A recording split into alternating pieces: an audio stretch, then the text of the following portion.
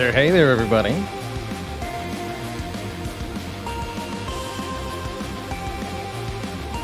Hello, hello, hello. It's so good to have you all here.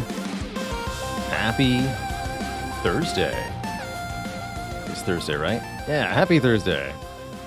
Welcome, welcome. I'm super excited, as today is a big day, 1st of September. Streak-tember or speed-tember, which will prevail? That is ultimately the question. So, my original intent for September was to speed up our rate of play in our year-long challenge and go for faster runs, which necessarily is going to mean fewer on-average wins, more losses, especially more quick losses. Runs where I lose in Act 1 or even outright abandon the run in Act 1. However, currently we're on a bit of a hot streak, having accumulated 12 consecutive wins here on A20, and I'd like to keep that going if I can. And so the opposite, at least for the near times, will be the case here. I want to keep this win streak a-going if I can. So we'll take our time, think carefully, and play the best game that we can play on each of our upcoming runs to see what we can do. Okay, and there is a link to that in our own Discord, too. Wonderful. So, hello and welcome, everybody. How's it going, Adalo, Dinkan, Neromania, JHTM, Microchip, Torok Fremen, hey there, Prankster, Rhythm Prism, Custard Lemon, Faily, Barbecued Brownies, Cherking Hamlet, good morning. Hello and welcome to Meat Fresh Meat. Put a couple links there in chat for you. If you're looking for details on our run, we made a sort of analytical breakdown video earlier in this year. And I also made the run files of our runs from the first half of this year available. The first 200 wins and all the runs it took to get there. So speedruns will be essentially, speed-tember will be essentially trying to accumulate as many wins as possible in as short a time as possible by playing through our Ascension 20 runs faster with what I'm going to describe as more aggressive lines of play, more deck building. That's going to mean a lot of heavy, elite Act 1 paths, trying to get as strong as possible in the early game, so that I can confidently cruise through the remaining 2 acts of the game at a good pace. And maybe that means we end up dying or abandoning the run after investing a couple of minutes to get to the Act 1 boss. I know I can play a 5-minute Act 1 consistently, even on a Ascension 20. I think that's very, very doable, because of how basic, simple the enemy fights are, how sort of memorized the patterns of many of these early encounters are, and how many times you encounter some of the same decisions.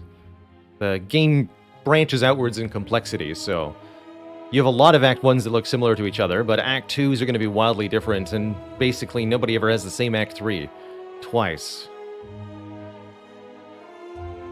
Definitely would take Now's Lament more, Sparrow. Absolutely. In part because you may...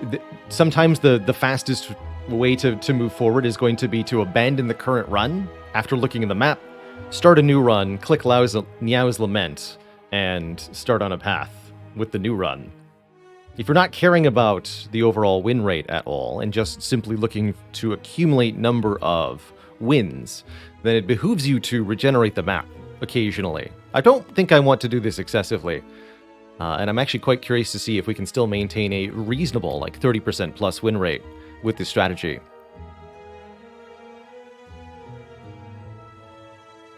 But ideally you do quite a bit of resetting at the start.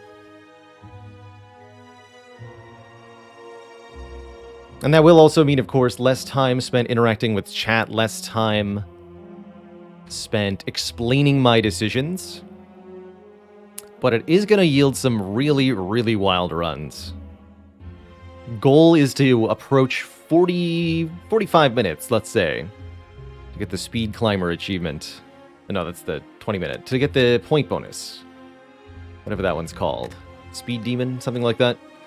That gives you 50 points for being under 45 minutes. That'll be our goal on most of our runs. But I think we can do even faster than that if the circumstances arise. I will absolutely still be planning on variety streams in September. I'll tell you this, if I'm playing as fast as possible, there's no way I can do it 8 hours a day, 5, 6, 7 days a week. That would be ruinous to my own personal experience and probably my physical health too. So I won't be trying to do that for an extended period of time. I'll be deliberately taking breaks from the game as I feel needed, depending on how that goes. But the first thing on the docket is start and win a run with the Silent here on Ascension 20, taking as much time as we want to make it happen. Dan Quinn Falcons Media Group, thanks for the Prime sub. Welcome to the Cozy Sub Club.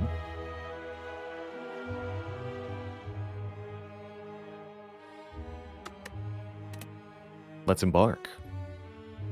How far are we in our year-long challenge? We're at 255 out of 400, so a little bit more than 5/8, closing in on 3/4 here.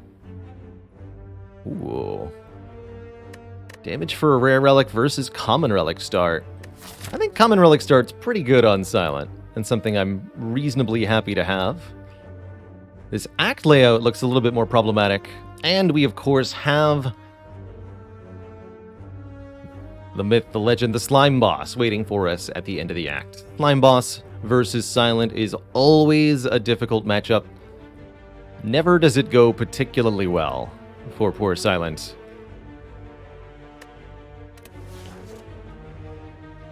And so every little advantage that we can get will help with that.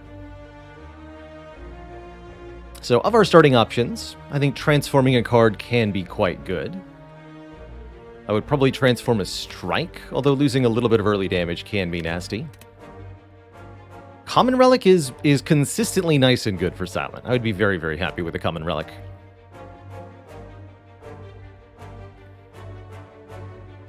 I could take a Rare Relic for damage, although I really, really advise, especially on Silent, against taking a damage start going into Slime Boss. You're going to need every hit point you can get.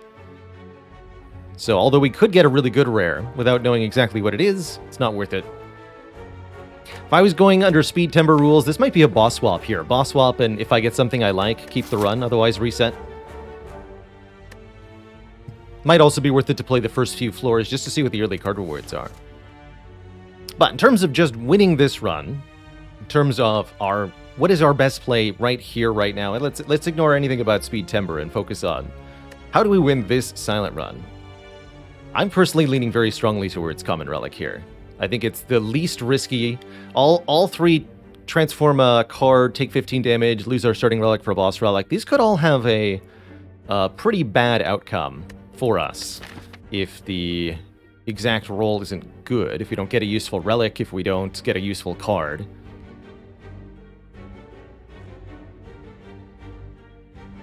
The left path, huh? Maybe if I get a Preserved Insect. All of these have a chance of disaster in an act that's already pretty tough for Silent. Silent has a very difficult Act 1, and anything that makes it more difficult is not something we want. I'm going to take a Common Relic here. And we'll get a Nunchaku. Every time we play 10 attacks, gain an energy. That's actually a very useful relic. Not the most useful of the common relics, but definitely a positive for us. Something that's going to help, something that we can manipulate. In particular, here on the Silent, what we're going to want to do is have Nunchaku as close to 9 as possible when we end our combats, so that we get bonus energy on turn 1 when we play our first attack. It also encourages us to take attack spam type cards, and that is also true of Slime Boss. I'll tell you now, chat, these are the circumstances, the only circumstances under which I advocate for the card Infinite Blades. Silent against Slime Boss, and we already have a relic that would make it pretty decent. So pathing-wise, there's a couple of options, marked in red here. Left path. Hits an elite before the first fire. I'm always a little scared about that, although stopping at a shop first does make it less risky. followed by a Fire Elite. There's no way to get out of the series of challenging fights here. And with Slime Boss at the end, I think this red path is most likely to lead to disaster, unless the card rewards come out really well and there's good potions. I realistically don't see this happening. Path that I'm more likely to want to take, we definitely want to take some combats right away. Combats are going to be a little bit easier because we have a relic that helps us out. And then we can decide whether we want to go to a shop or not. I'm thinking we go shop, prepare for the elite, upgrade at the rest site, face the elite with the upgrade and what we purchase at the shop. And if the rewards are good enough, we can go for another elite. And if they're not, we don't have to. There's also the option to avoid this elite entirely if we really get completely stumped on the first few card rewards and go this way. Path around that first shop into this second shop, or even not into a shop at all. Actually, no. To avoid a shop entirely does mean hitting an elite. I definitely want to take combats in these first few fights. Before we go to the shop, it's really essential to know whether we have potions or not. That tells me whether I need to purchase potions, or whether I can avoid doing that and spend my money on cards or something else. Going to a question mark before the shop, it's true there's a chance that we could gain money there. We could also end up losing money at the question mark. So I'd really like to avoid it. I think we're definitely better off going 3 combats immediately here than we would be visiting an event. At least for now. Means we won't get a lot of events this act, but that does mean a lot of guaranteed income from combats. And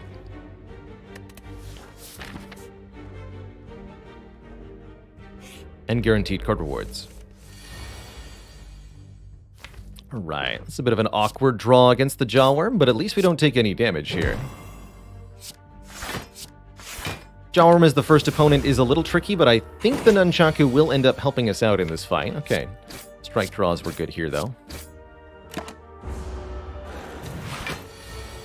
Hacking me for 12, and actually a great draw. We go Neutralize, Strike, Strike, Survivor. Take 1. Dish out 9 to this worm. Perish, foul worm. Yeah, we'll never kill next turn if I don't play this strike.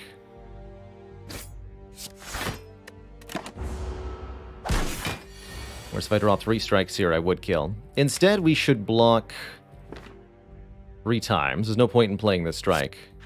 Triple defend. Next turn, we'll have a bonus energy with the Nunchaku.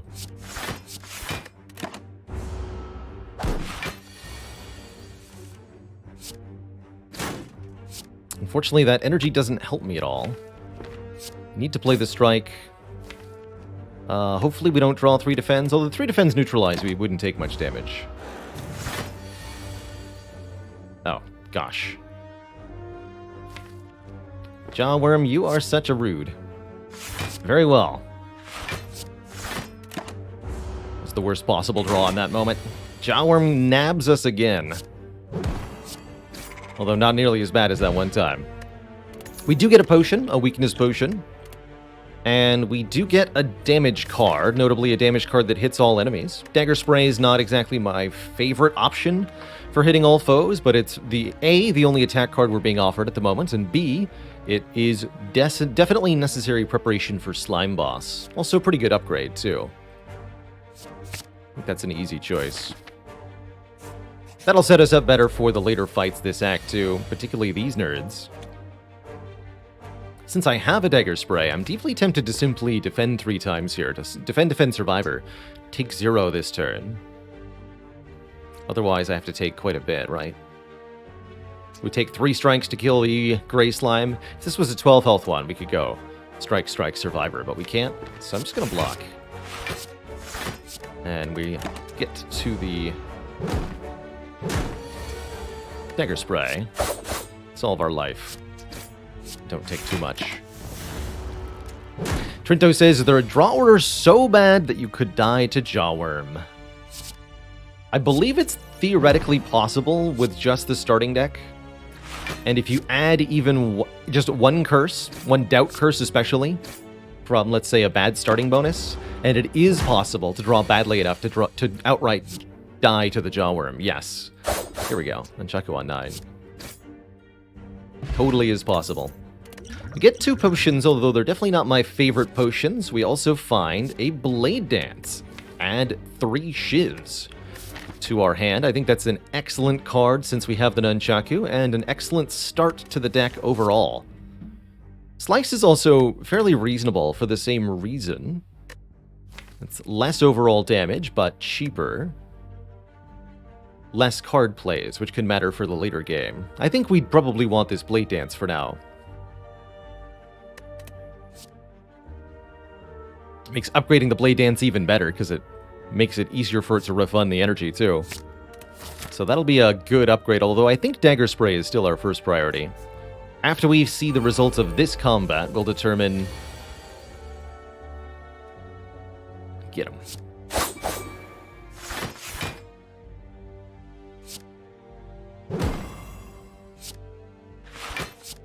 It's not quite a full block without the last defend. Might as well do the full blocking here.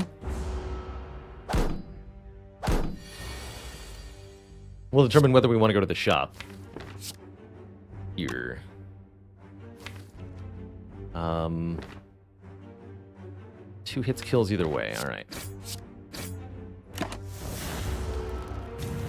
Just trying to figure out if I could increment Nunchaku by 1 somehow, but the answer is no. We'll leave with it at 4 for this fight. Get 13 bucks, and I'm thinking Endless Agony personally. Endless Agony is a great early pickup for Silent. 0-cost card that duplicates itself when you draw it, and does reasonable damage. I also like that Endless Agony, once played, exhausts, so you don't have to draw it over and over and over again, just once in the shorter fights. Distraction and Tactician definitely aren't it when it comes to early game Silent cards. You really need to get a foundation of damage in order to be able to tackle elite combats. So, looking at our path here, I have to go through the shop if I want to face this elite with a rest site first. We did get 2 potions, but they're not very good potions, so I would very happily replace the Ancient Potion with something.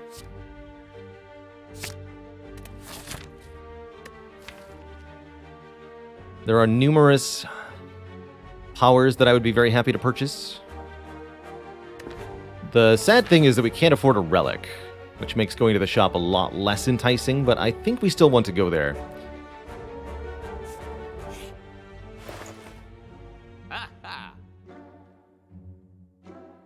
I'm actually pretty unimpressed with the offerings here. But I do see one card that I really want.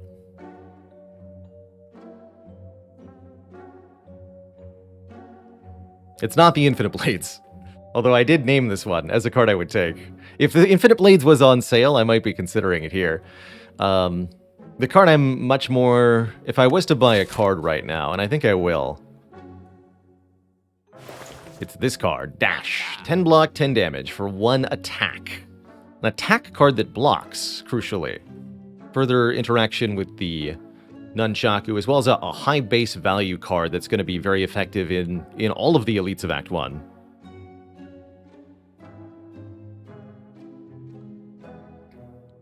Does that leave me I could also buy the second Dagger Spray, which is... And that's the only thing I can buy. I can't even buy a potion in additions. Regimeta says, do I usually pick Dash later in the run? Very rarely. I tend to find that Dash starts to be irrelevant in Act 3. It's nice block, but it's too costly, energy-wise, and doesn't scale well enough with Dexterity. So it usually is worse than playing 2 defense separately, because you no longer care about the 10 damage. That said, Dash can be relevant if you can make it free with Madness, for example, or if you are duplicating it via Necronomicon, or if there's a few other ways to make it relevant late game. Good with Snecko Eye as well. So do I want a second Dagger Spray? It might be flooding the deck a little bit, but honestly, I'm rather inclined to say that I do. Double Dagger Spray is... I mean, 1 Dagger Spray really doesn't do that much damage. Even upgraded, it's only 12. So having more than one really seems like an effective answer to those multi-enemy fights that we're going to struggle with, and that'll give us a really solid foundation upon which we can start to focus more on removals afterwards, and maybe not so adding so many cards. We can also focus on adding card draw, cards like Backflip, cards like Acrobatics, Calculated Gamble, powers like Footwork or Well-Laid Plans. Alright, now I'm feeling quite ready for this elite. We have a very good deck of cards. We should be able to thrash whom or whatever that is without too much health loss. And I'm already starting to feel good about the Slime Boss fight as well. Ideally for the Slime Boss, we'll have 2 upgraded Dagger Sprays. I do think I'll want to upgrade at least 1 Dagger Spray first before Blade Dance. Maybe both Dagger Sprays before Blade Dance. Doom Stress, thanks for 27 months of keeping it cozy. Heck yeah. Aha, and then we're offered gold for hit points. With no guaranteed shop, and this would have been nice to have before the shop, it's true, but those 11 hit points are pretty valuable to me. And as much as I don't like losing 100 gold later, I really like keeping the health right now. Oop. Excuse me. Did not mean to open the console there. Yeah, we also lose relatively little gold comparatively, since we only have 26 left. I don't mind losing the last of it here.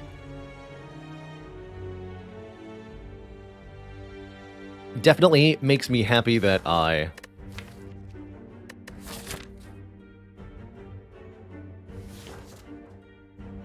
spent most of my money at the shop.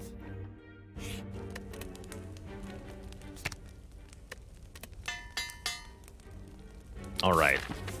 Hopefully I upgraded the correct Dagger Spray. First opponent is this nerd. Not my favorite here. I'm not going to play Strike Dagger Spray Plus here. We want this dash to be cycled in later. Lagavulin is definitely a bit of a difficult opponent for us. However, the Nunchaku is going to help a bit. Actually, And the weak potion is also going to help a bit.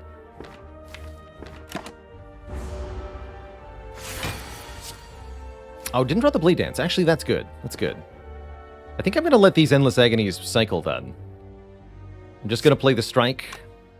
We're going to leave these to both duplicate. The Ascender's Bane will exhaust, and this nerd will awaken. It means we haven't started with a whole lot of damage, but we've got a lot of damage potential now. It's gonna have to do. The Ancient Potion can block the first Dexterity down, but we need to do as much damage as possible prior to that. So we really can't afford to short ourselves much damage, if any. Gotta play all of these Agonies, all of these Strikes. Every strike must be played. Shame we didn't draw the dash.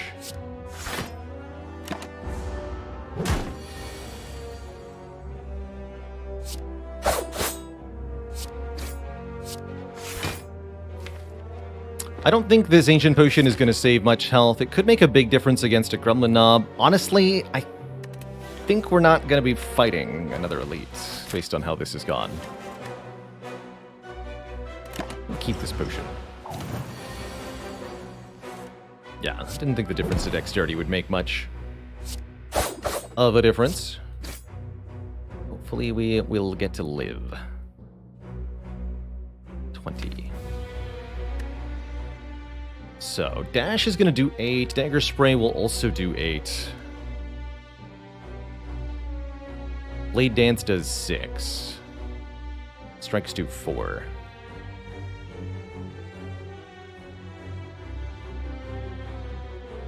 So it's impossible to kill next turn? Is that what I'm getting? It's outright impossible to kill it next turn, so we might as well get the 3 block. Because even if we bring it to 20 health, my best damage draw is going to be what? 6 plus 8 plus 4. This would be on 5. 1, 2, 3, 4, 5. Now, technically, if I play the Strike, I can kill with Strike, Blade Dance, Dagger Spray, Strike. That's a pretty dang unlikely draw, though.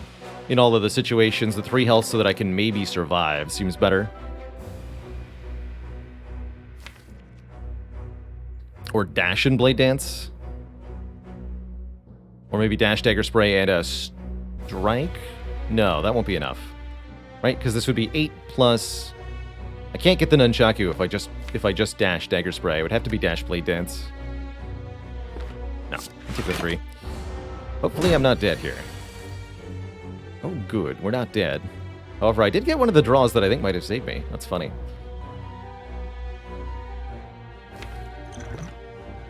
Let's see here. So, again, 6 plus 8 damage, not enough. This goes to 5, 6, 7, 8, 9. No, I can't activate the Nunchaku this turn. So I think this is dash, and I probably need to Blade Dance over saving 3. So that we do enough damage to actually kill here. Again, the Survivor, unfortunately not lining up here.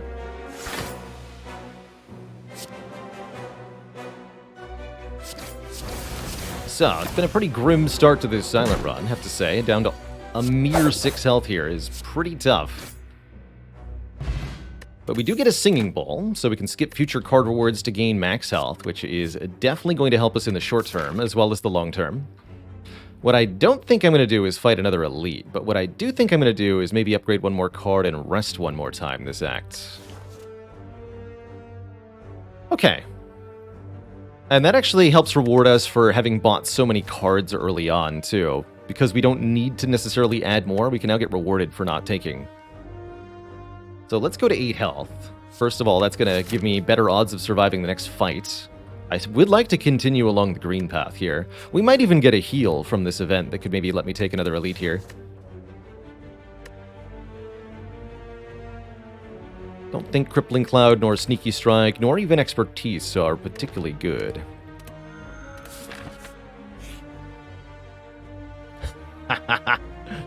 As you walk into the room, you hear a gurgling and grinding of metals. Before you is a slime-like creature that ate too much scrap for its own good.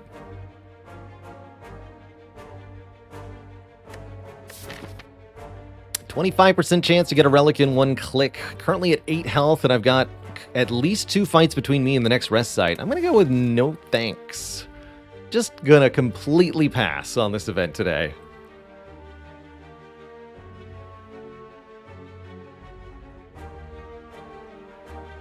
No, thank you.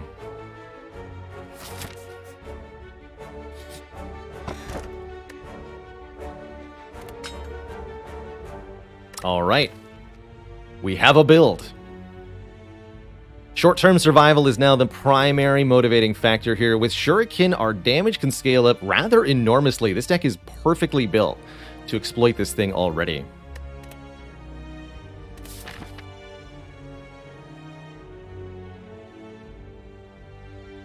So I think my main focus here is just survive Act 1. That is the current priority above all else. That means getting here as quickly as we can. We're going to need slightly favorable draws, but thankfully the deck is well equipped to handle whatever the hard pool throws at us, for the most part. Good luck. Other option is take the event now, and hope that it's a heal. This puts us a little further away from the fire. This could be a third combat, is the problem.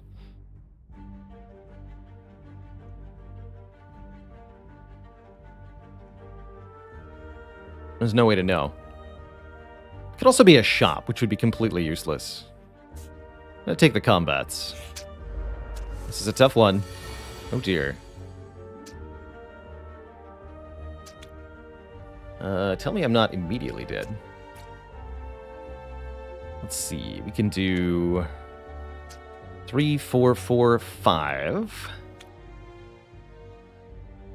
10, 14. Math time.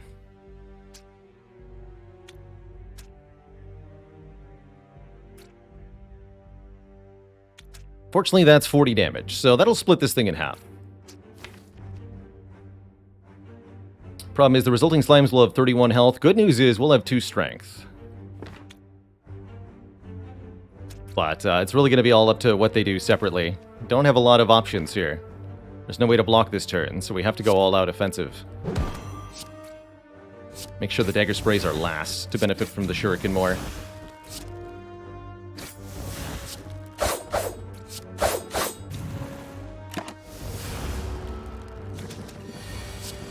Oh good, we're still alive.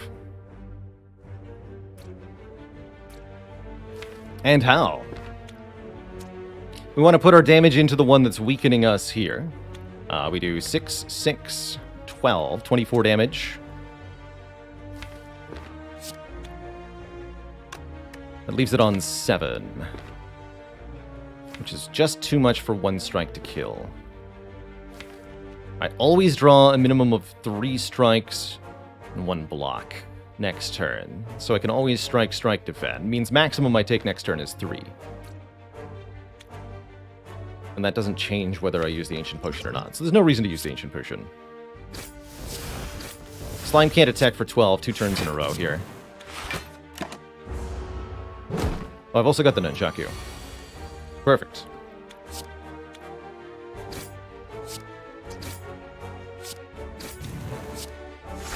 4 strength.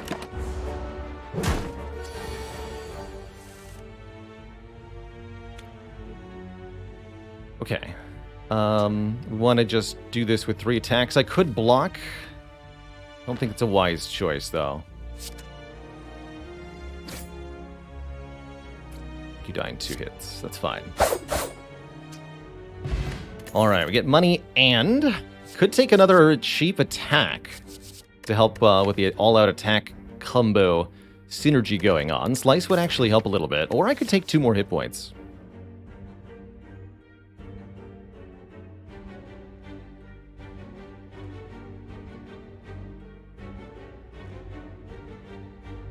Really glad we got through that.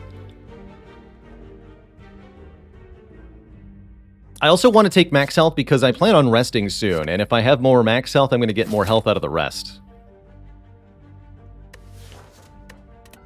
So I'll take some more health, and we're going to take this green combat. If I knew this was the 3 sentries, I might. We're almost well set up for Gremlin Knob. We would realistically need 8 plus 16, 24 health, 25 health to be okay against a Gremlin Knob. And actually, exactly 10 health against 3 sentries is super scary too, but with the double dagger sprays, I don't think it'd be too bad. That said, I don't think it's worth the risk. I think we have all the relics we need, and even all the cards we need for Slime Boss. All we need now is more hit points, maybe a better potion. Let's take what should be, and it definitely is, the easier fight. These 2 are amongst the easiest of the Act 2 hard pull. We've even got a potion that could help me as well. They can attack for up to 2 turns in a row or alternate with a strength buff. So this one will never attack me next turn. That means we want to focus our damage here. Could also just kill the front one. And I know I'm drawing lethal next turn, so yeah, let's just do that.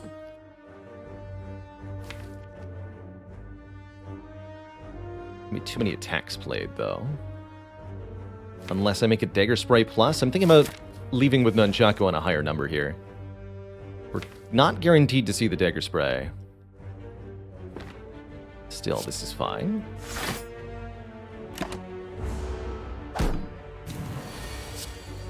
We did see the Dagger Spray. Perfect.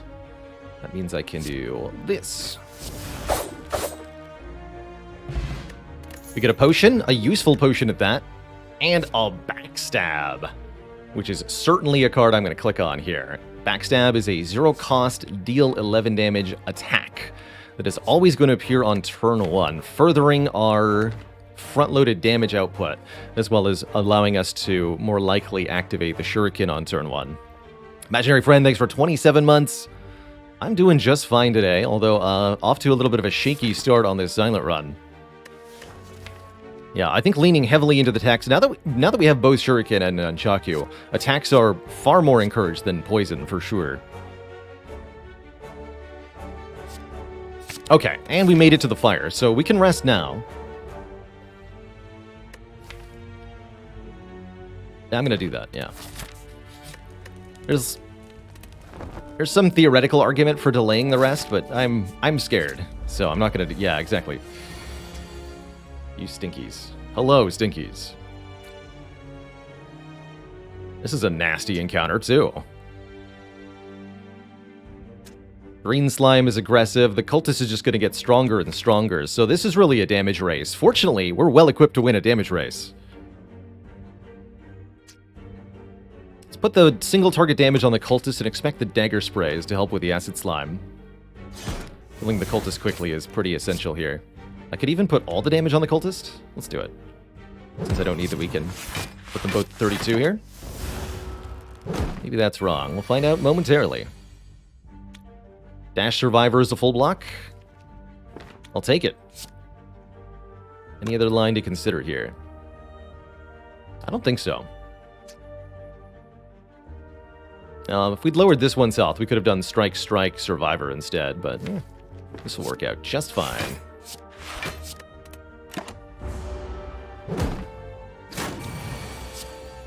Only drew one Dagger Spray, alas. And no block here. The question is, can we kill them both?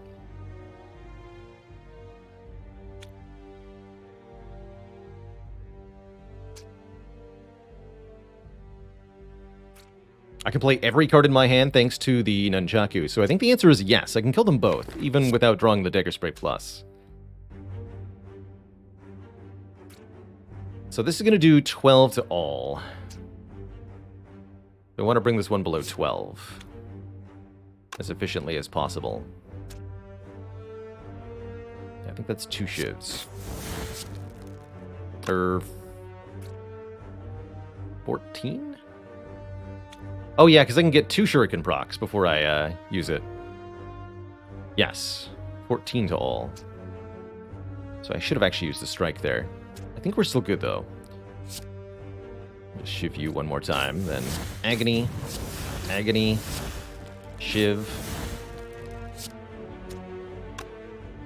Heck, I almost could have done this with Nunchaku on 9.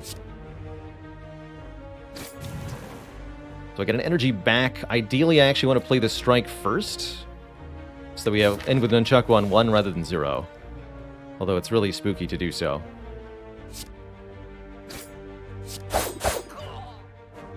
Almost didn't trust me there. Double backstab. I think 2 backstabs is very reasonable in this deck.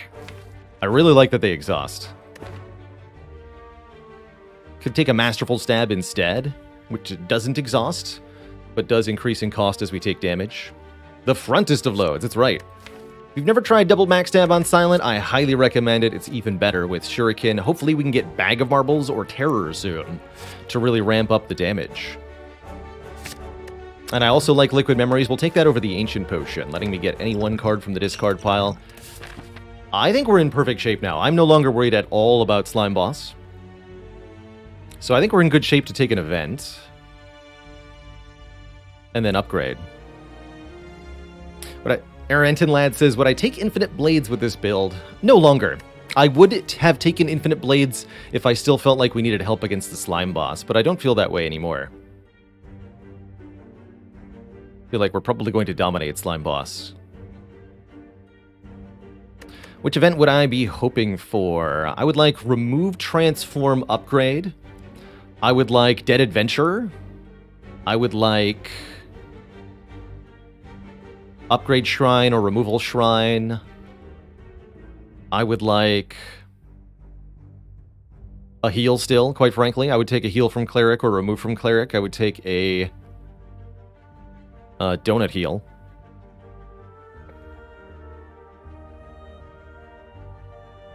I would even remove a card at a shop. Would I take a 3rd backstab at this point for the free 1 strength? I think we're almost guaranteed to draw some other attack. So I'm not particularly feeling obliged to do that. Yeah, we do get Cleric. Heal for 35 gold or pay 75, get a removal here. I think this would be a decent time to remove a card. Get rid of 1 strike, maybe 1 defend? Let's do 1 strike.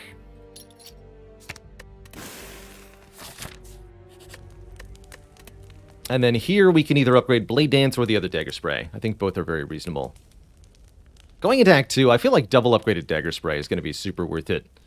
Although the opportunity for additional Shuriken procs from the upgraded Blade Dance is deeply, deeply tempting. That way, if I draw Blade Dance on turn 1, I get guaranteed 2 points of strength. Or if I draw it alongside Endless Agony, I get guaranteed 2 points of strength. That feels too important. It's also now a better Liquid Memories target. 31 health should be plenty to survive. Yeah, look at this. All the strength. Let's see if we end up wanting to keep one of these.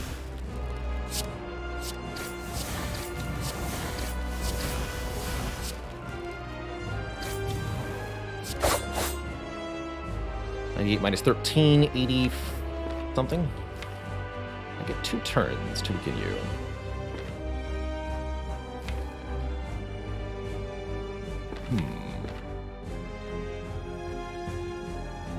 I'm going to leave that backstab there. In case we want to draw into it again. Yeah, because I figured we might want to do a reasonable amount of damage this turn. Get another point of strength here. Draw back into that backstab later on. 81. 3 strength. Now, we could use the Liquid Memories here. I can see that this isn't a particularly good split, as it is. Or we could simply play ball. Got Dagger Spray with 3 points of strength and still Liquid Memories next turn, so I imagine worst case scenario, if I feel the need next turn, we Liquid Memories the Dagger Spray and resplit both slimes again.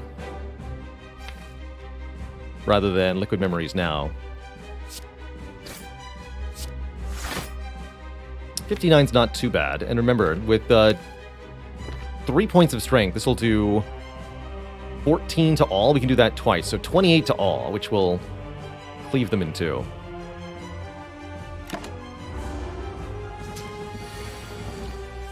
That's only if necessary. And I think we get to Dagger Spray Dash here and say it's not necessary. At least not immediately. Going to weaken the Gray Slime, as that's the one that's guaranteed to attack me next turn. We have to split this one.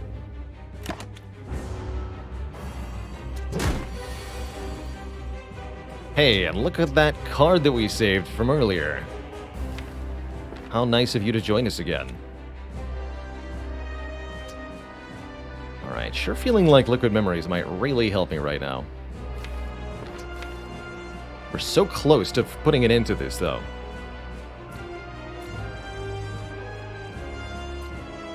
Let's see, strike, backstab deals 9, 9, 14. That's 18, 14. That's exactly 32, so we can perfectly kill you. Block for 6, take 12.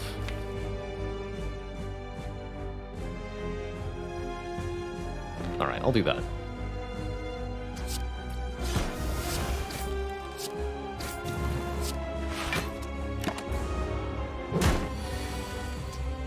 Perfection.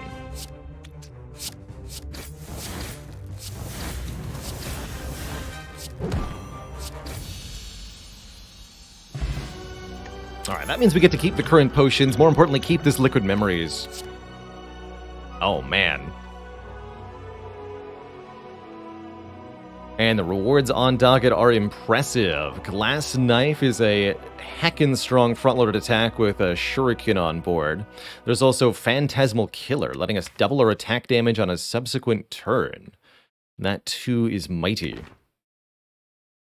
Storm of Steel could be a source of strength as well, although we lack the ability to get the cards in hand that it would really want. Phantasmal Killer doesn't work very well with backstabs, notably, but it is amazing with all the other attacks we have, especially the dagger sprays. Henry BK, thanks for 21 months. I'm thinking Phantasmal, personally.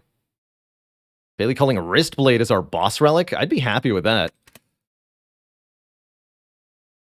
Be really happy with a Wristblade. Relic-wise, I have no idea what we could take here. We're in a position where we can take almost anything, barring a Hovering Kite. Pyramid would be great. Astrolabe or Pandora's Box, or even Empty Cage would be pretty good. Energy Relics would, by and large, be quite good.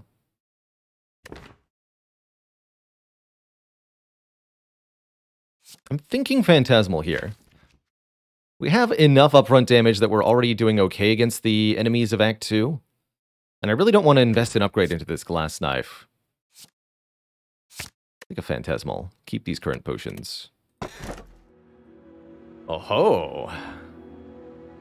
Tripper, Star, or Bell.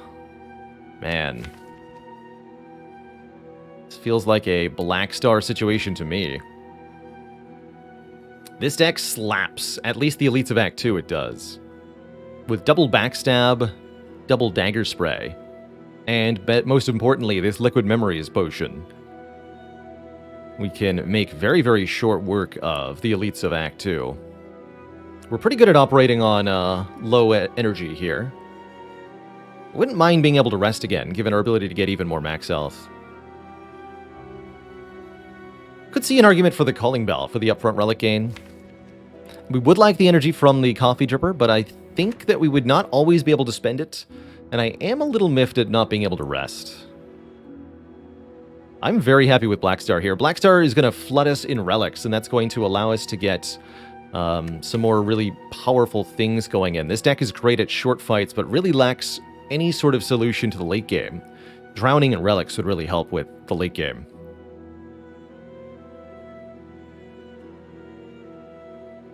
So I think personally I would take Blackstar over Calling Bell here.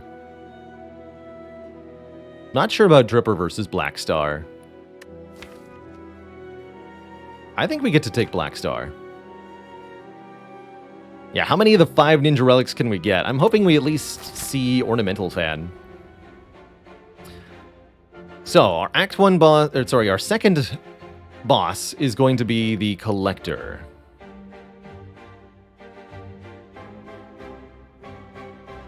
Collector could be pretty nasty. Summoning 3 minions at a time. Well, 2 minions at a time. 3 enemies at a time. Thankfully, the powerful dagger sprays can hopefully help take care of them. But we'll need to make this fight pretty quick, or we'll perish. How do we feel about the elite placement here? Lack of rest sites is definitely intimidating. There is a 4 elite path, I see. Maybe you want to make it a 3 elite or something. Could even opt out of this one, too. What's this in red? Here's the green. We can go this elite here or here. I guess we can do these first 2 fights before we decide shop or not shop. Mark the green here, the red here. Where we can include additional elites along our path, while overall having what should be pretty reasonable.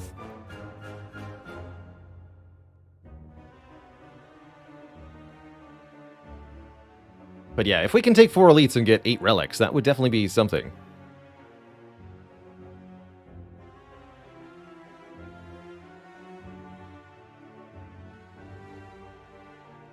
Okay, we'll see. We can also opt out of the shop and go this way.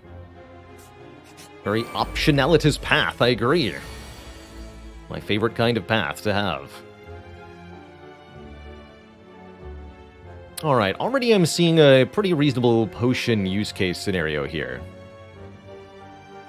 Backstab, backstab, dash is all well and good.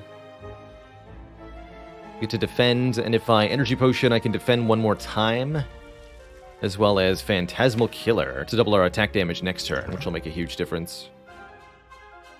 Could also Liquid Memories the dash, but I'd rather save that power for an elite fight. I think it can often be correct to spend a potion in the first combat of Act 2. Usually your deck's not quite up to snuff. I'm gonna target this one.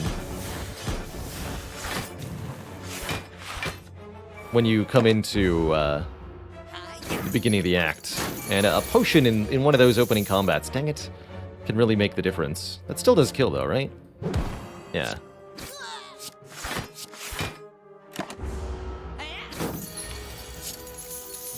Everything worked out.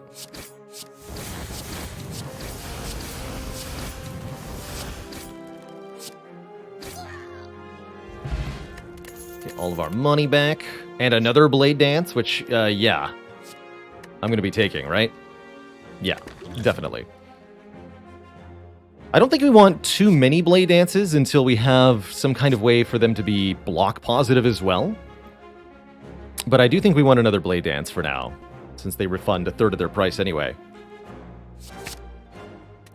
And do very tremendous damage. Oof, Shelled Parasite.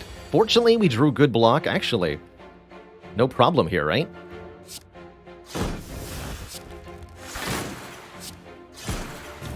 Whosoever had a problem against the Shelled Parasite in this act? So I can defend twice, or I can play Blade Dance, remove 3 points of plated armor, deal quite a lot of damage, and get another point of strength. We're going to need to finish the fight by killing this thing pretty quickly, so I'm thinking shorting myself 1 defend might actually be the correct play here. Or again, Liquid Memories, but with an empty potion slot, I have no incentive to do that.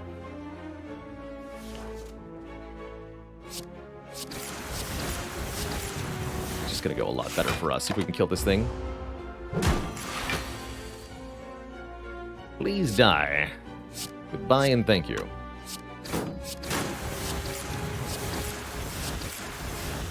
Oh, so close. My hit points. I guess I should have played the defend after all. Looks like it. Curses. We do ever get a useful potion, as well as a third Blade Dance, or a Calculated Gamble. And I'm currently eyeing the Calculated Gamble, letting us discard our hand to draw that many cards anew. This will be our first added draw consistency effect, something we're currently desperately lacking.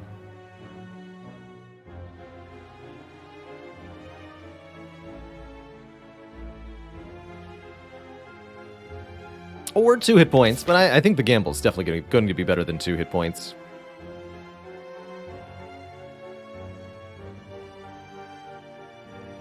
I think I will pass through the shop, too. Get another card removed.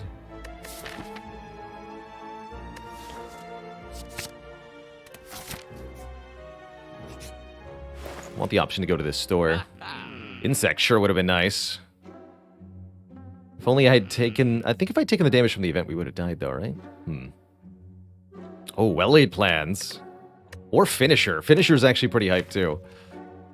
I think well-laid plans to make Phantasmal Killer line up is the most important thing here by far. At the end of your turn, retain up to 1 card.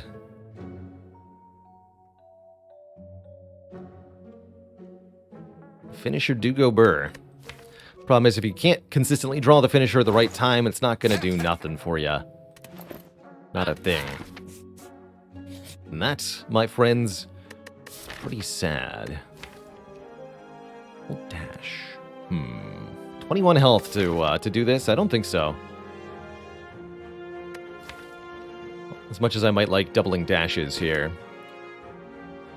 You have to pay a lot of health to get this book relic. There's 3 different possibilities, each of which are good in their own right. But I'm kind of scared.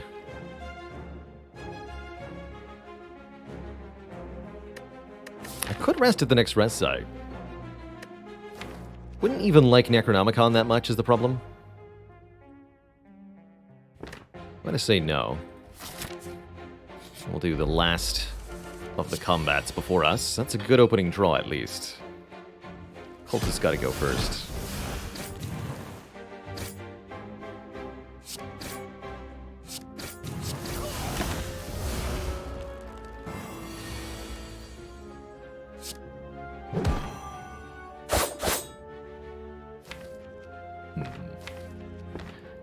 Next turn could be a little difficult.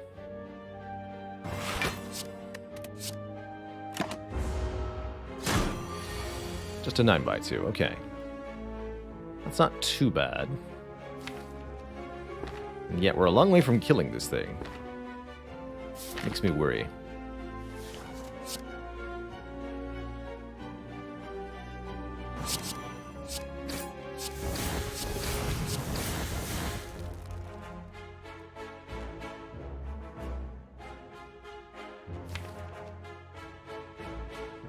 Two more days in the draw pile. Chosen still has a lot of health. Kind of need Chosen to not attack me next turn. Otherwise, this is going to be really nasty. Playing Phantasmal Killer can't be worth it.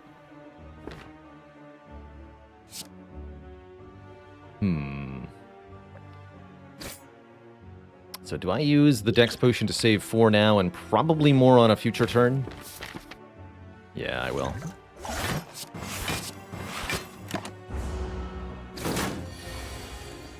Okay, that's not too bad. Didn't get attacked, the vulnerable wore off. We have dash, defend this turn, which is not too bad.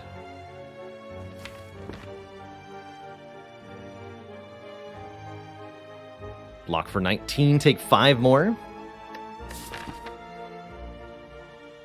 And I really want to be able to upgrade Phantasmal Killer. I don't think we can get to, at least not yet. Blade Dance does more damage than Dagger Spray, but it adds a daze to the draw pile. I'm gonna keep the Dagger Spray.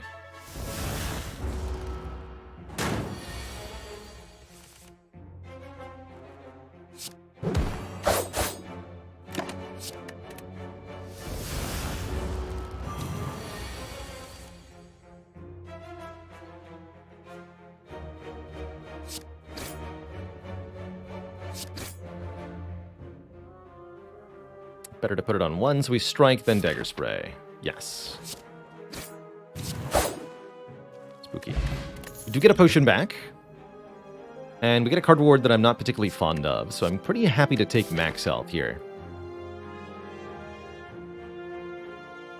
Alright, I don't think we're in a position to fight this elite. I don't even think we're in a position to upgrade our Phantasmal Killer. I'd rather rest to make sure we have enough health to get through the next couple of elite fights intact.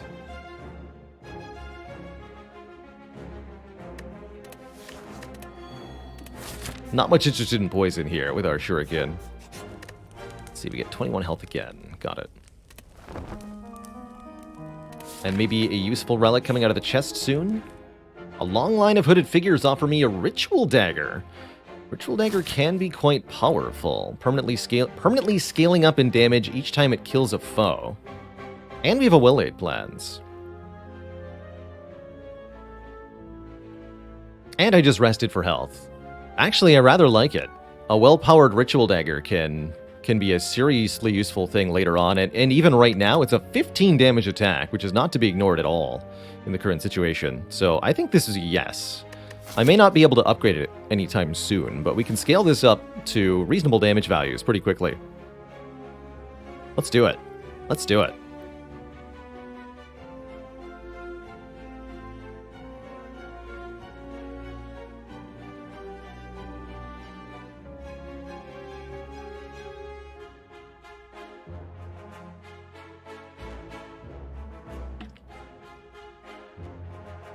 Give to Chunk and ACOG, what do you call a bunch of crows flocking together? A murder in progress. Give me that knife. Alright, it's time to test our fate. We've prepared ourselves basically as much as we can. It's time to try to get some serious rewards here. So we're going to go headlong into our first elite fight. Armed to the teeth. Got good potions. We have a very aggressive deck. It's going to have to be enough, hopefully. Our first opponent, the Book of Stabbing, is not exactly who I wanted to see. However, I'm thrilled with his turn 1. Could even end up just using Liquid Memory's Blade Dance next turn or something.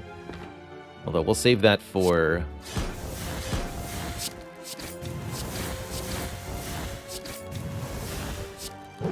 later. Definitely better to do damage here. Book of Stabbing is very much a damage race. We need to kill this thing as quickly as we can. And so playing Survivor, blocking 8 out of 10, and playing Dagger Spray for another 16 damage, pretty much mandatory here. Since I wouldn't even be able to use the additional energy, I'm not going to use Liquid Memories this turn. Maybe next turn. Or maybe never. Don't think this is our best matchup of the 3 elites, but it's definitely going to have to do. Yeah, here's the turn that's a bit of a problem. I could use the Gambler's Brew, try to get the dash. I could Liquid Memories the Survivor or the Neutralize, but ultimately it's pretty hard to not take a whole bunch of damage here. Even with the Liquid Memories on the Blade Dance, we're not going to be able to kill with the dagger here. So I think we'd rather retain the dagger.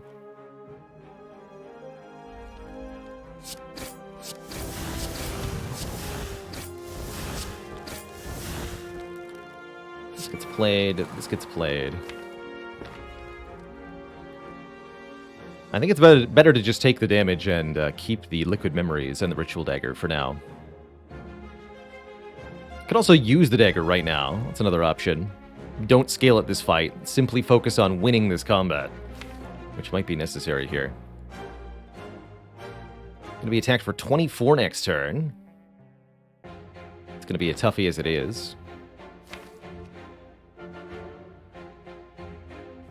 We're going to drop down to critical health. We might have to rest again. It's really going to depend on what relics we get.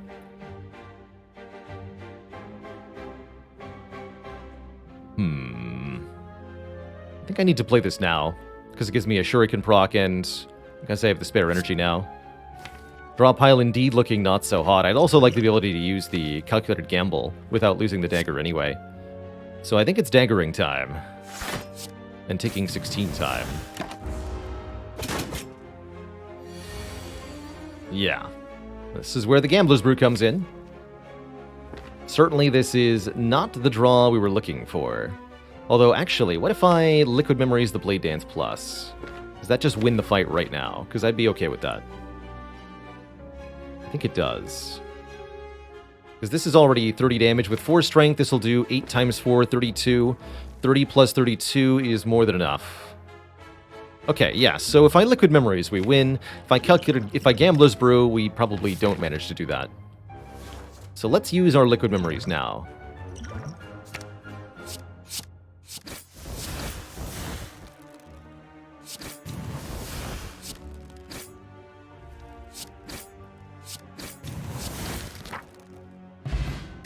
Oh ho! What a pair of relics. Holy moly. Wow. Fossilized Helix prevents the first instance of damage each combat, and Bag of Marbles makes enemies vulnerable on turn 1, causing them to take additional damage. There's also an accuracy here to make our shivs do more. I'm actually not sure we want that. And an upgraded Bouncing Flask, which is also tempting, but I think the true answer here is simply 2 max health.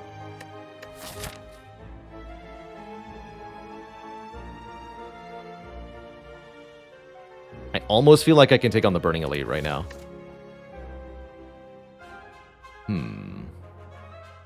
Is accuracy a trap here? I think so. On 3 base energy, note that it only improves 2 of the many cards in the deck.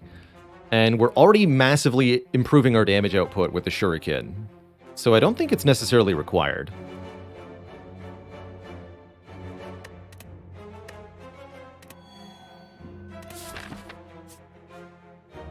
And what's in here? A lantern for even more energy on turn 1. Don't know that we'll always need that, but I do like that. I like any bit of help I can get. So I'll be picking that up.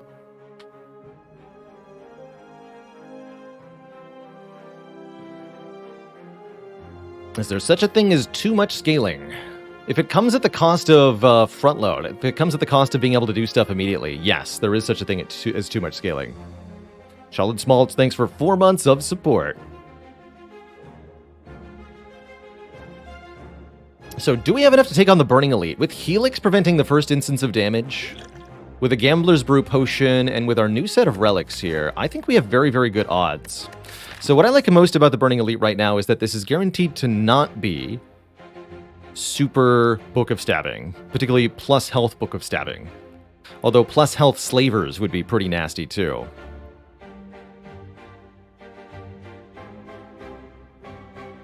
I think we can quite frankly just murder the Slavers so quickly that they really don't get a chance to react, thanks to the double dagger sprays and our huge damage output.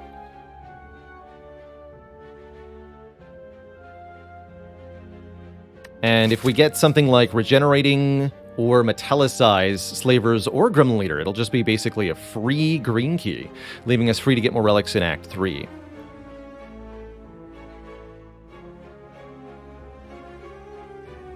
I think we have very good odds in this fight. Let's do it. It is metallicizing Slavers. Happy to see them. Alright, the buffer won't quite protect us here. Let's see, is this a Gambler's Brew situation? If I were to gamble, it would be Ascender's Bane, Defend, Strike, and Neutralize. What is our current damage? And is rounding relevant? Yes, we want to Blade Dance first. 666, 1818.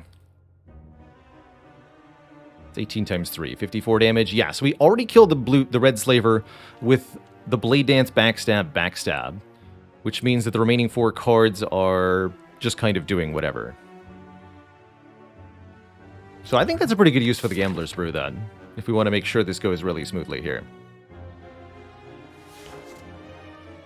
What's our current potion chance? What?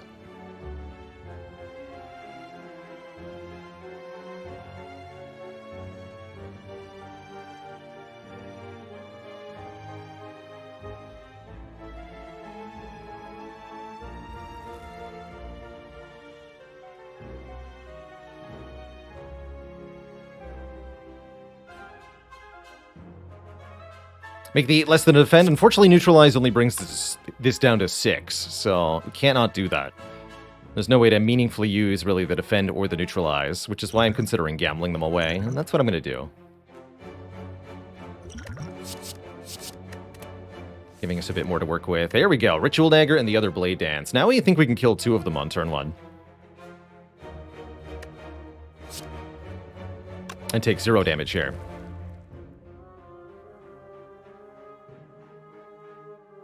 Kill the blue, neutralize the Taskmaster, take 0 damage. Oh, you know, that's actually a reasonable line. Leave the red slaver alive as the last remaining one. That's not the worst idea in the world. However, we're beyond that now.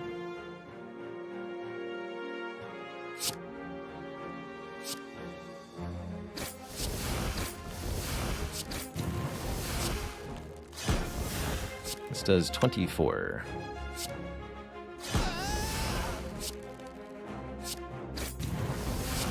25.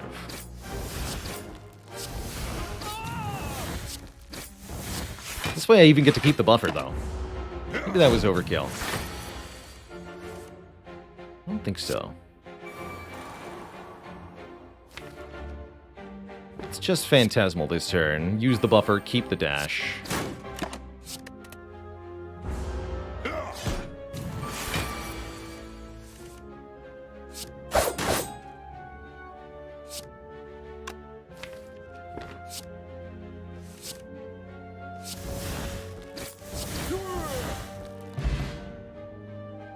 All right.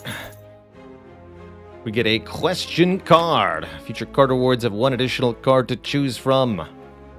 Pocket Watch. Whenever we play 3 or fewer cards during our turn, draw 3 additional cards at the start of the next turn. This is the Emerald Key, Duplication Potion, and if we want, a Blade Dance or another Acro. Another Blade Dance or an Acro, rather.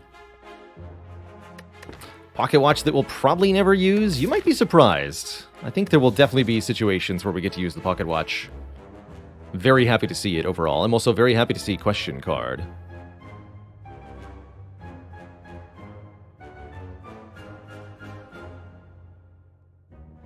What about Skewer for all that strength? Man, if we'd picked up Necronomicon, Skewer would be pretty juicy. And I could rest one more time. I don't need to rest yet. We could upgrade Phantasmal, I think. We just slew the heck out of that Burning Elite. And boy, am I proud of us. But what about an Acrobatics? Especially if I upgrade Phantasmal. That's going to get more and more important. Thinking we really want to start picking up card draw. Although it's not upgraded card draw. Maybe I just take more health for the moment here. We don't yet have the additional draw. We have Pocket Watch too. You know what? I'm just going to take max health. We'll pick up that 2-pot as well.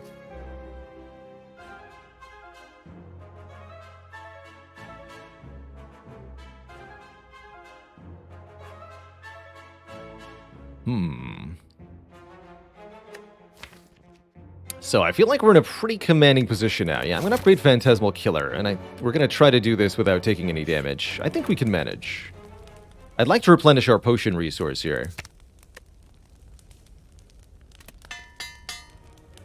Upgrading Ritual Dagger would also be a reasonable idea. I'm going to try to go through without an upgraded Ritual Dagger, but maybe that was correct. I'm hoping we have the chutzpah to do this correctly. Let's see.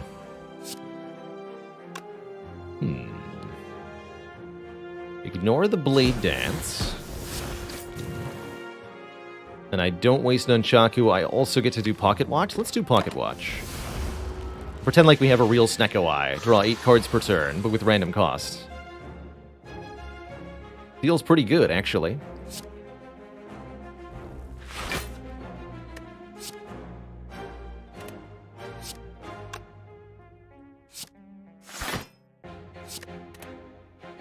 I have 3 energy left. I might as well go all out of here. We'll play the Blade Dance Plus. I've got buffer for next turn no matter what. Let's do some damage. That's what I call a good turn.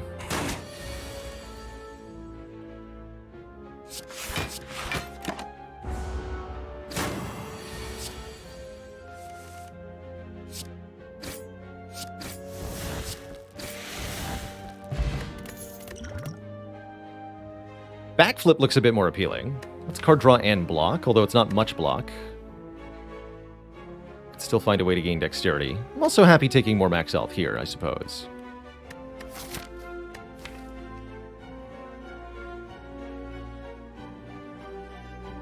If I want to preserve buffer, we're going to need some block cards, though. I'm going to grab this one. Snake Plant. The Stinky snake plants. Is it ever possible to kill? I really doubt it. Best I can block for is 15, unfortunately one shy of what we would need here, which makes me heavily inclined to use a skill potion. Although I wouldn't call it a particularly good potion. It's just 31. Unfortunately, the Snake Plant gets blocked with each attack we play, so it's not enough to simply do 82 damage with the attacks in our hand. That is within reason, but the escalating block it gains will be a real problem.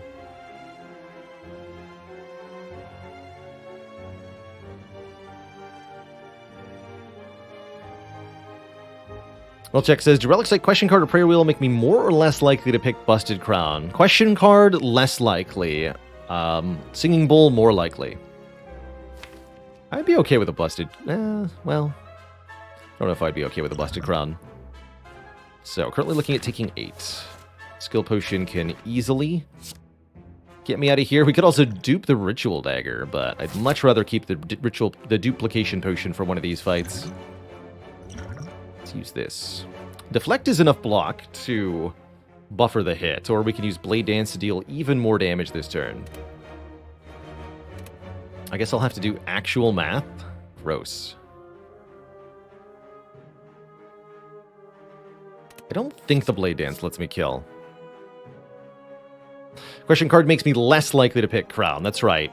Each card reward is worth more than the last because of the rare card offset and the chance of upgrades. So going from 4 choices to 2 choices is worse than going from 3 choices to 1 choice.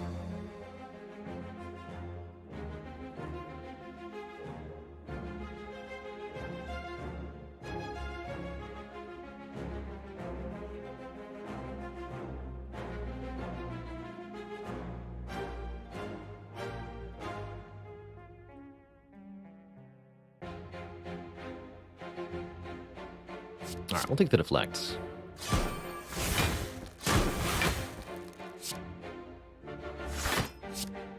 That means we don't get to level the dagger here. Still have to play it.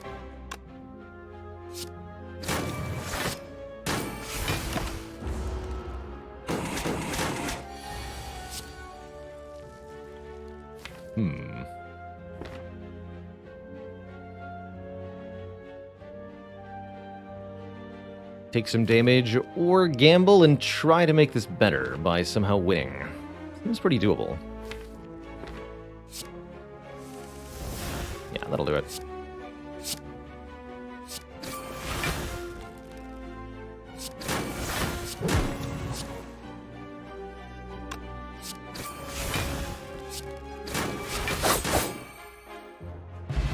And we do get a potion back, too. And we get a terror to let us apply 99 vulnerable to an opponent, so they're vulnerable for the whole fight.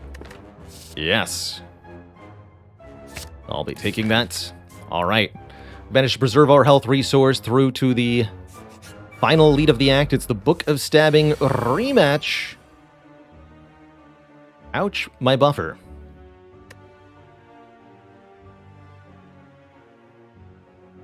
And I have additional energy to spend. So it looks like we play everything except for Ritual Dagger here. Bit of a sad turn, unfortunately.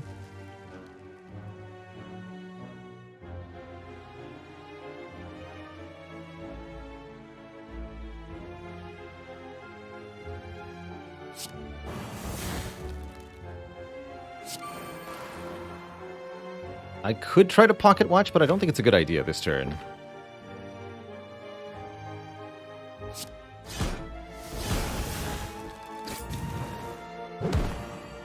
Keep the dagger, though.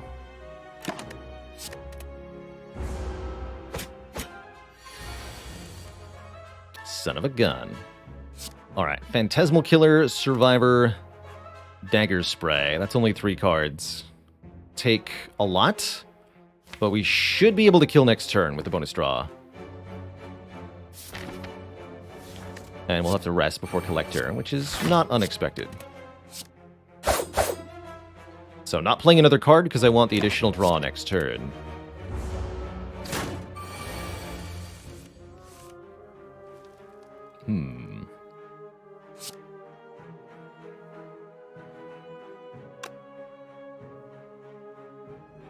We're at triple damage, so shivs will be... Oh yeah, this is plenty of damage.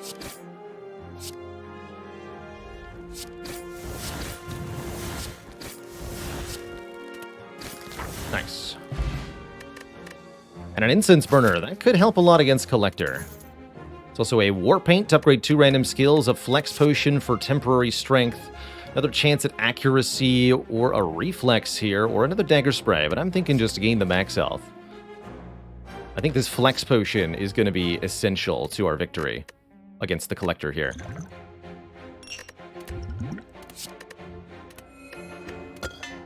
Calculated Gamble and Survivor get upgraded. Those are great hits.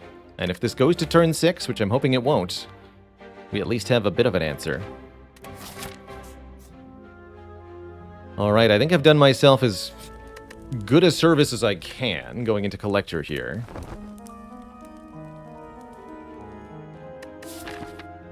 I'm not thrilled with our odds of surviving this fight, and I'm not thrilled with our odds once we get through this fight if we do.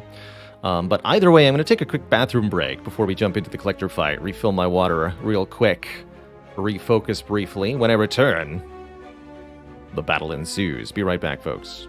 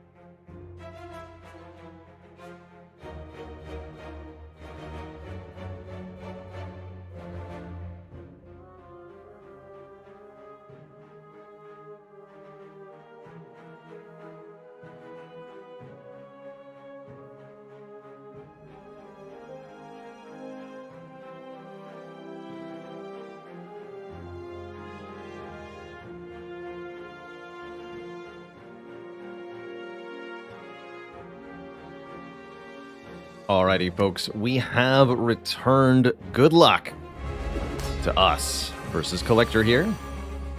I'm actually thrilled with this turn one because it means I get to use the pocket watch here. We go backstab, backstab, strike. I could even go strike, strike, backstab. Keep one backstab. Do a little bit less damage to Collector up front. And you know, that might be the better option here. We do like 5 less immediately. Add 1 backstab to the discard pile. Sure.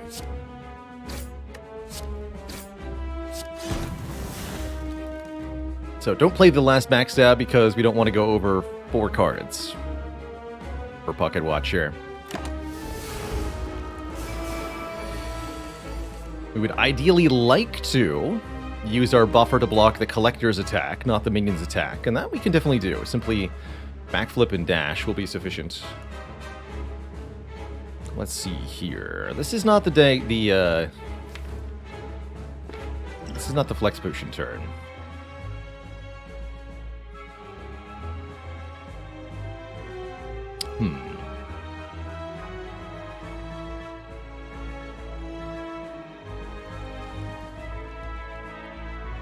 Problem is I can't use the well-laid plans and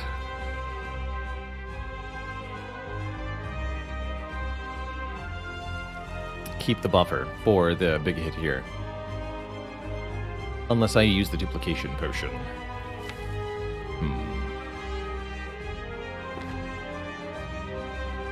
So I guess we start with a backflip and see what happens.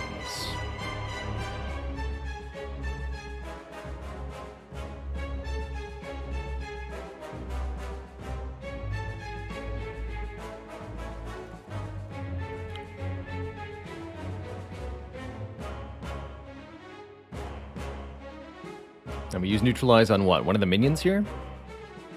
Mary's dead. Thanks for the prime sub. Welcome to the Cozy Sub Club. Other option, I use the well-laid plans and dupe pot, either backflip or dash. But here we can really feel the heavy weight of 3 energy per turn. Thing is, if I dash backflip neutralize or dash backflip PK, I get a very interesting turn next turn. I think either way I backflip first. Okay, no Phantasmal. Instead we drew the Blade Dance Plus.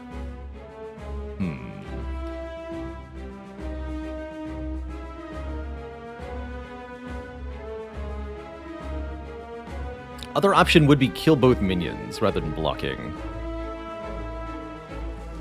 Could use the Flex Potion, but I think it'll be much more impactful with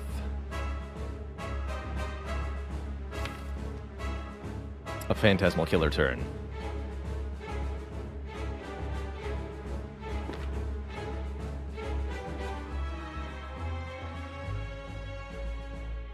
So I think I just go dash and neutralize here.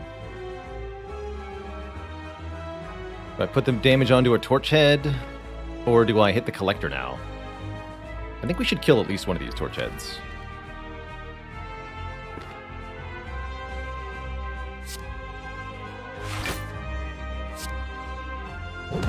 Do that.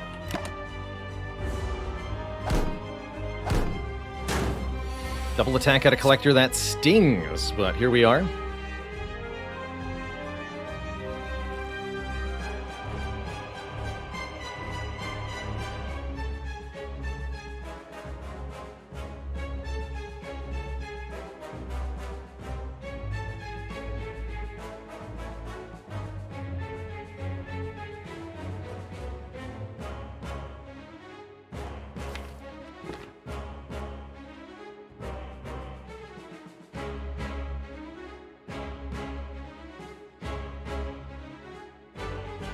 Trying to figure out how badly I need the pocket watch draw to line up with the Phantasmal here. Without well-laid plans, it feels kind of important.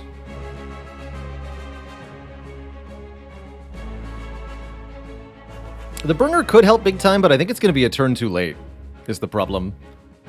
We needed to be the turn after the Mega Debuff, not 2 turns after. But maybe if the Collector buffs or resummons immediately after the debuff turn, we could be okay.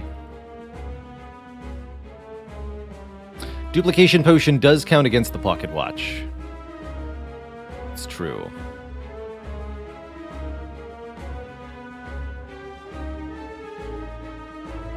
What if I dupe pot the Phantasmal Killer? Maybe that's the line.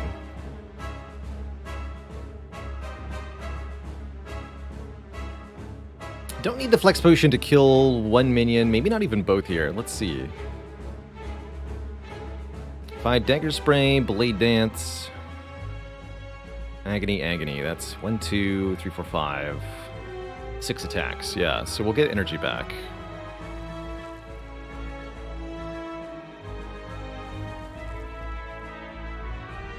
And Collector never attacks me next turn.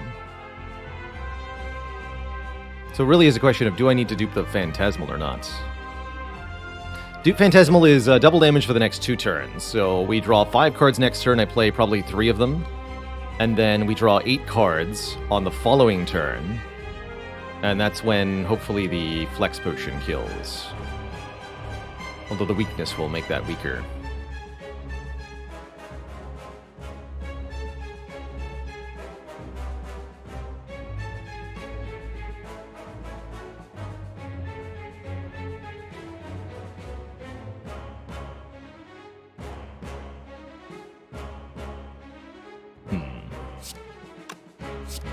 So that's definitely happening. This is going to do 12. So we bring you below 12. Dagger Spray happens last, of course. Even after the strike, actually, so it'll do more like 14. So we just need to do 12 to you. Okay.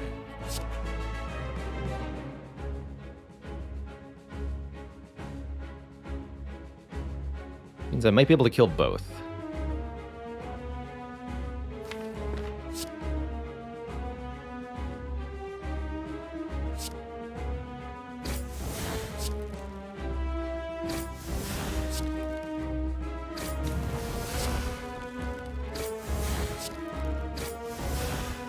No.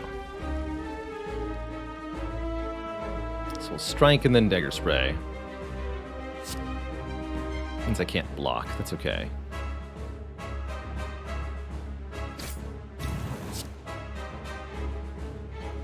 So we're going to take 28 damage, go down to 8 here. The last question before me, do we dupe Phantasmal?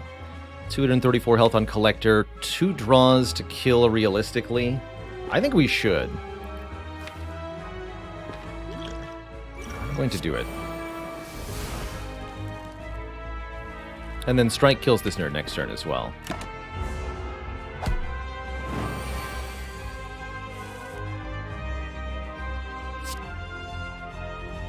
Means not playing the Blade Dance. Or if I do, sacrificing a few draws. It is a lot of damage.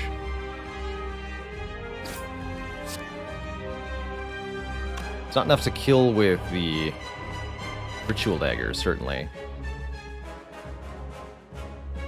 There's enough draws in that draw pile. Also, I might be able to survive with 8 draws as well, so I think we must activate Pocket Watch here. Really wish we'd played that well-laid plans.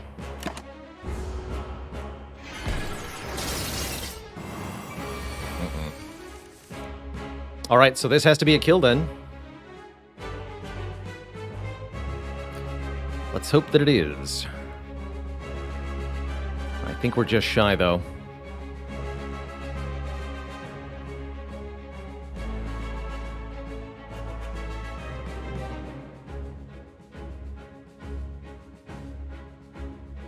Let's see. Dagger Spray Plus is gonna... That's a lot of damage, actually. Is that counting for vulnerable? No. This is 19 twice. This is 15 twice. And this is going to be 4 times. Let's do some quick math, just to verify. Do we need the Flex Potion? That's the first important question.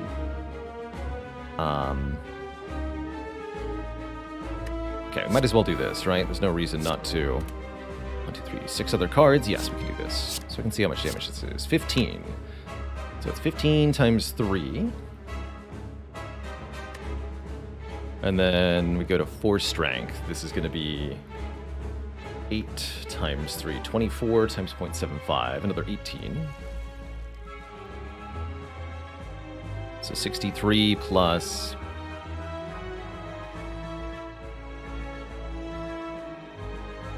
How much? I think we have a kill here with the Flex Potion. I'm just trying to make sure it's not one without.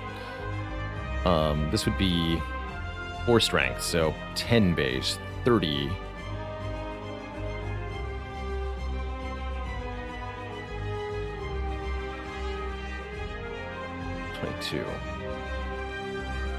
So 63 plus 44 plus less than 44. Yeah, we're gonna be just shy without the Flex Potion, but with the Flex Potion, the good news is we live. Just barely.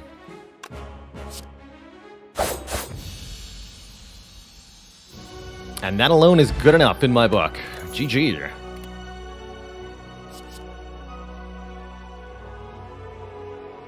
Very, very happy with an Alchemize.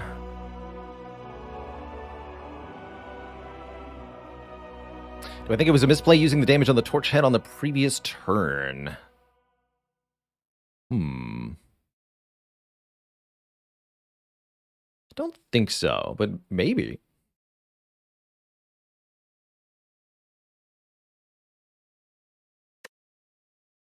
I definitely like Alchemize with no potions currently over 2 max health. 1 new potion per combat can be really good, and it's yet another card that can be energy efficient. We're definitely not ready for the late game, at least not ready for the elites of the late game. Giant Head in particular could be a real problem for us, although at least there's Incense Burner and Helix defensively to help keep us in the game here. Really the relics that are carrying us. If it weren't for these, we would be dead already. Well, I guess this hasn't done anything yet, but you get the idea. If it weren't for the Helix, we'd be dead already.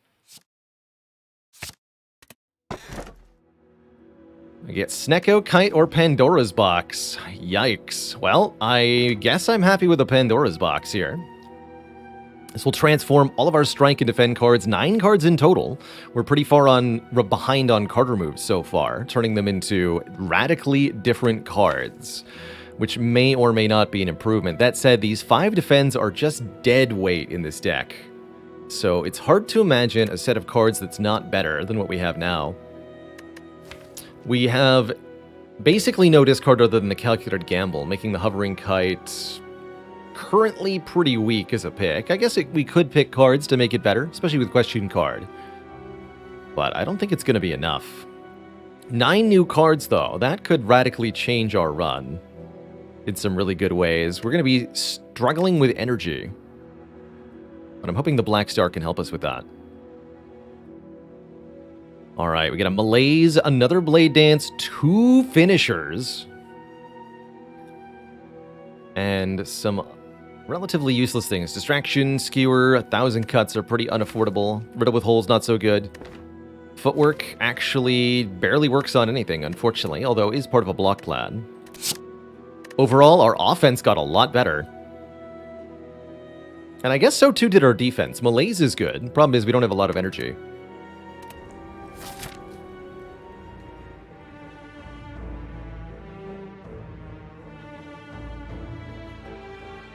All right, maximum of 3 elites, saith the Spire, and worse than that, we cannot go to a shop and fight elites. Well, and fight 3 elites. We have to sacrifice at least 1 elite to visit a shop. So I'm hoping we get a random shop instead. I'm thinking something like this. Tackle 2 elites early.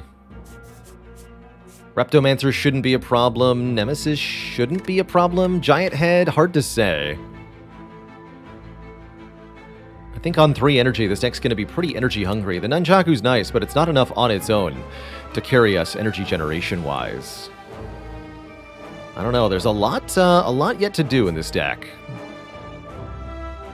Between here and success. Go this way for the extra event, or what? I'm liking events a lot. I think we're really good at double orb walkers. We'd love to face the Mind Bloom, although I wouldn't take Upgrade All.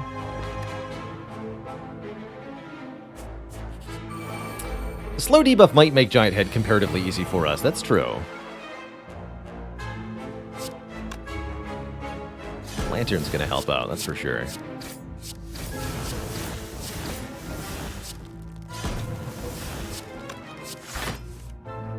Oh. Fire potion, I suppose, is nice and all.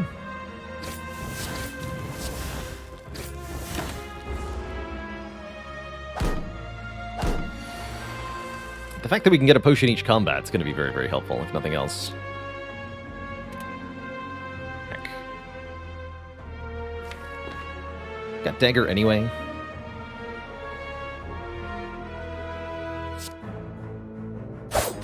Let's try to level up the dagger in this fight.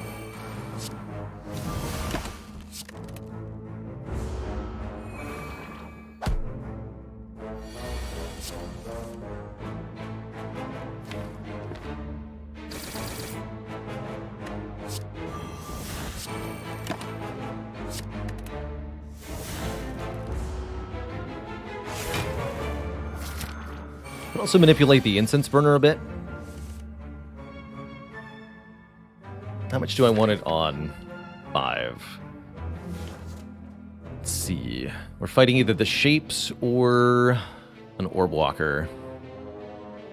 And I have a buffer. I don't think it matters that much.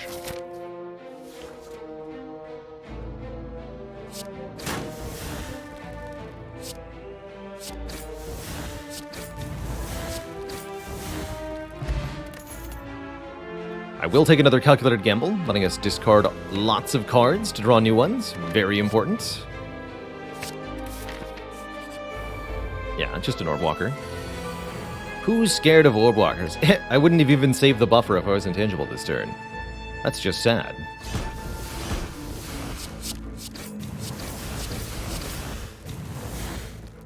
Could outright kill the orb walker right now. No reason to do that yet, though.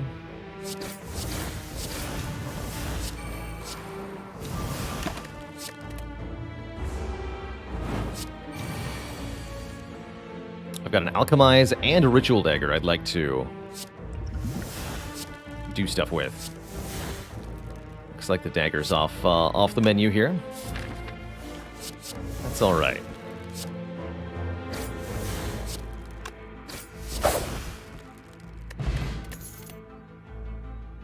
Catalyst. With no poison in the deck, Catalyst not likely to see any use here. I'll just take max health. Up to 80 now. I've already gained 14 from the Singing Bowl this run so far. To lose a card here, 1,000 cuts, be gone.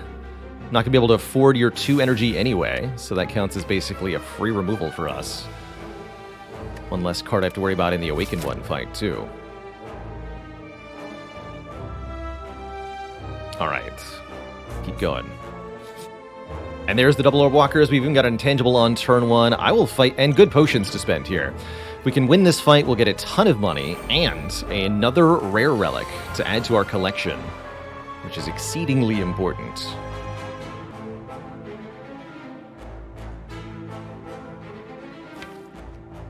I gotta make sure I keep my buffer here.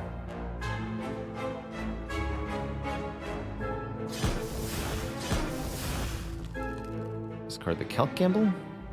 Let's play the Distraction. Oh!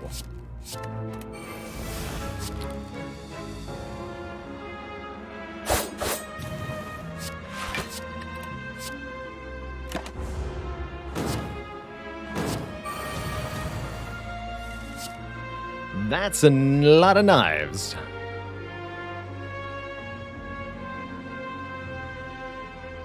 That is a lot of knives.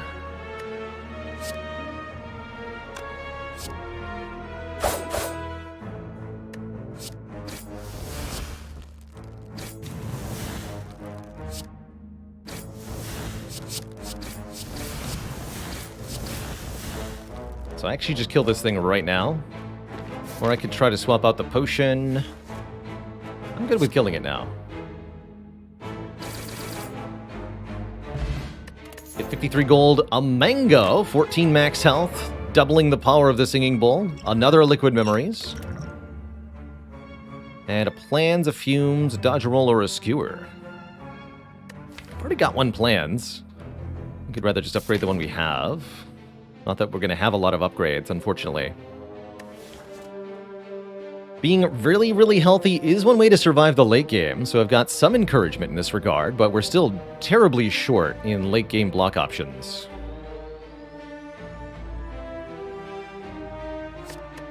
Still, no upgrade means I think we don't take it. These nerds again. Welcome back, fools. Good luck. It is 45.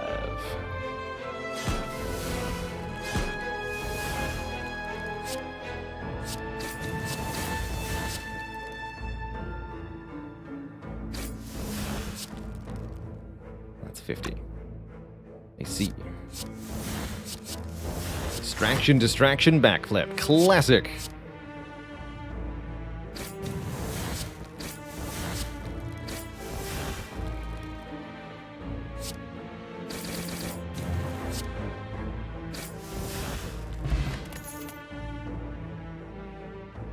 This accuracy is upgraded. This expertise is upgraded.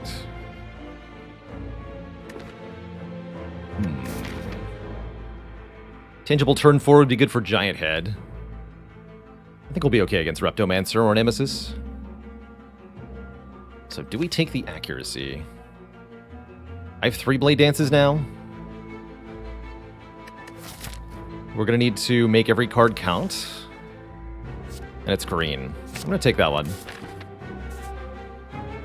And we're going to go for combats over events, elites rather, over rest sites because we want to leverage this Black Star to get even stronger here. Good luck to us. First elite is Reptomancer. Definitely not who I wanted to see turn 1, but we can at least kill these daggers, get our footwork in play, and do some damage. Thankfully, we have Liquid Memories to save us in the event that something goes horribly, horribly wrong.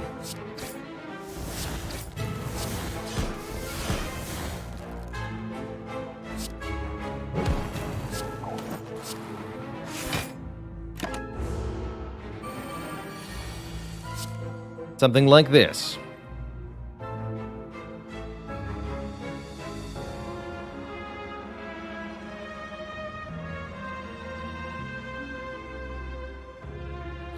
This is bad. Although, what's the alternative, right? So each of these does 6. 3 7s will kill.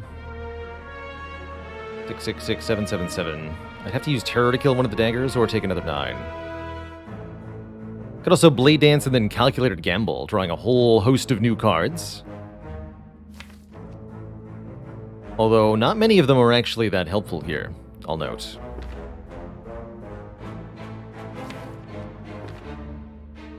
And I have 2 Liquid Memories, and I would be happy to use one. Also of note. Although I can't block for 16, so why would I bother? Is there a way to take just 16? Yes, definitely.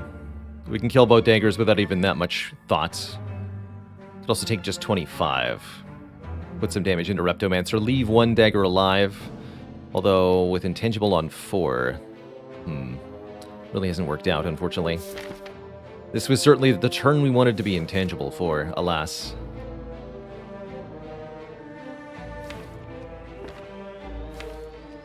I guess I could use both Liquid Memories and take 0.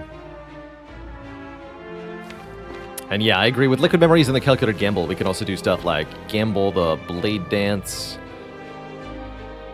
back. But realistically, just blocking for 16 is kind of out of reach.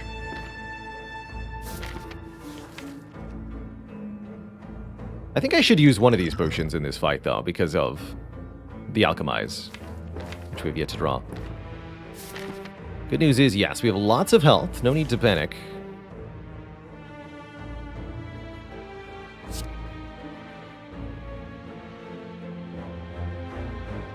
Alright, I think I'll Liquid Memories the Blade Dance, then.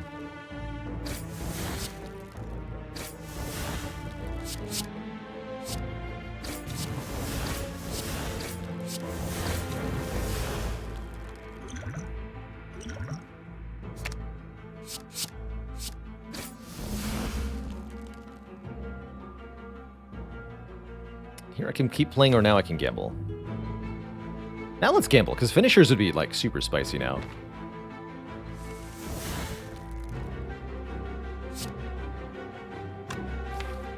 Gamble again, or backflip first?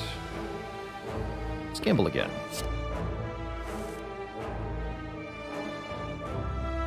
Malaise saves me some health here, actually. Go well-laid plans, Malaise. Take less than 16.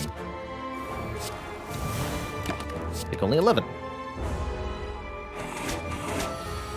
This is a summon turn, so here we can easily just play 3 cards. One of them's going to be Alchemize. Oof.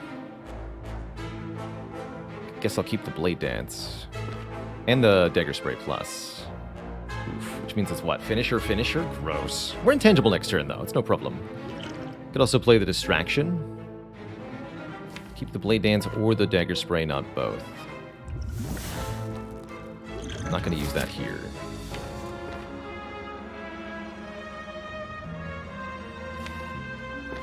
Let's just go Finisher.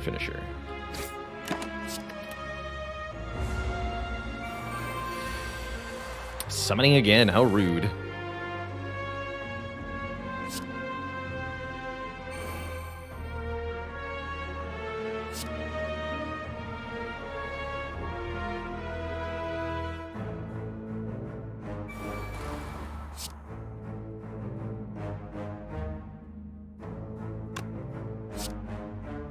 I'm not even going to kill them both.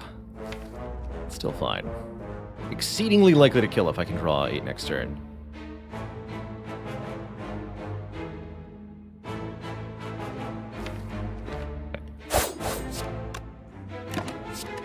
Take 1 here.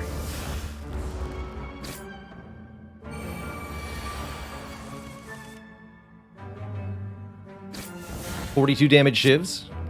111 damage Ritual Dagger. Kerblamo. Alright, we made it through the Reptomancer fight without too much trouble. We get a Dream Catcher. Whenever we rest, we can add a card to the deck. And the all-important Ornamental Fan. This is one of the ones we were looking for. If we get 3 attacks played in 1 turn, we'll gain 4 block. That's huge. Don't think I want another Backstab, nor do I want an Envenom. Could still consider Acrobatics, though.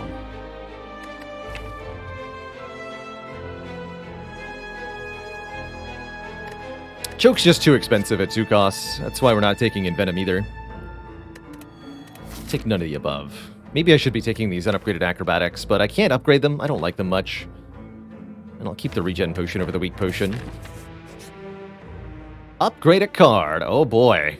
Oh man, what a blessing. Let's get Well-Laid Plans upgraded. I've been really bemoaning the lack of an upgrade on this. That's a really fortuitous additional upgrade that we wouldn't have had otherwise.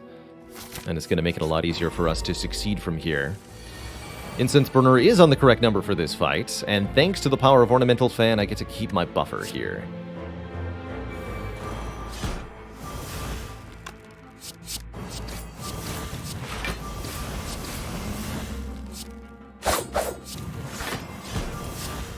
Finisher goes Burr. Kablam. I guess Giant Head's not too much of a problem after all, huh? Easy peasy.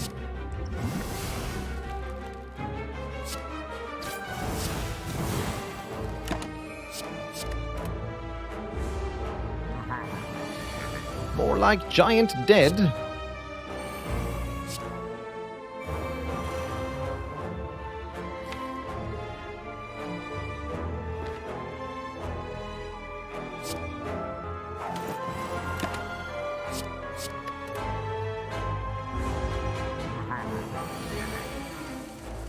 I just want to bring the Giant Head to a tiny fraction of health this turn, although I could kill. I would like to gain the rest of the hit points in the Regen Potion. And such.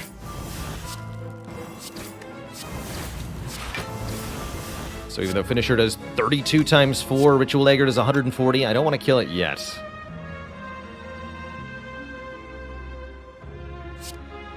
We could keep Burner at 5 so that we're turn 1 intangible here. Do I care about that? Probably not.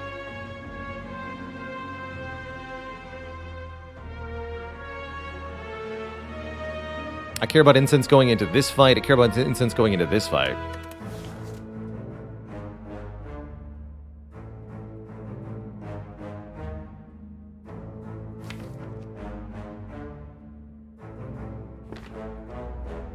Like we're losing the Ritual Dagger anyway.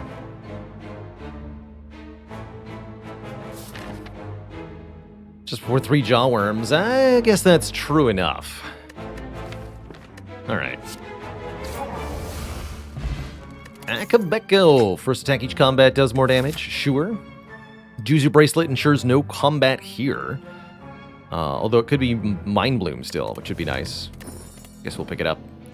I am relatively happy with the tools to trade. Sort of our turn, draw 1 card, discard 1 card. Help us dig through the deck a little bit more effectively, find the cards that we need. Maybe too many powers, though. How many powers are we at? 1, 2, 3. This should be number 4. Don't like it much, but we'll take it. This could also be a shop still. Gotta take the blue key here over the Regal Pillow. I'm very happy with that trade. I don't plan on resting ever again. Going to recall here so that I have the most upgrade options at the remaining fires. It is not. We did avoid a combat, and we got an event that's bad, so the Juzu Bracelet has actively hurt me here. It would have been better to leave it on the ground. Dang it, Juzu Bracelet. Classic. I think energy upgrades are the best ones we can get. Alchemize upgraded, Malaise upgraded, Tools the Trade upgraded. Really value the Malaise upgrade in particular for fights like the Awakened one. Let's do that. See if it was correct to go to more stores. I guess we'll never know.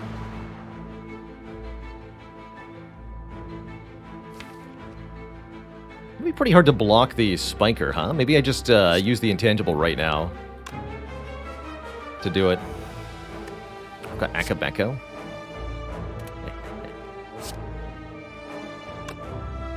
I'll take 2 if I skewer.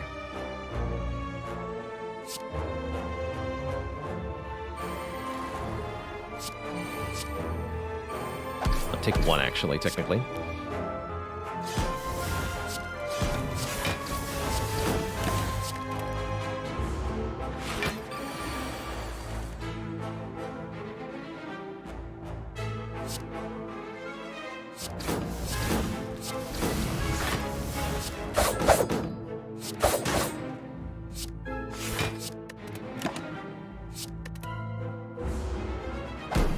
Knowing this is not Giant Head, I'd prefer Intangible turn 2 if possible. It doesn't seem like it's going to be possible. Maybe I actually wanted to keep that for Heart. Oh well. First copy of Piercing Wail that we're offered. I'll be taking that to sap strength from enemies for 1 turn.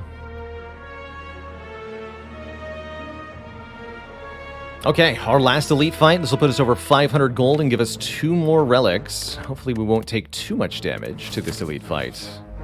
It's the Nemesis. We're not being attacked turn 1. We've got an all offense draw, so I'm just going to go all in here. Do as much damage as possible.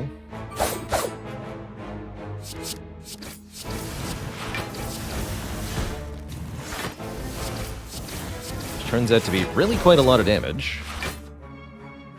Almost so much so that Liquid Memories could outright kill here, but... got buffer. We're safe. We're safe. Safe-ish, anyway.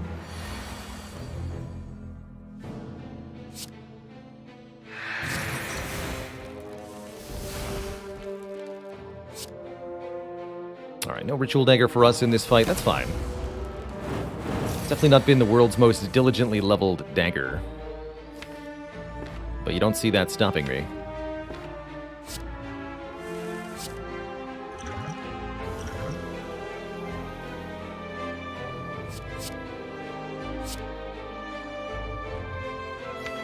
Wait.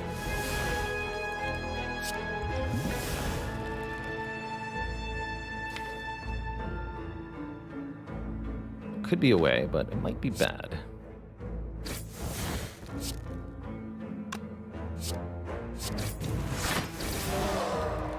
Let's take that instead. We get the Courier, meaning the merchant will restock themselves and be 20% cheaper, rewarded for hoarding money. Get another upgraded Piercing Whale or a Deflect Plus. I'm going to take the second Piercing Whale. So we have answers to the multi-hits, some relic-related answers to the big hits. I really like the Block Potion to keep buffer, but since we have Alchemize, I'm just going to use the Regen Potion in the boss fight and get a new potion. Alright. Our penultimate upgrade of the run. I'm thinking upgrading either Tools or the Alchemize. Probably Tools here. As much as I'd like to upgrade something like Blade Dance or the footwork's just not doing enough. Probably don't play it most of the time. Thank goodness we got the Ornamental Fan. I'm really not sure how we're going to block Beat of Death, though. That's going to be really, really tricky.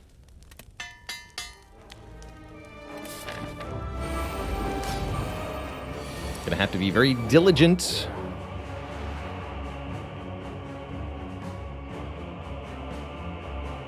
About stuff. Alright, going for Donu first here. Stop the strength scaling. It might actually be that the dazed are problematic for us, but I don't know. I don't think it matters too much.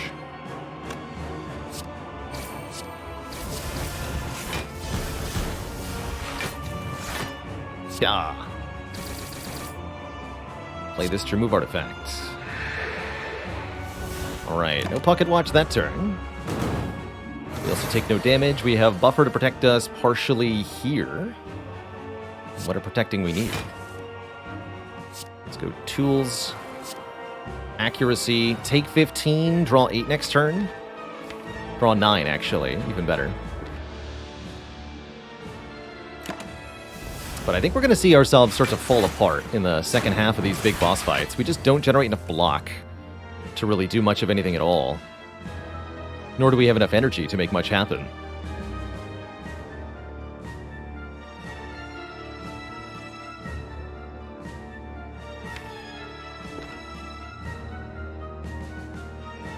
Oh, I can discard Finisher, I think. Thinking I want to use Terror, Piercing Whale, and Malaise to shut down Dekka this turn. Play Phantasmal Killer for next turn. Try to kill Dekka next turn.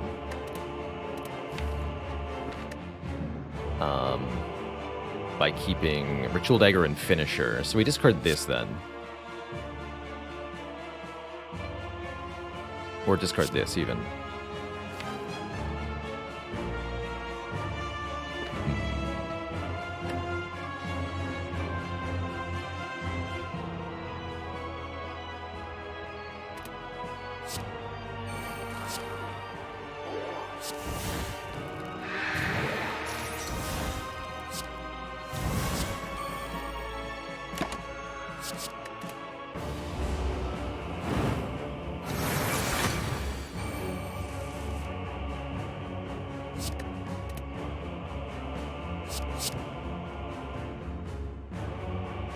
For each attack played.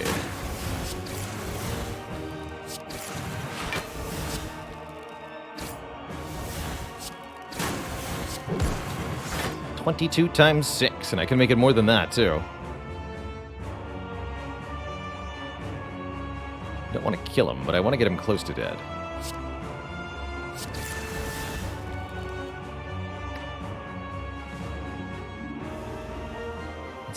Plus 30. So if I play this Shiv, we have too many damages.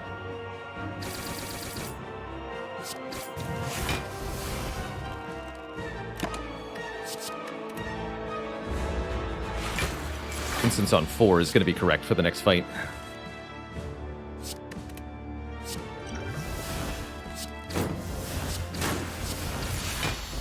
Alright, we made it through our first boss fight. We still have pretty good health total left, so I'm at least reasonably confident we're going to get to go to Act 4 here.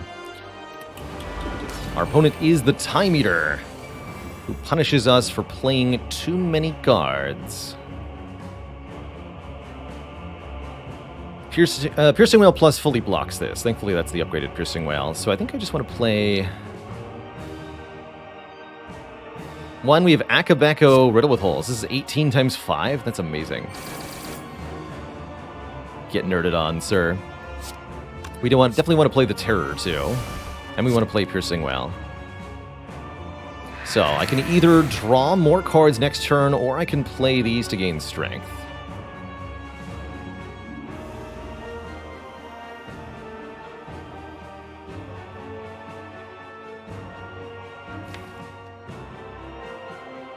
I think I'll draw the extra cards. We're intangible next turn. Just need a little bit of block to make sure we don't lose our buffer here. And we have it. Let's go plans, survivor, accuracy. Keep alchemize finisher. Double finisher is tempting, but it's not going to work. Time is either debuffing or doing the big single attack this turn. Big single attack is a good use of our buffer. So we want to line up the super duper powerful Phantasmal Killer turn next turn. We want to retain the Blade Dance Plus and a finisher. We want to play as many cards as possible this turn as well. Well, specifically, we need to play 6 cards this turn for that to work out.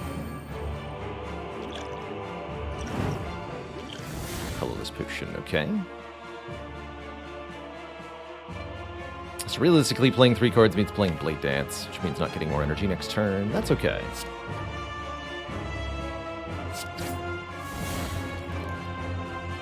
I'm not going to keep the Ritual Dagger. It's not my priority at the moment. I do only draw 4 here, though. Oh, good. We got the other Blade Dance. Thank goodness. Prepare to have your butt handed to you, Time Eater.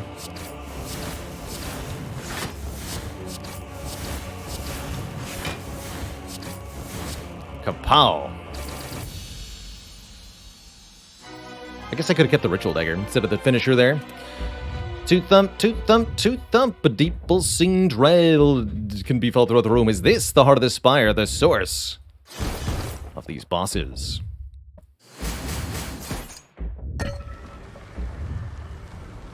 Now, it might have been wiser to set up the burner for turn 2 of the next fight.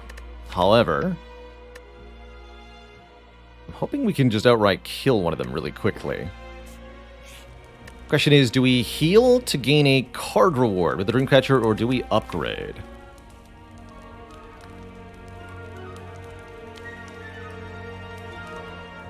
Another energy upgrade like the Alchemize could be crucial here.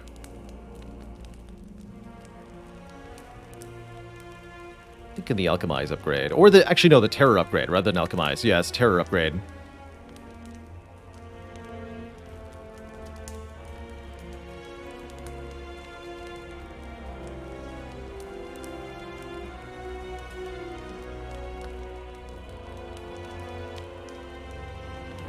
Thing is, I don't think we actually have enough block cards that a kunai would change anything here. But a Tough Bandage is good. Other option again, rest, look at one more card reward. You know, it could be a Wraith form in here. I've already got one upgraded Calculated Gamble and one unupgraded. I don't feel the need to upgrade the other one at the moment. I'm going to upgrade the Alchemize.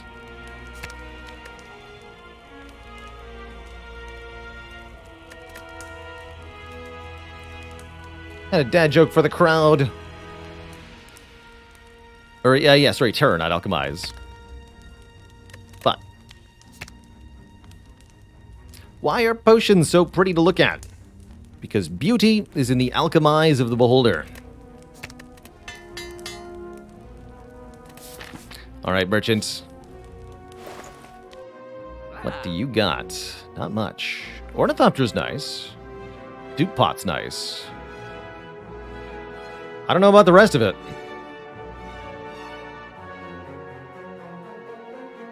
I can't say this is a huge difference maker. However, because we have Courier, every time we purchase something, there'll be a new something behind it. So I think the first thing I want to do is buy the Toy Ornithopter for 126. We get to look at a new relic behind it. Funnel does remove Artifact from the elites, many are noting. That's a good reason to think about picking this up. We definitely need some help for that fight. The red needle is a lot of block. Well, not, it's a little bit of block consistently for a lot of money. Probably not worth it here.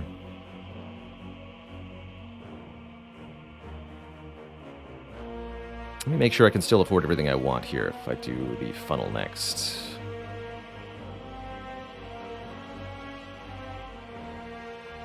Yes. Buying the funnel still leaves me enough for everything else. If I buy accuracy, yes, there will be a new power underneath it. That's correct. Move the riddle with holes? Probably remove the distraction rather than the riddle with holes.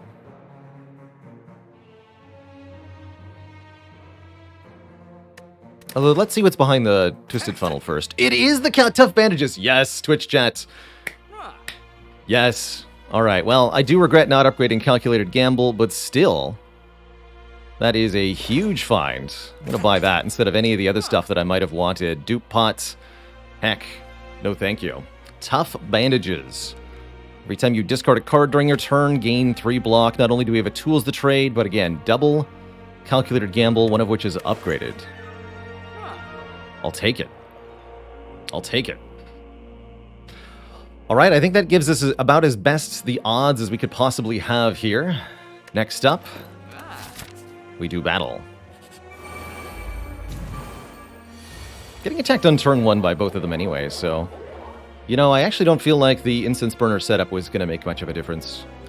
This is a great time for Piercing Wail Plus. Do I get to keep the buffer? That's the real question. I think so.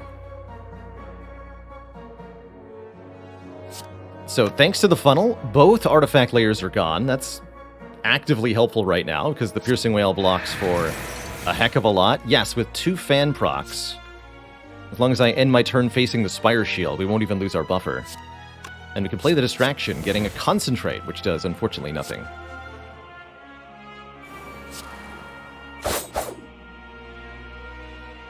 I think we want to focus our damage on the Spire Shield. It's really unlikely that we kill this Spear next turn. And I can block longer against the shield, too. The spear, that is. And block longer against the spear. Might have to take some damage next turn. I'm okay with that. Why not Dagger Spray last, have the Shuriken help more? Because Akabeko made it do much more damage if played first.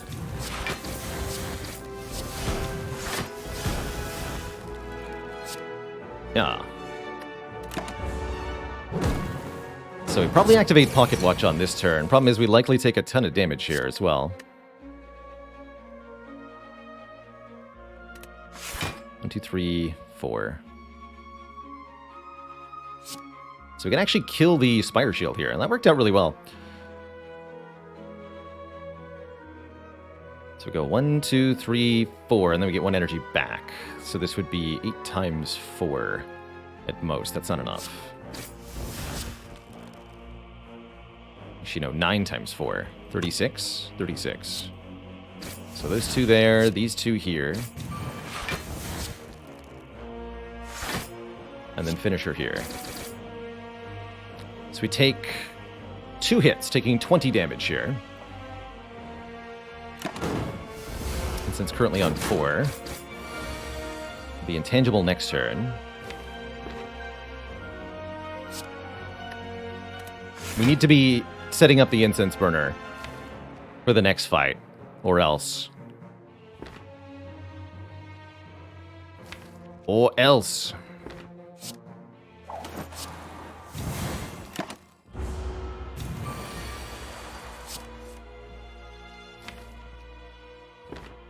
Looking pretty good, though. I think I'll take a random potion over the colorless potion. We also get to heal 5 for using this, so that seems pretty reasonable.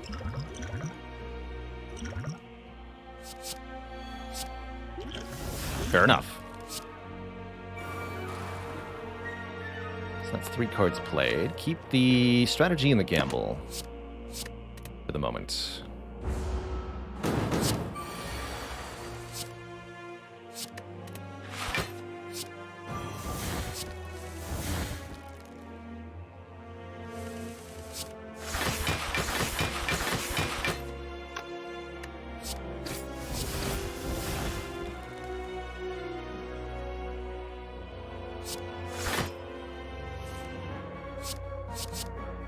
So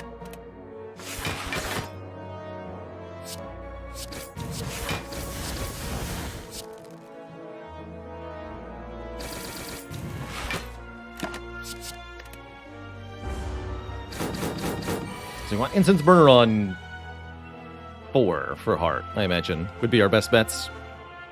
Best bet. Actually, no, maybe we want it on 3, because that way, if we get the big hit first, Buffer blocks it. Probably. If we get the multi-hit first, then we block the big hit with the intangible. Yeah, I think 3 is actually the right number upon review. So let's set Incense Burner to 3 for that reason. Kill next turn here.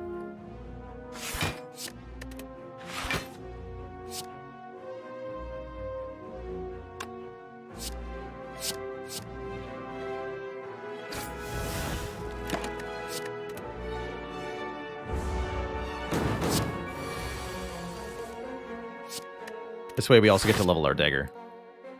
Quite happily. To be taking damage at this point.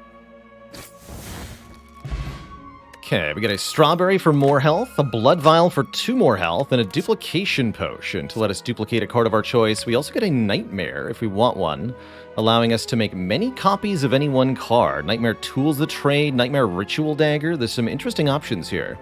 Hell, Nightmare Alchemize. Or Nightmare Calculated Gamble. That's right. And we have a Liquid Memories and a dupe pot, so let's make that a plan, shall we? But yeah, I think you're right. Nightmare Calculated Gamble is going to be the winner here. All right, 84 health going into the heart. Please show me a block card. Thank you. Can't ask for much better than this. This is the opening draw that we wanted here.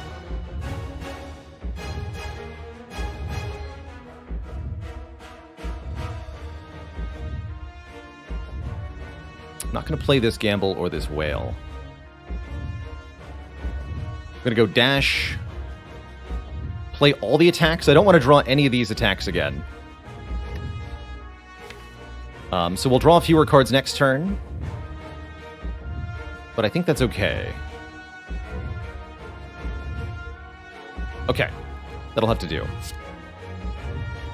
I don't want to duplicate anything here. We get to play dash. We get to play the footwork. We get to do all the attacks. I could just go dash, footwork, 1 attack, but then I'm cycling all these cards that I don't want to draw again. So let's just lose them now. Has to be dash first, or we lose the buffer. Got to be very careful about that. And I'll play the attacks first as well for the ornamental fan block. Still play 3 more cards. Thank you, fan. I'm a big fan of your work. Is the multi-hit first? Alas. I drew Piercing Wail, but I can't block the Beat of Death unless I use the Liquid Memories here. I don't think I care. We go Piercing Wail, Phantasmal Killer, Slimed. We're intangible next turn. We don't take any damage this turn, other than the small amount of Beat of Death damage, so the buffer is wasted, essentially, but it doesn't matter because we've taken 0 damage first cycle, and that's excellent.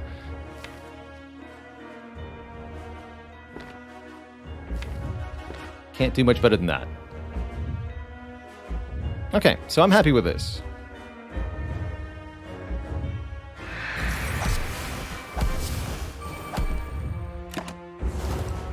Not playing the Blade Dance at all, because we want the draw from Pocket Watch here. Alright, here's the well-laid plans. Here's the calculated gamble.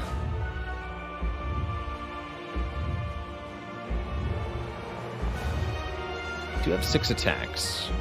So I could do well-laid plans, neutralize, blade dance, skewer, dagger spray. It's actually very reasonable. We get to do a lot of damage. Remember, we have to do damage during this fight. Or we're not going nowhere.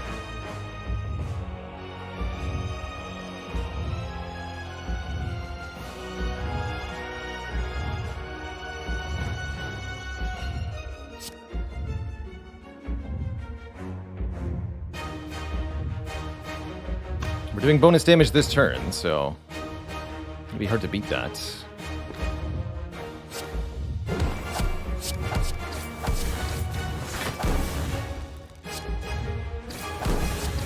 Or I can do Dagger Spray, use the energy to play the well-laid plans. That's even better.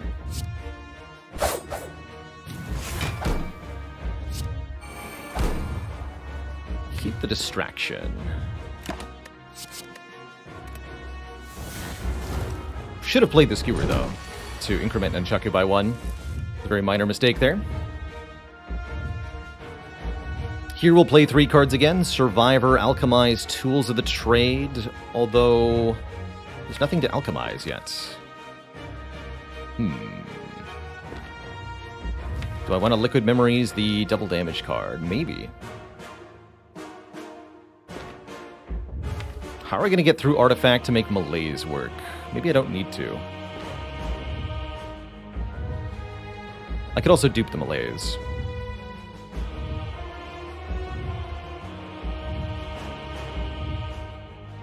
Could just play the Rid with Holes, Survivor, Rid with Holes, Tools of the Trade, deal 35 here. It's not too bad. Keep the Alchemize for later, since I've still got really good potions to use. Do we ever gamble here? I much prefer to keep gamble in my hands so that I may Nightmare it next turn. I don't think duping Tools is as good as duping the Nightmare.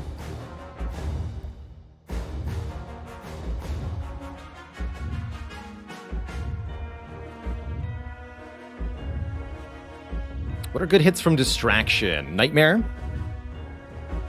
Maybe a Bouncing Flask would be welcomed. Card draw would be okay.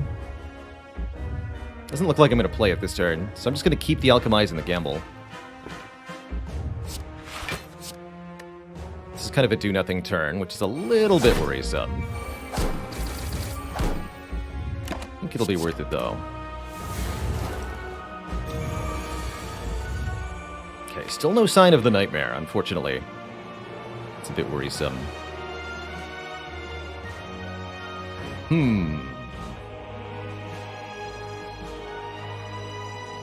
So like I said, I'm thinking we might have to dupe Malaise. Duping Malaise on this turn would be really good. So if we dupe Malaise, we shred the artifact, and then set the Heart's Next multi-attack to 0. After I dupe the Malaise, I can still play Terror to apply that permanently, and then Calculated Gamble to block this hit.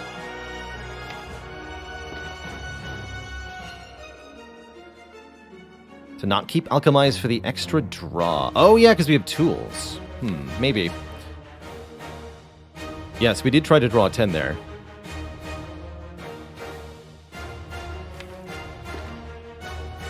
I think I'm going to dupe this Malaise. I think that's really, really helpful here. Also permanently removes 2 strength off the heart for future cycles. I need this to be a 4 energy Malaise, so I'm not going to play any of their cards first.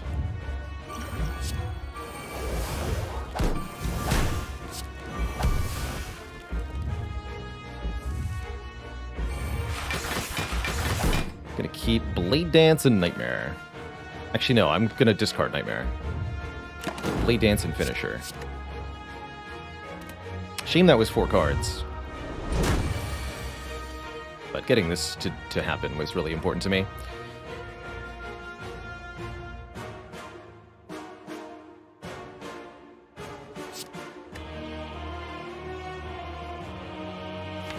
Can you keep Burn?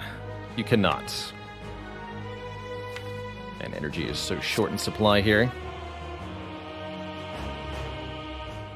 Do as much as I can, damage-wise.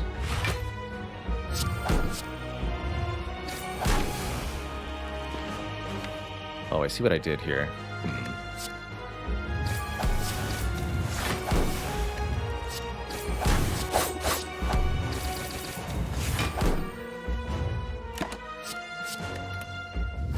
Good news is we're intangible for one of the attacks next cycle as well, so we've got survivability sorted for quite a while. It's time to start doing some real damage.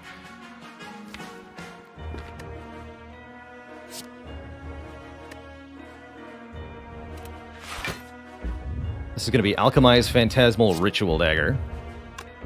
Next turn we keep Blade Dance, Piercing Wail, draw these.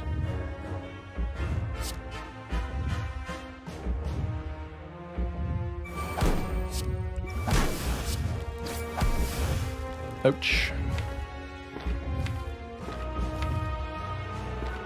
So we're going to reshuffle the draw pile again, huh? You know, the Nightmare hasn't worked out draw-wise in the way that I'd wanted it to. With the hit, perfect. Block that with Piercing Wail. We're intangible next turn. No problemo here. There's the Nightmare again.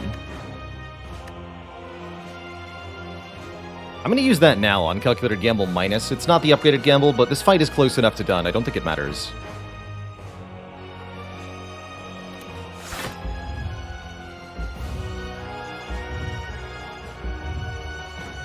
Didn't keep the finisher, though.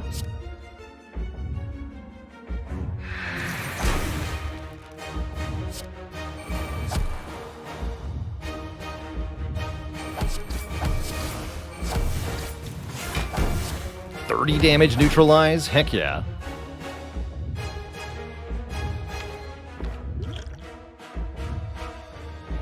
Survivor this.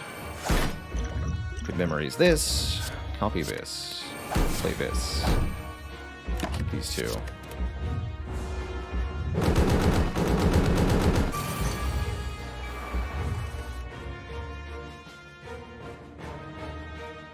A 150 damage riddle with holes. The power. The power, chat.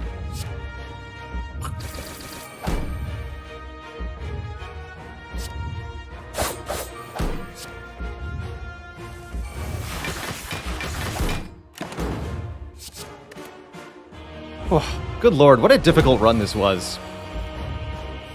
G freaking G, Twitch chat. Make it number 13 in a row.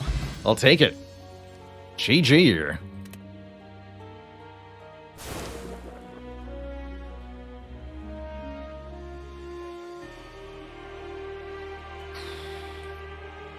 GG.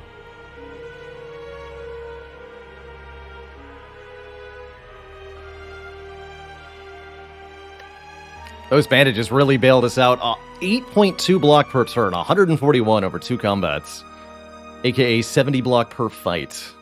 Easy. Definitely glad we had so many max health. This would have been a real nail-biter otherwise. Holy moly. That was really tough. I think we made some really tough relic choices, some really tough deck-building choices. To simply even get this far with Black Star Pandora's Box. No energy relics other than the one Nunchaku we started with on floor 1. Otherwise, it was all just what we could get. 3 energy per turn. And I can't believe that worked. That was great. That was awesome. GG. Conal says, never thought that run had a chance. Quite frankly, when we were down to 8 health after that Lagavulin, I too thought we were very likely to die. But I'm really glad I was able to claw, bite, kick, and scratch my way back into the realm of the living there. Really relying on the block relics to carry the late game there. The fossilized helix and moreover the incense burner. Both making a huge difference in these boss fights to allow us to survive. That was awesome.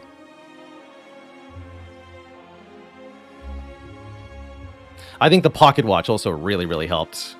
We only activated this every 3rd turn or so, but the turns where we got the bonus draw were really important. New PB, that's right. Crazy that we're at 13 wins in a row. Something I think only 3 players of Spire has ever managed. Myself, Jorbs, and Turrets MHS. That's crazy.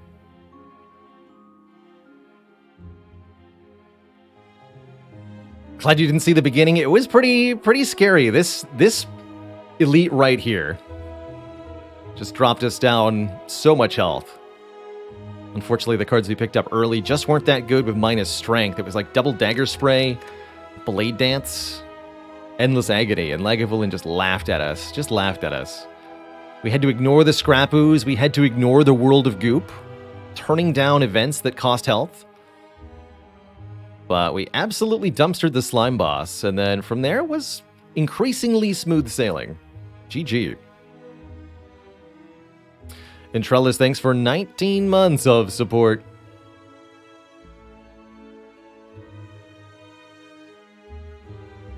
JHDM, thanks for those 5 gifted subs. And I owe a dad joke for Princess Haram. What does this chat member say when they don't get a good enough dad joke? Princess Harumph. That's what they say. Yeah, we had to slow that down a little bit. This was definitely a difficult run with a lot of choices, but I'm glad we did. So on one hand, it might be best to simply switch to a different game here. But on the other hand, I think I've got enough mental energy to try to do a defect run. So we'll go for 14. We'll do a defect run, but first I'm going to take a break, refill my legs, stretch my water, grab a snack. When I return, see if we can keep the streak going. What I'll probably do, Fairly, is make Saturday a downfall/modded day. We'll play some non-regular Spire, regardless of where the streak is at that point. But yeah, it's time for a break. I'll be back very shortly, folks. Don't go nowhere.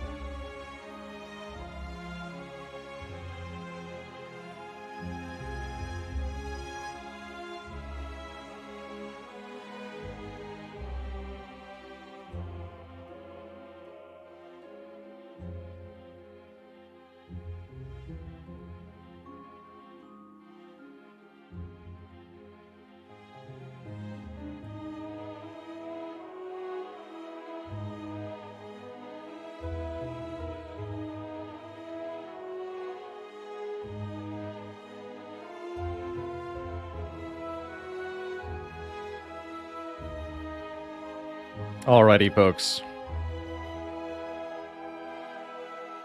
We are back. I'm still a little bit in disbelief that we managed to actually win this run. It was a hard fought, to be sure.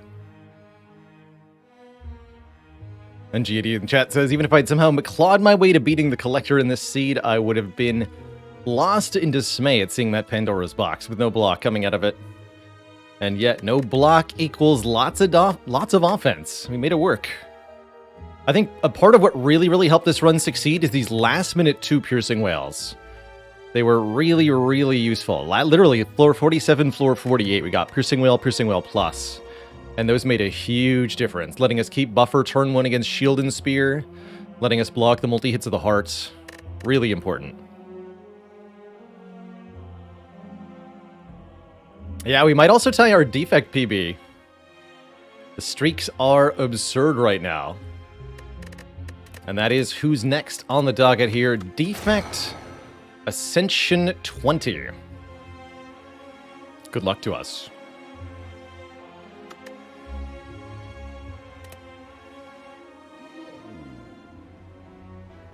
Ooh, transform 2 cards.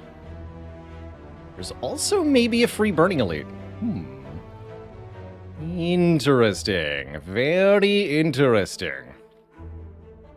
Now, odds of actually getting a 1 hit point elite are pretty low there. Don't think that's worth it necessarily. Transform 2 strikes, though.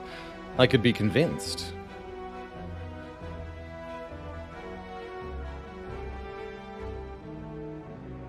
Imagine if the streak goes all month. I hope so. That'd be something. Trendy Kendi, thanks for 32 months of support. 2.5-ish Baker's dozens? Close enough. Brian says, I'm here from YouTube. First time catching the stream. Happy to be here. Heck yeah. Very reasonable chance of getting this elite for free if I take enemies in our next 3 combats of 1 health. That could lead to taking on the Burning Elite just fine, with a good health total and some relics and cards. That said, it's pretty hard to turn down a Transform 2 start. I would turn 2 strikes into 2 random defect cards, almost assuredly getting something better than strikes.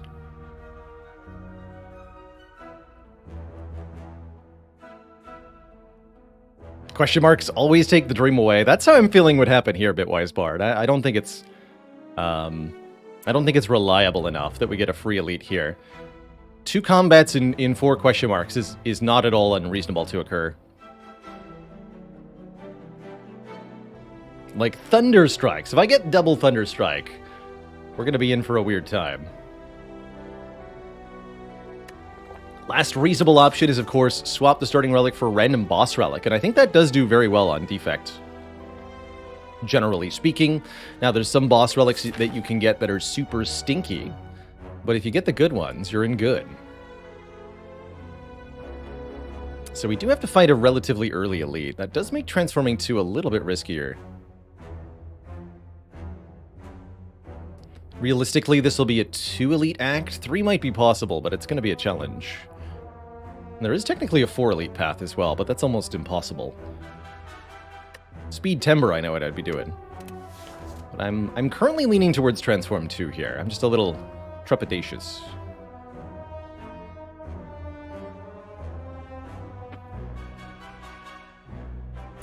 Choose a colorless card. Can't be Hand of Greed nor any other rare colorless card.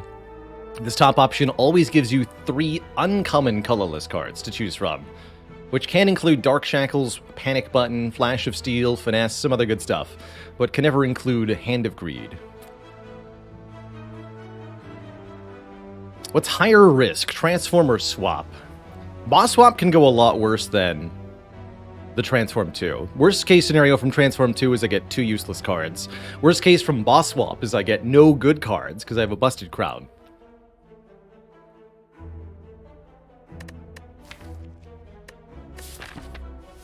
I'm going to transform 2 strikes.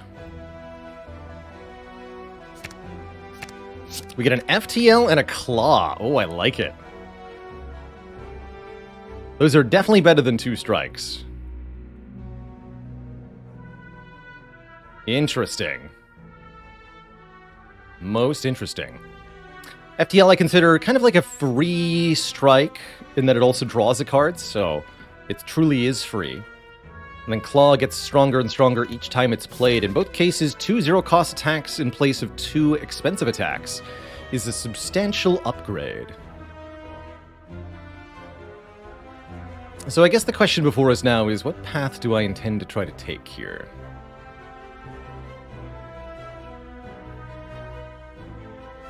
I think the safest route is something like this. We get to a shop before the first elite. But if we're feeling a little ballsy, we could go elite first here. I think we're currently a little bit worried about Lagavulin.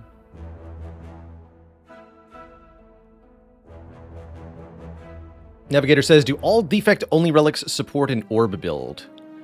Pretty much. You've got Data Disk, Runic Capacitor, gold-plated cables, Emotion Chip. These are all orb interactions. Inserter, Nuclear Battery. These are all orbs. Yeah, I think so. I'm gonna upset so many people by removing that claw later. It could be. Do I want that for many hallway fights before the first shop/elite? Yes, we want to look at some card rewards. And most importantly of all, actually, we want to fill the potion slots with something.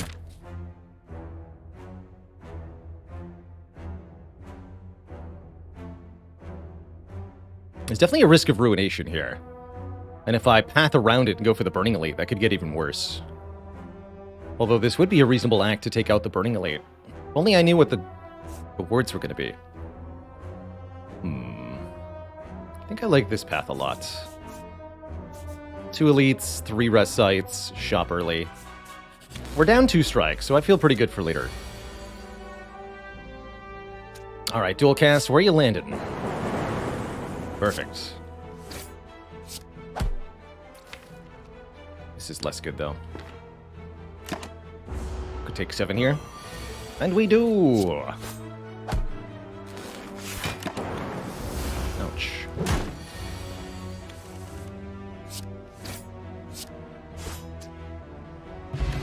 Get a fruit juice first potion for 5 max health. And there is a scrape. Somebody said first card scrape. And lo and behold, scrape is here. Deal 7 damage, draw 4, discard all cards drawn this way that do not cost 0. That's pretty cool. Scrape with both an FTL and a Claw already in the deck is pretty substantial. And it leads us into upgrading Zap or Dual Cast early on as well. Also makes the second Claw really good. Sweeping Beam for a bit of area damage, not too bad. I'd consider that more heavily with a Slime Boss coming up, but as it stands, I'm pretty happy with the Scrape here. Let's do it. A lousy first fight. Well, second fight. You get the idea. Can't play all 3, unfortunately.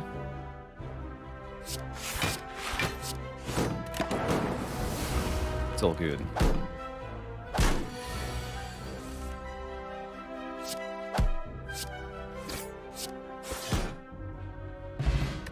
Potion of Capacity, 2 relatively weak potions early on. I don't like that a whole lot.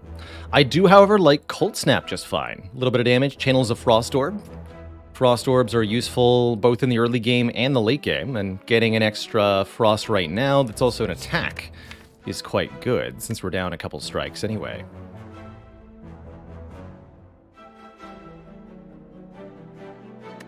Yeah, Frost Orbs also pair really nicely with Claws, that's true. Got Cultist. Caw. And we'll dual cast this.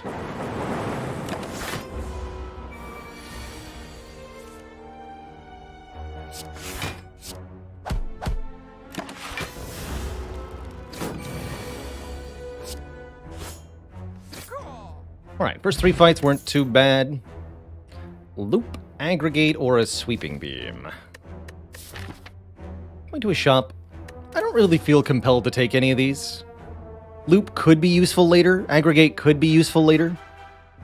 Sweeping Beam could do decent damage with an upgrade, but they're all pretty underwhelming, quite frankly.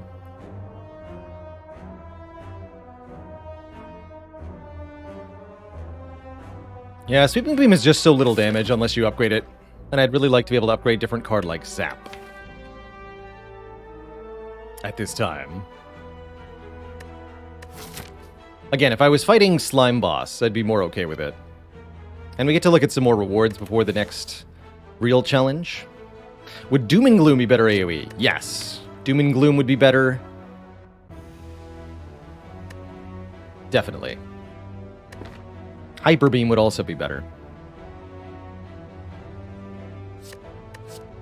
Sweeping Beam does have Draw 1, which is sort of useful. But I don't feel like it's useful enough. Skip all this. Upgrade 2 cards at random in exchange for some of our health. I'm pretty happy with that trade. I think we've got health to spare. We get some back with the fruit juice. 2 defends upgraded is fine by me. It's actually going to be quite useful in a few situations. Take 1 here. Continuing to hold the fruit juice, because we might get a potion-relating relic later on. We don't yet need the heal that it provideth.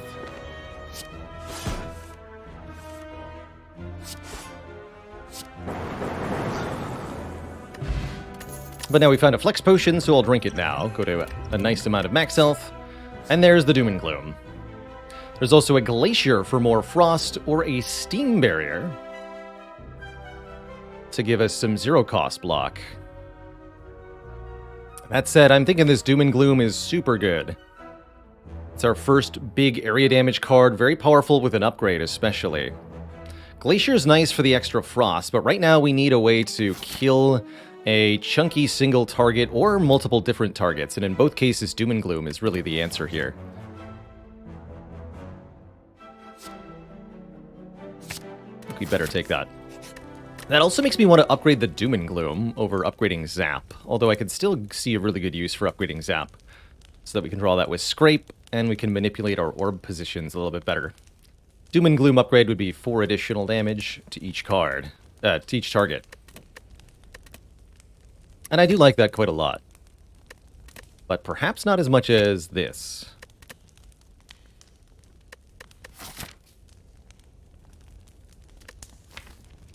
Deciding to upgrade Zap before dual cast because we currently can't fill the orb slots all that easily. When we want to play the dual cast, I guess making sure we can draw dual cast with a Scrape might be important, specifically. But I like upgrading Zap so that we can reposition our Dork Orb to the front. I'm going to do Zap first.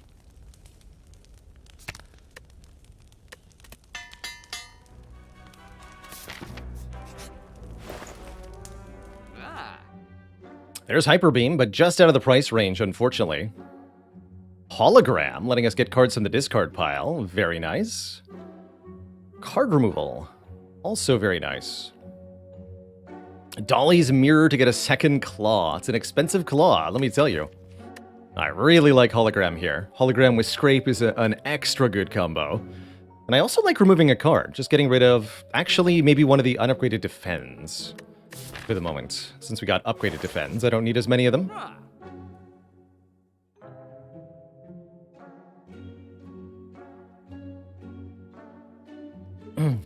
Bandage Up and Vision are also kind of interesting in their own right. Wish we could have afforded a Toy Ornithopter.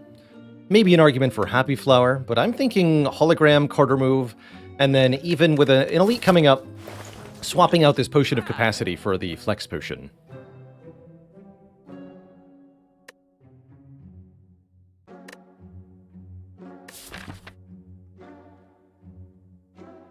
I like that quite a lot. Let's do that. Could Chrysalis have been good here with Scrape? Maybe. Chrysalis is pretty unreliable in general. It's definitely got some interesting things it can do, but generally speaking, I'm not too impressed with it. Alright, our first Elite is indeed a Gremlin Knob. Definitely play the Doom and Gloom, definitely play the Strike. Dual cast Hologram might be a thing. At least we get the Dark Orb on turn 1. This is not the Flex Potion turn. We can do a lot more with a Flex Potion maybe next turn.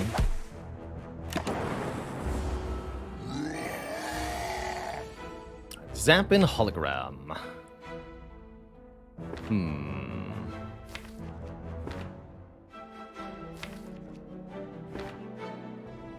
Could Hologram Doom and Gloom to push the front Dark Orb forward. But next turn we're not... no, we can evoke one Dark Orb with the Cold Snap next turn. And we use at least one Flex Potion next turn. I think we're in good shape here. I'm thinking this is Zap, Hologram, Doom and Gloom. We take a bit of damage, but not too much. Does it ever defend here?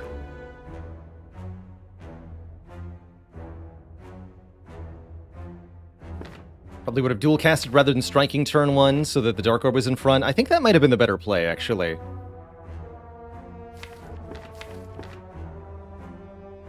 Upon review...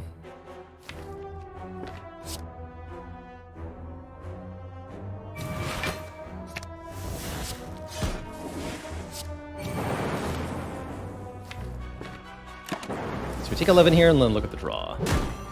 Should be able to kill with, at most, one of these potions used. So, let's look at the current guaranteed damage. We can play all of these attacks. We deal 6 plus 5 plus 7 plus 3 plus 6.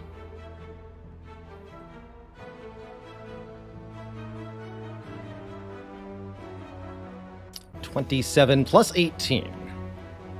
So we're... Oh, plus 3. So we're actually there without any potion use. Because of the Lightning Orb.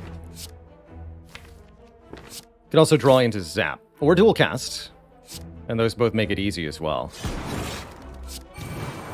Okay, Gremlin Knob down. Get a Darkstone Periapt for the first relic. Definitely not my favorite. Increasing our max health by 6 when we gain a Curse. Be pretty okay with a Steam Barrier here. I'm also okay with a Chaos or a Cool-Headed. Although neither are drawn by Scrape. We just got past a Gremlin Knob. I'm all the more inclined to take a Steam Barrier here. Zero cost block sure is nice.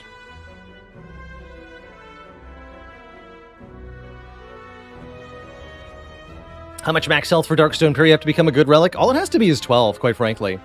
But that it so frequently fails to be even that is what makes it pretty tough to like.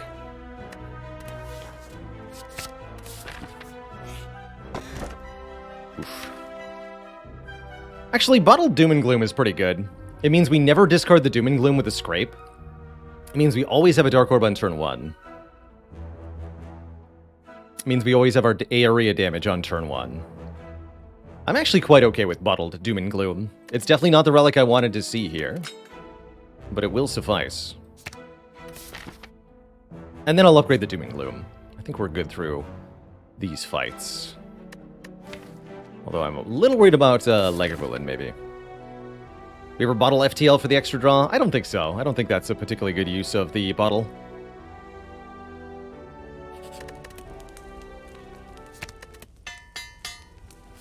Please heal me. Could take a curse for the Golden Idol. I don't think that's worth doing. But note that we could do it. Instead, I'll just lose some max health here. Go down to 63.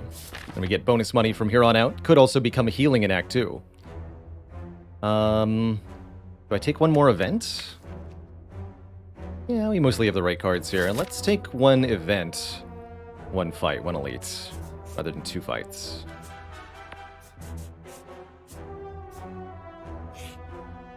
Transform a card. Don't mind if I do. Turn this strike into a buffer. Okay. That's going to help a lot. I'll take it. Thing to stack or anything, right? Okay. Such an easy fight there. Skim. Charge battery tempting too, but no, skim. Card draw. The most card draw we can ever get. If we can get our hands on more energy going into next act, skim will be spectacular. Even if not, it's good for drawing back into the claw. Or the dual cast, or what have you. And lastly, the Lagavulin. This one's tricky. I'd actually like to draw the buffer and play that, if possible. Gonna skip the Doom and Gloom first. Don't know if that's wise, but here we are. I could zap, Hollow Zap. Let's just zap.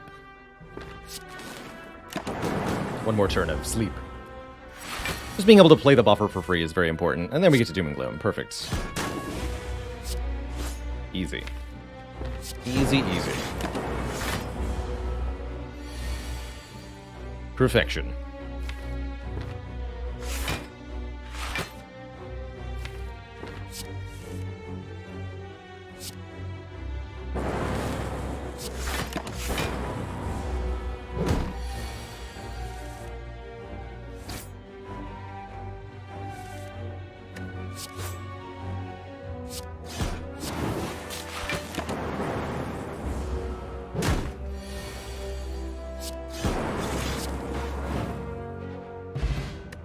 Okay, we get the Eternal Feather, which will heal us whenever we visit a rest site. A Duplication Potion to let us duplicate a card. We did waste the money on the Flex Potion, but I like that we had it as an option. We could take it Ball Lightning or another Steam Barrier here. I'm actually pretty happy skipping. As much as I'd like to upgrade Buffer for Act 2, it doesn't do much against Hexaghost. I guess we're okay against Hexaghost, even with an upgraded Buffer, right? Because we have a bottled Doom and Gloom, we can definitely generate a Dark Orb or even 2 Dark Orbs that are big enough to hurt Hexaghost, big-like.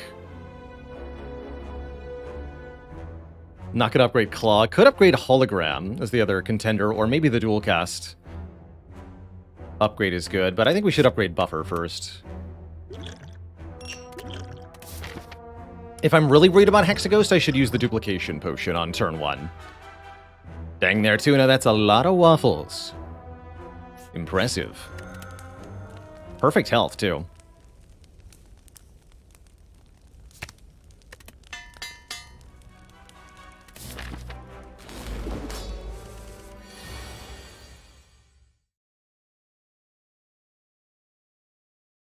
Uh-oh, Featherfall. You haven't got a Hexaghost of a chance of hearing a good dad joke today, it sounds like.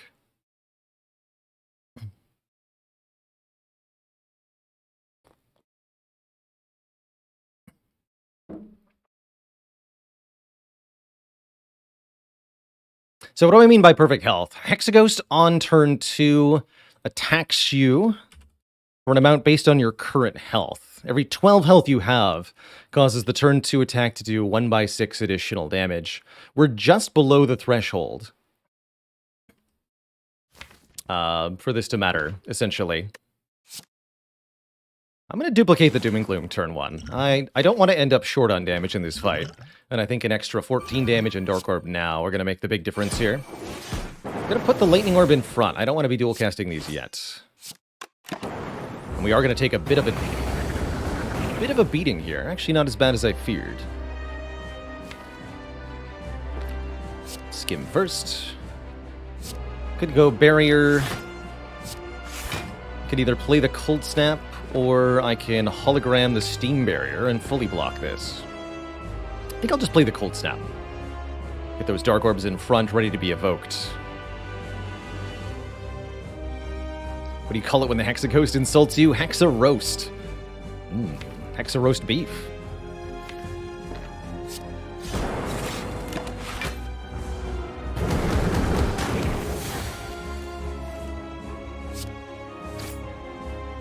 Scrape can draw a Zap, and that's about it. I actually like the current guaranteed 5 cards in the draw pile.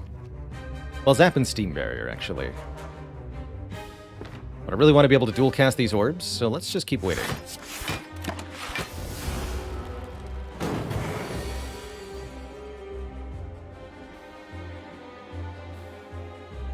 If I Zap, I don't get to dual cast this Dark Orb. I'm going to play Doom and Gloom, defend. Next turn, we dual cast. Hologram something, maybe the Claw. This will do 60. That brings Hexaghost down to 100. Still a bit of damage that we need to do. But we have quite a few turns to do it. So I'm not as worried here.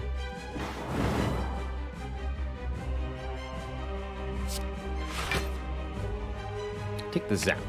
Zap. Strike.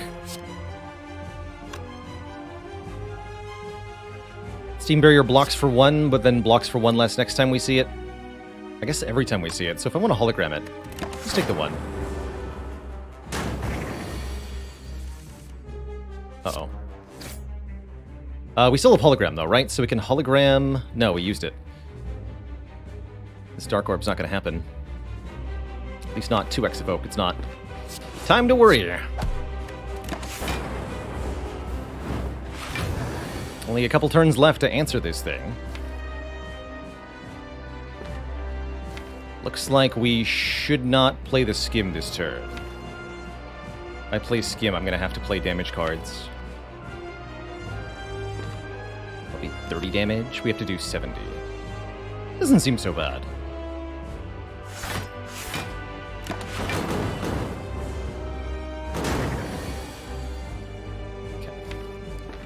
Buffer on top does not help me, unfortunately.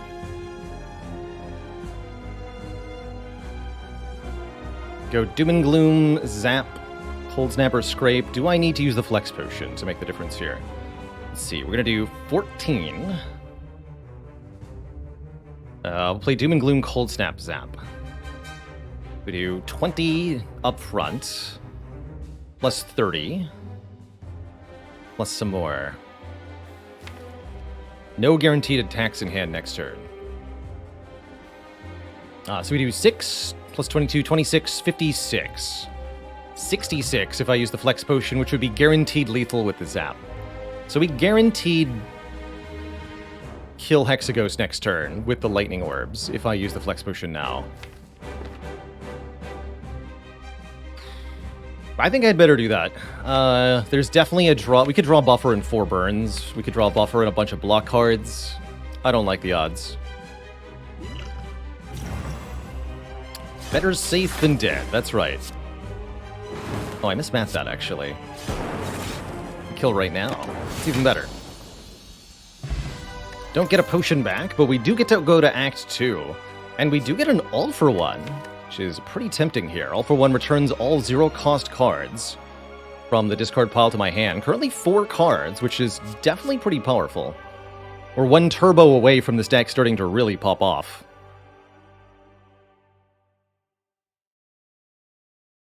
There's also Meteor Strike and Multicast. Meteor Strike is incredibly powerful if you can play it. Currently, I wouldn't say that we can. Would I take All for One and then Snecko? Yes. Super duper yes, I would take a Snecko. I'd also be very happy with Pyramid. Pretty happy with an Energy Relic. It's actually hard to go wrong here. What do we got? Ooh. Not what I was looking for. Dang.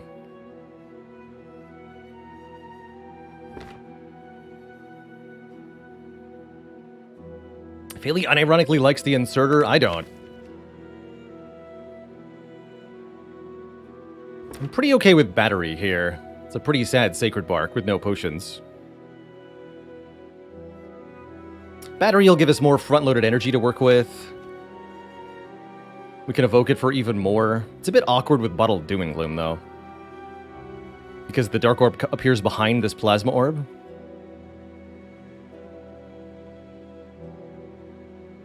But we can definitely have bigger and better turns, thanks to the Plasma. I honestly don't think Inserter would be all that overpowered at 1 orb slot per turn. Orb slots are not necessarily a good thing. The more orb slots you have, the more difficult it can be to evoke your orbs for immediate effect, particularly relevant with Dark Orbs, which do nothing until evoked. Markov Brain, thanks for 40 months. That was the Hexa most intense fight. You were completely Hexa engrossed. Certainly you've reason to Hexa boast. These rhymes are so sick, I should be Hexa diagnosed. Thank you, thank you.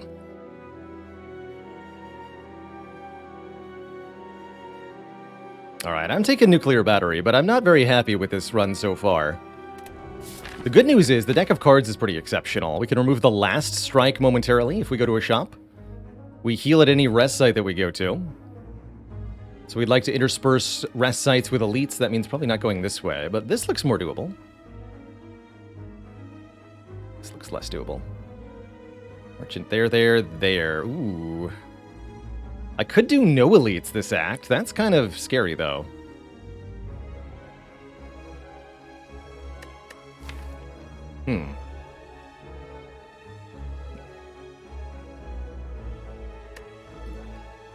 Or I don't get a shop. Or I fight the Burning Elite, and then I get a shop. That seems suicidal as well. Ah. So yeah, one shop's right behind the Burning Elite. That's a no-no. One shop's right here, which means having to be on this side.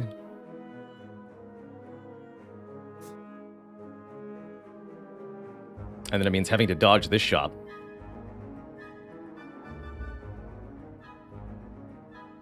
Or I can do both. I do have Golden Idol after all.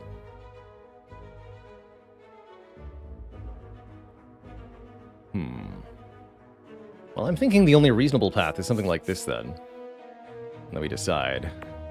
Take the Elite, or just take upgrades. Upgrades that I think are important for the deck at this point. Upgrade the Hologram so that we can use it multiple times. Upgrade the Skim for additional draw. Maybe consider upgrading Dual Cast so that it comes back with All for One and is fetched by Scrape.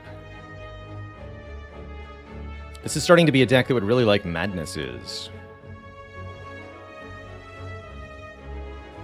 A timer with splits on screen during Speed Timber? I might do that. I could be convinced. This is just suicide. Greetings, thief nerds. Look at Buffer Plus putting in some work today. Let's go Doom and Gloom Buffer. Seems wise to me. If I don't play the Doom and Gloom, these guys are going to steal my money and then the shop's going to be terrible. So as much as I could go defend buffer, keep one of the buffer stacks, I don't think it's wise. Just self-defeating, ultimately.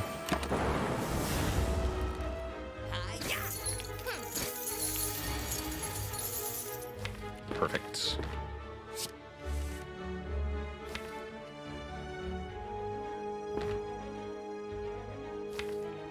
Hologram the Skim to get the dual cast. That's pretty good. Yeah, let's do that. So we go Zap. Hologram Skim. Draw 3. Evoke the Plasma Orb twice. Go to 4 energy. Steam Barrier. How much damage am I able to do here? We do 10, 5, 5, 3. Ah, yeah, we can kill this one too. Get all the stuff back that costs 0. Thank you.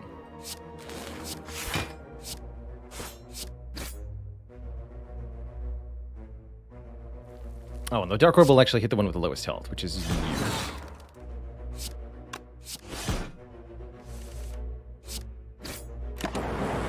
Good fight.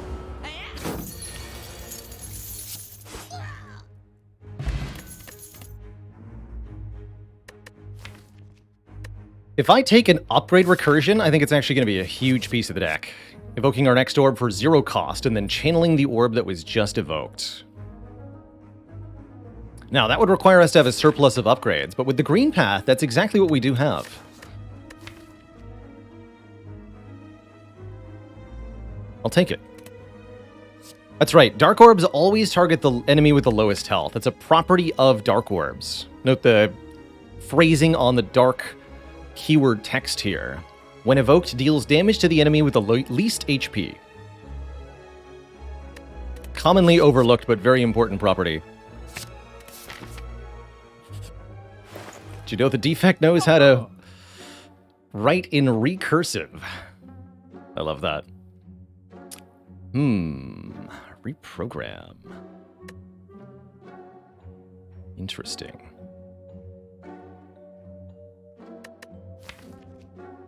Compile Driver's pretty dang good card draw here. Beam Cell's also decent, but it's kind of expensive. Definitely like card removal. Shrinking the deck with non-attack cards is excellent, and I'm thinking about maybe buying a potion. Although if I'm not fighting elites, what do I care about potions?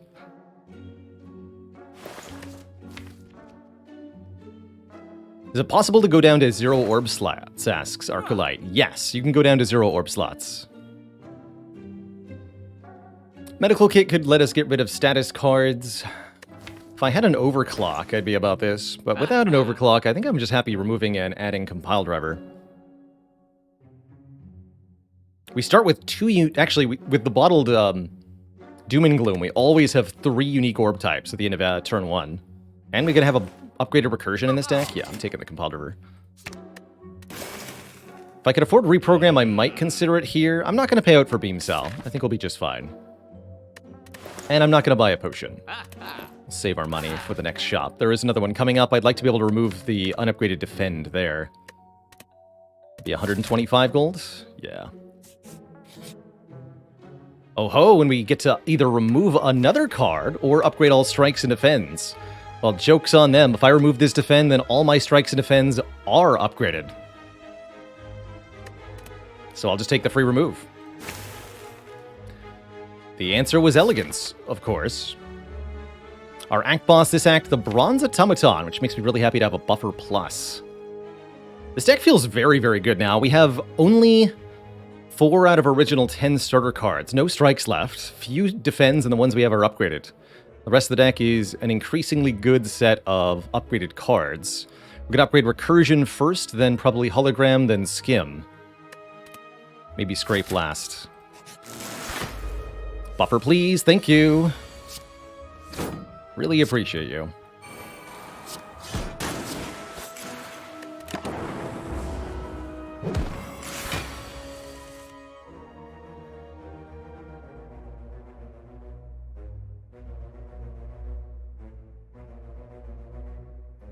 Use the remaining buffer here.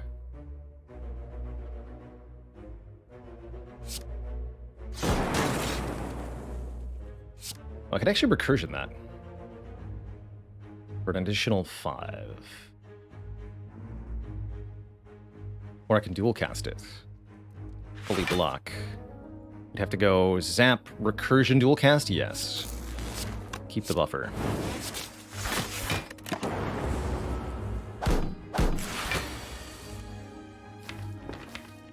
So all for one gets Steam Barrier, Zap, Claw, FTL.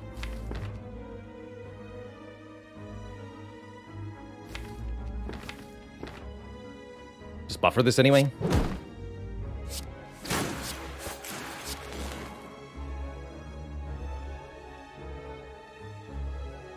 Scrape.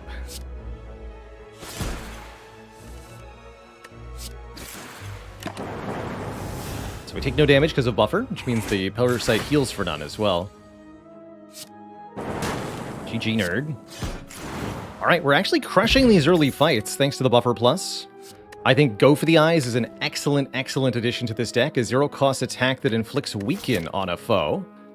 Help us strip through artifact layers. Great with a scrape in the All for One. Great with card draw in general. I'll take it.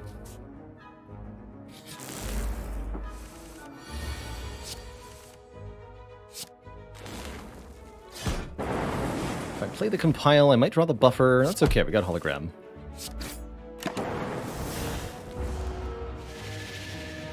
Buffer also very, very, very, very, very good in this fight. All for One returns anything that was randomly free. Pretty cool. Not itself, sadly.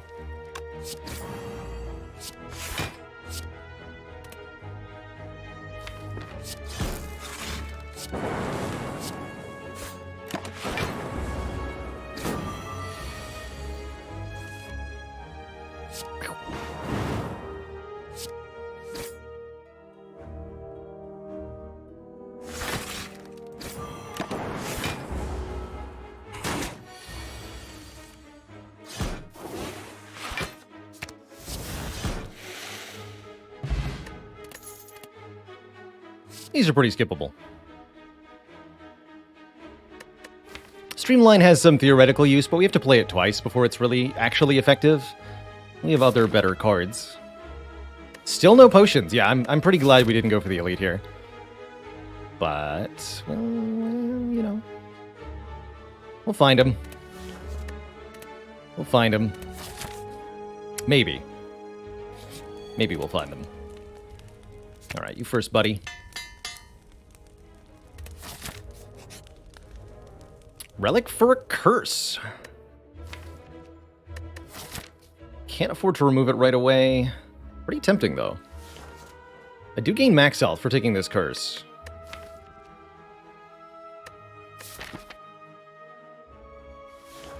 I'm gonna do it. With the Unceasing Top. If we end up with no cards in our hand during our turn, we draw an additional card.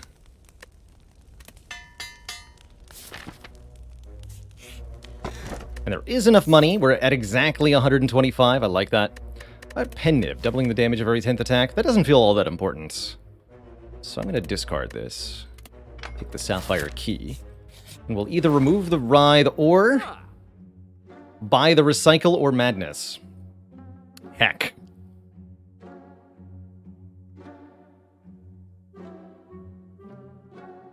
Recycle. There's also another compile driver here. I can't do compile driver recycle.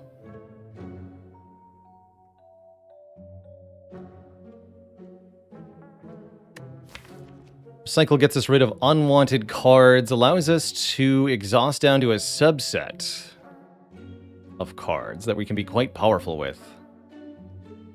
And upgraded, it'll be yet another thing Scrape can draw. I really like recycle here. Desperate Larvitar asks, do you keep the max HP if you later remove the curse from Pure Yapt? Yes, yes you do. Recycle's also pretty good with the Unceasing Top. Actually, with the Unceasing Top, I can recycle down to an infinite combo. Can I not? It's pretty fun. I'll buy the recycle here. I think we can break stuff. At least that is my hope. First up, Snake Plant. Please no.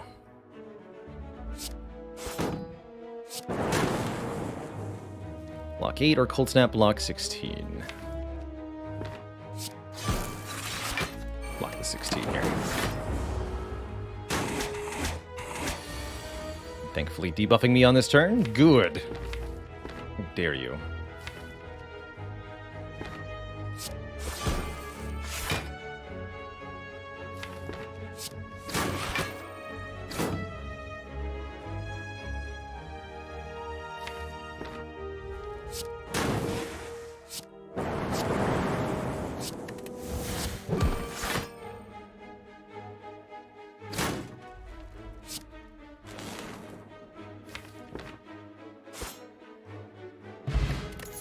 Finally, a potion. Oh, and a self-repair plus, but do we need it? We're going to be at full health anyway in the coming fights, thanks to the Eternal Feather. I'm not actually sure we want this card.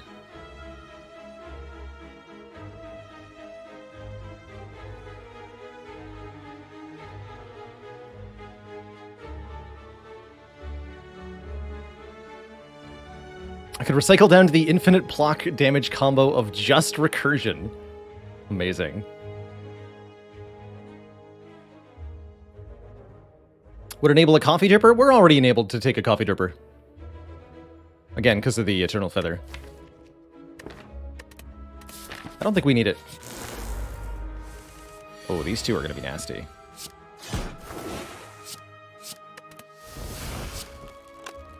These two are definitely going to give me trouble. Draw one card? Do I want to do that? I don't think I do. With no energy, anyway. Mm-hmm. What you got? Perfect.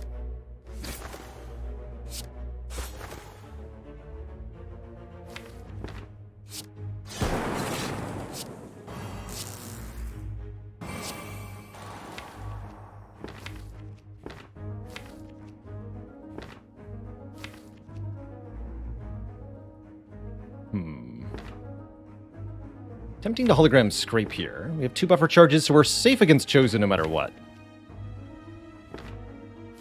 Let's hologram the Scrape. Okay, discarded Skim, but not Compile River. Good. And I'm not going to play the Zap as I don't want another Daze at the draw pile. Compile's already drawing 3.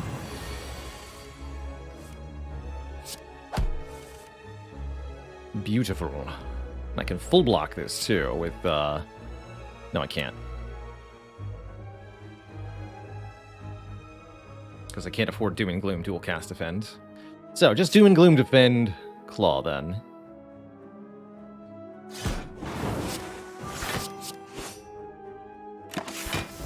Lose one buffer, keep the other. Try not to lose my other buffer this turn. Thank you.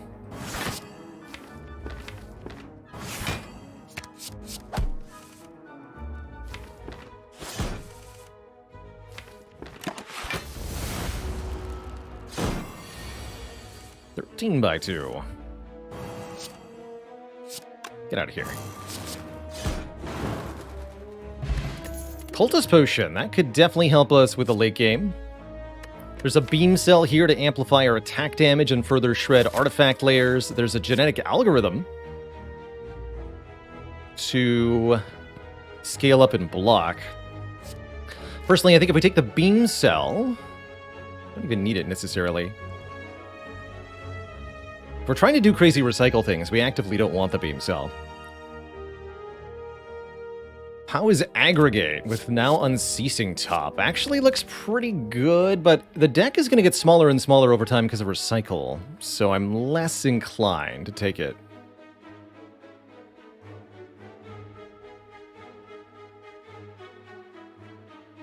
The Beam Cell All for One is quite good. Although, much of our damage is actually Dark Orb related. I don't feel like I want an unupgraded Beam Cell. Not right now. Skip all 3 of these. A Relic. The Singing Bowl. We can now skip cards to gain max health. A little bit late, but better than never. And we are going to finally upgrade our Skim here to draw 1 more card. Alright, I plan on using the Cultist Potion, the 1 strength per turn, to defeat the Bronze Automaton here. And then we'll get to see what our boss relic is. Should be pretty good.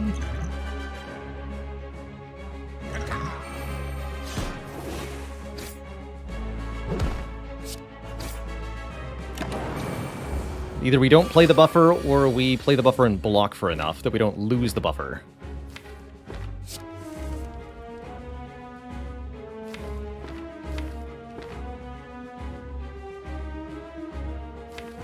Do I want to keep dual cast? Go with no. For that. We're going to be recursioning our Dark Orbs wherever possible. Let us also employ Scrape Tactics.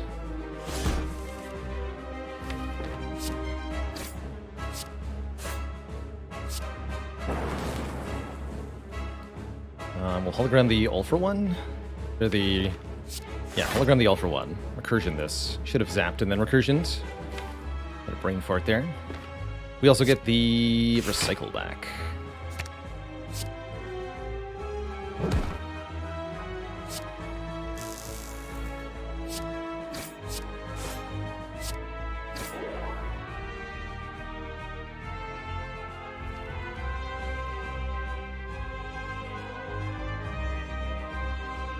Let's just block this turn and avoid playing the buffer. Compulder's gonna get stolen, that's fine. Could recycle the buffer and use the Unceasing top. I think that's not a good idea.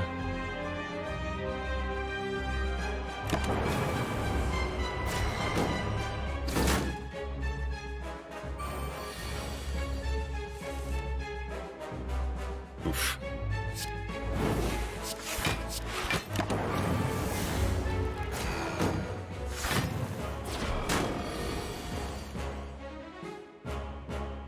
We want it next turn, right?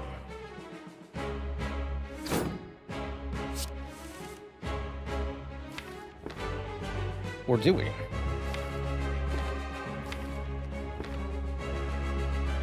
That's Compulder, not buffer. Got it.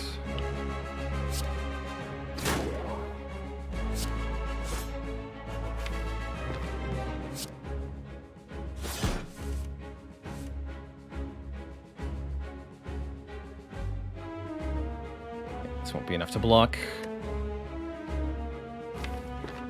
Alright, draw cards. Here's recursion. Zap. Recursion. Can recycle the Writhe. Let's get the other stuff in hand first.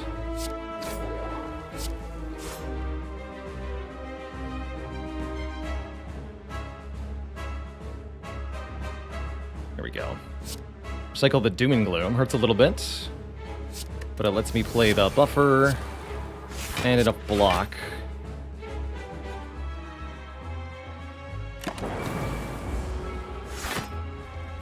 Reducing the number of cards in the deck, too, which is very important.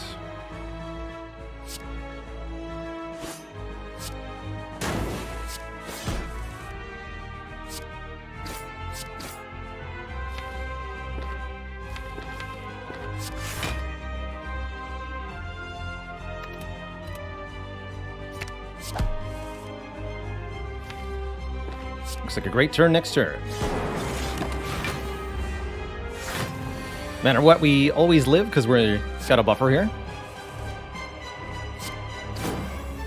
Is it time to lose the plasma?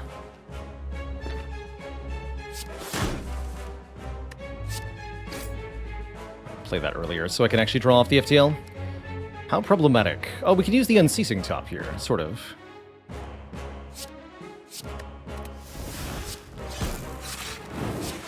But we'll draw the Ascender's Bane.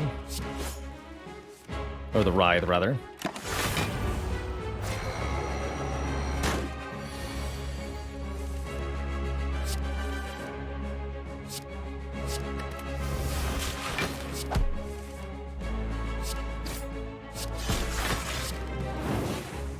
GG, Mr. Bronze Automaton. We've made it to Act 3. And what a set of choices. Machine Learning for more card draw each turn. Bias Cognition to give us immediate additional focus. Or Seek to let us get anything out of the draw pile. All three of these are pretty dang good for different reasons. I actually really like Machine Learning here. In particular. But Seek is also deeply tempting. Seek realistically wants an upgrade, although doesn't need it. Seek can help us get our recycle draws going. Shame about that medical kit.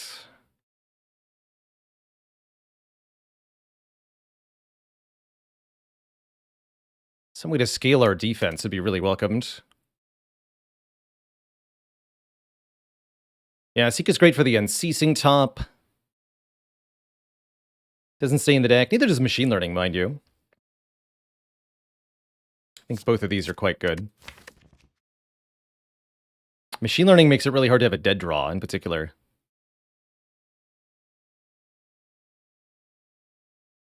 That's right, Faley. Yes, Machine Learning depicts cogs that cannot possibly turn if they're all properly connected. There's a lot going on here that's wrong. Biased and Frost is our defensive scaling with one Cold Snap? Oof, I don't know. It's true, Machine Learning can break our hand the turn we draw it. But every turn thereafter, it's a lot better.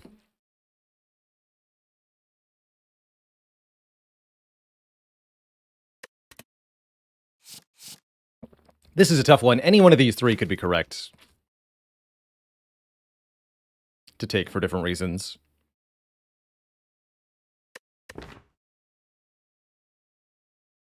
Might a standing desk? Yes. Currently, which fight are we most worried about? Time Eater, I think. I think Recursion Dark Orbs handles Time Eater a little bit, but Time Eater is our biggest problem.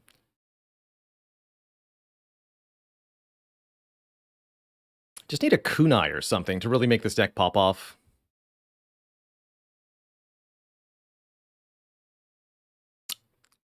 Enemies that threaten turn 1 like Jawworm or Transient could be a problem too.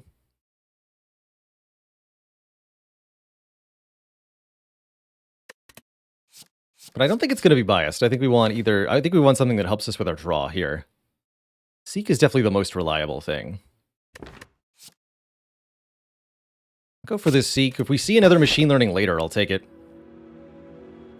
All right, do we want energy or removals? I really like this. Empty Cage, actually. We dunk the Writhe and probably the FTL at the same time. FTL's been a bit problematic, since it rarely actually draws a real card. It's not doing any significant damage anymore. We have no relics that benefit from it, so I'm pretty happy to lose those two cards and further consolidate this deck.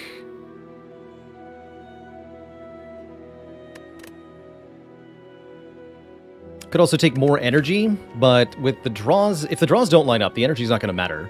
And if the draws do line up, we'll be able to generate our own energy. So I'm thinking Empty Cage here, personally.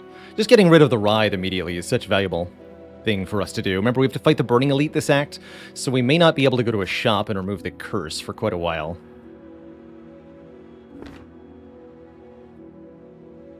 Buster Crown Singing Bowl is reasonable, but there's still quite a few cards I think that we would really appreciate if we were to have a reasonable chance here. So let's Empty Cage, FTL, and Writhe. Two removals might not feel like a boss relic, but it can be shockingly effective. There's Time Eater. Loop would help with Time Eater.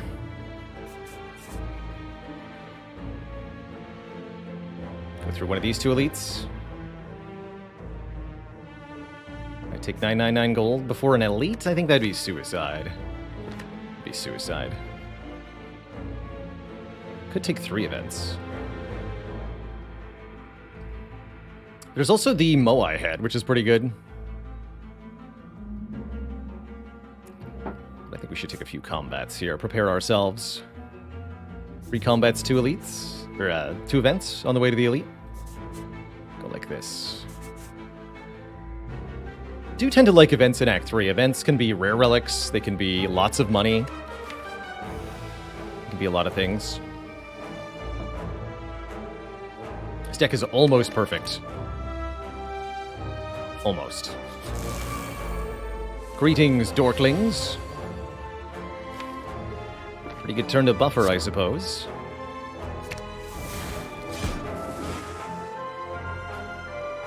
Doesn't really matter.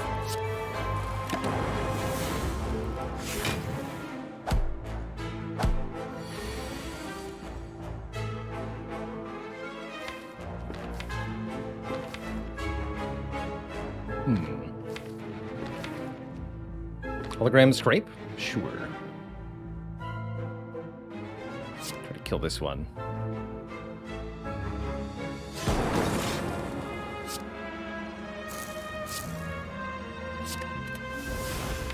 We can use the Unceasing Top properly now, because there's no unplayable cards in the deck.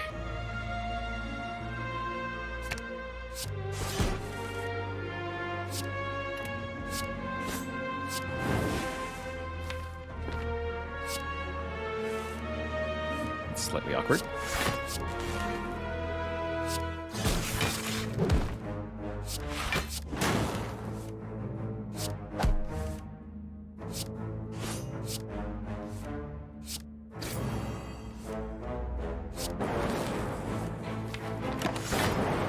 Beautiful. This deck almost works. Definitely almost.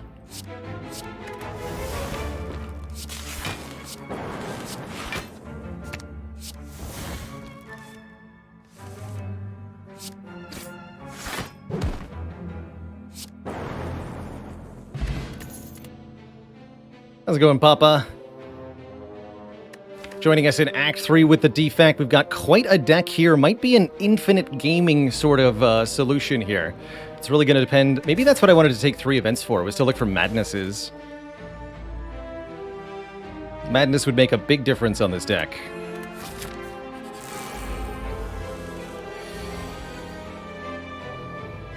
A really big difference.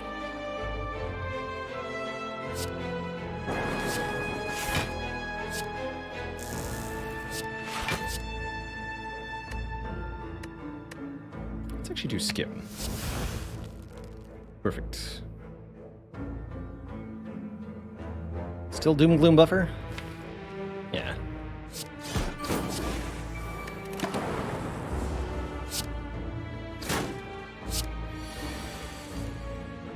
Excuse you.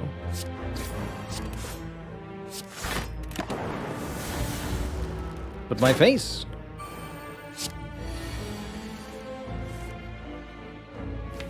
No. My face.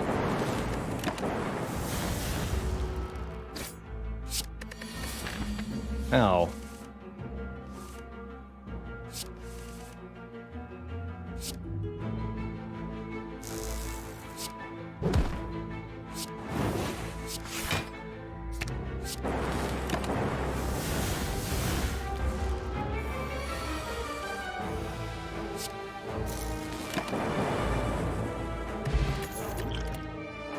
Chaos Plus or Darkness Plus? Wow. Ooh, I like Darkness Plus a whole lot in this deck to help us accelerate our Dark Orb. This is a good answer to Time Eater, especially. Comboed with the Recycle. Could see Chaos Plus being decent as well. Or Chaos to generate Plasma Orbs. Or something similar. Membership card here looking pretty good. We don't actually have to go to a shop now. Well, I still want to for the events? Interesting. We'll think about that. Definitely want membership card. 50% discount on all products. Yes, please. Discovery could be fun. Creating random cards for me to use. Or we can further refine the deck by yet removing another card. I think we still want dual cast. Not sure about the Cold Snap anymore, actually. Although having a way to make a Frost Orb also feels essential at the moment, so maybe better off removing one of our basic defends still. Although it's very expensive for a card remove. Actually, going to another shop is still very reasonable, if I keep this money especially. Let's do that.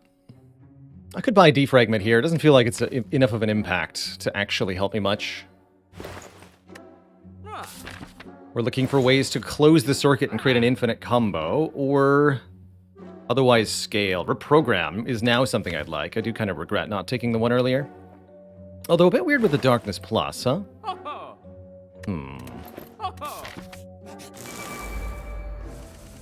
Don't you dare.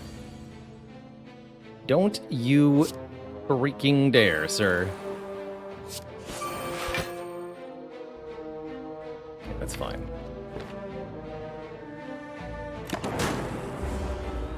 Playing additional attacks will only enrage this thing. Please no.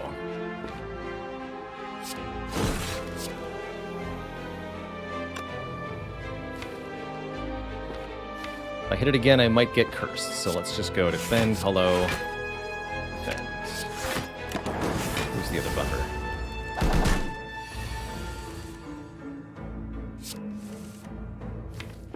Worrisome here.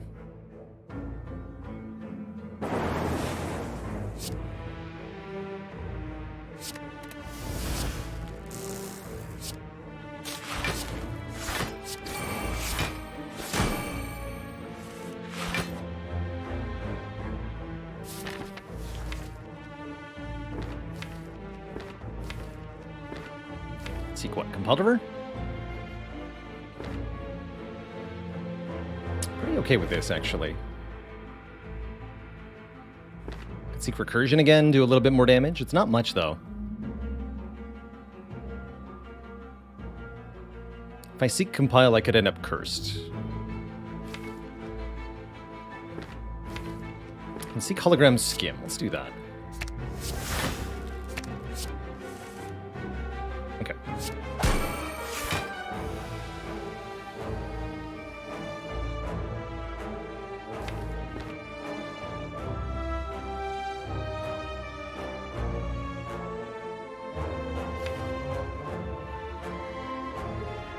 It's a good draw next turn. Let's just dual cast this. That's Recursion. Stop playing here.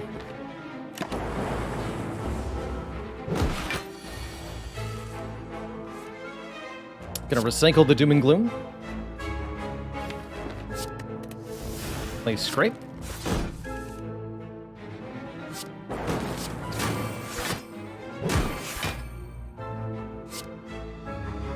Change this or keep it.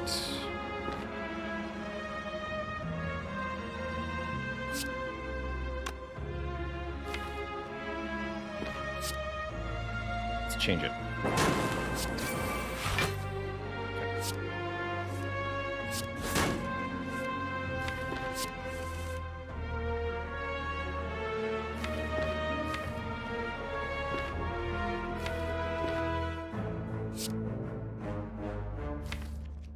Grab skim.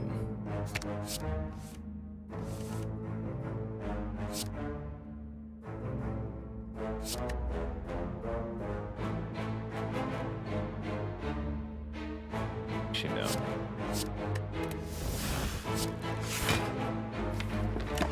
Stop there. With every turn that goes on, the deck gets a little bit more effective.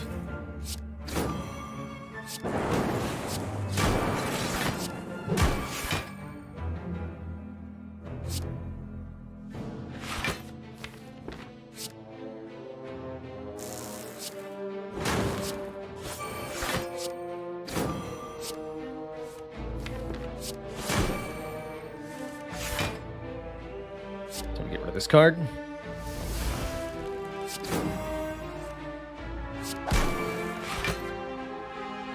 Perfect.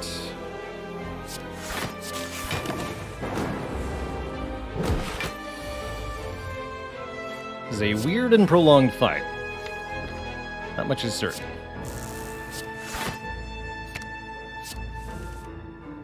But eventually we can get essentially the whole deck into the hand, and then we can do some pretty absurd things.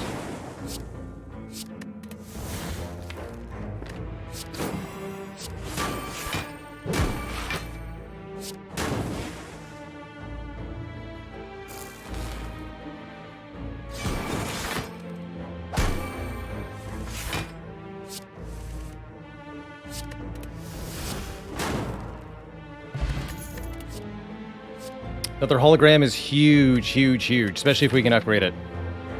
Happy SH, thanks for the Prime sub. Welcome to the Cozy Sub Club.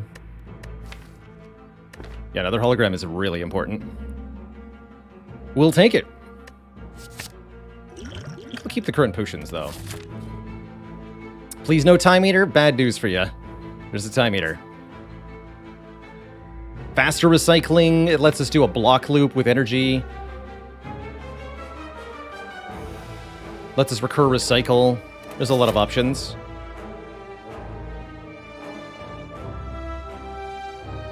Story time. Baylor reads The Grim Fairy Tales. Other merchant. Interesting. Well now, what have we here? Meteor Strike is a fun option. Preserved Insect is a fun option. Gold-plated cables could be decent too. Gold-plated cables with a Darkness Plus especially could be quite good. Prismatic Shard could certainly create some interesting things, but I don't think that's what we want here. And 2 random stores, though.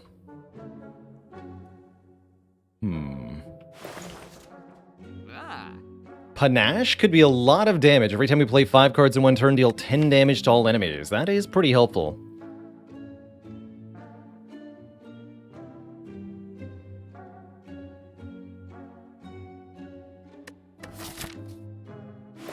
It's very expensive, though. Helps a lot with Reptomancer, I agree with that. Would Dual Cast be a good removal? Be a better upgrade, but it's an okay removal.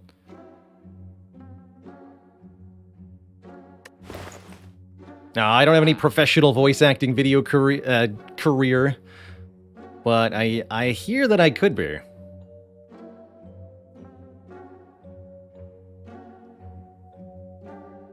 Chat asks, how do we kill Time Eater? The answer is in the Darkness Plus. We're going to have to supercharge a Dark Orb and keep recursioning it. Blocking Time Eater is going to be a real challenge. I wonder if none of these are good enough, and I just go to the next shop anyway with no money spent. Feel like I would make a good villain voice. None taken, Miltnoid. I enjoy playing the villain, personally. I, too, think I would be a good villain. You know, I think the answer here is don't take any of this. This is not good enough. I'm gonna keep looking at shops. Could I afford 2 removals? Not really. Well, I do think cables could be really strong. Alright, Giant Head, time to put this deck to the test.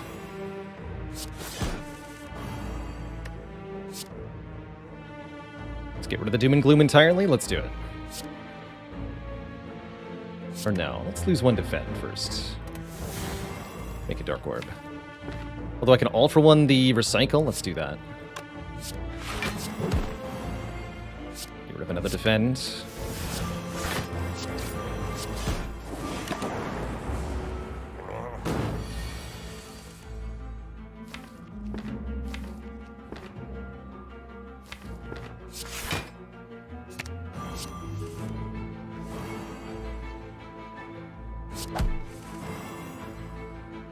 Darkness, Recursion the Plasma.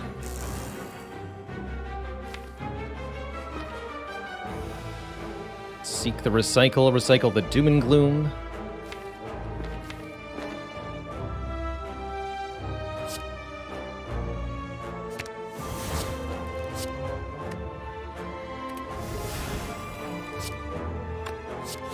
Draw some cards.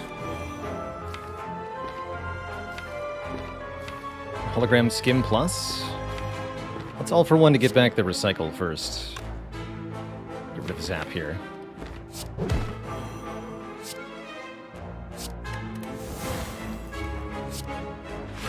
Recycle the Steam Barrier as well. Alright, lots of unnecessary cards gotten rid of. Still 1 setup turn against Giant Head. Get Recycle. Yeah, I'm going to lose the dual cast in this fight.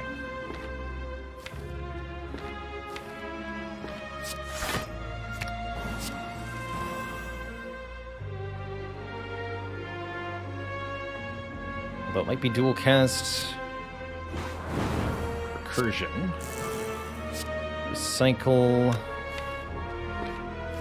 Compile Driver.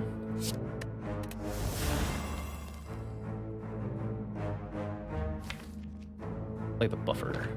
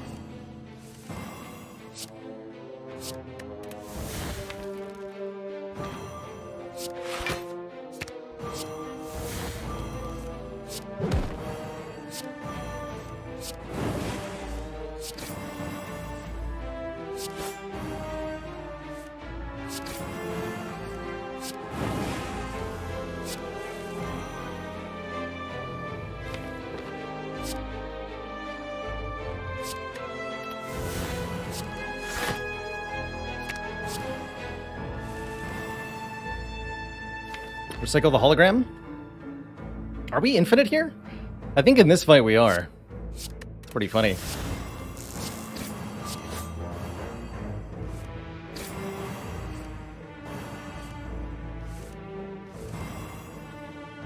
Not quite, actually. Not that we need to be. Good fight, Giant Head. We get extra draw from the Centennial Puzzle. There's a Turbo. Although, without Medical Kit, I'm not taking that. Or a Bias Cognition to give us some focus one time. I think this is important. This can also help a lot.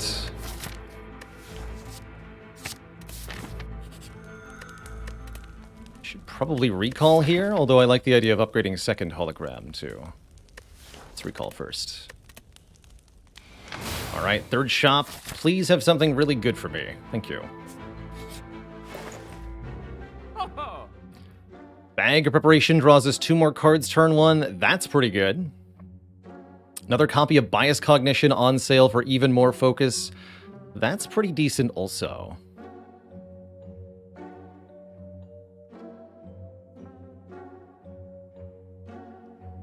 It's going to get us a lot more value out of the orbs, although only for a few turns. Does Metamorphosis go infinite with double free all for one? Do we ever like Panic Button as a very powerful 0-cost block? I think it's okay.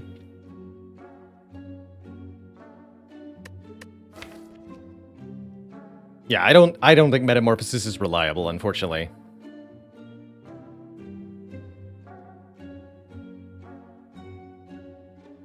See, the idea behind the Biased is that they'll help us against Time Eater, hopefully. Although losing focus every turn could quickly become a real problem for us. I'm thinking Bag and Biased.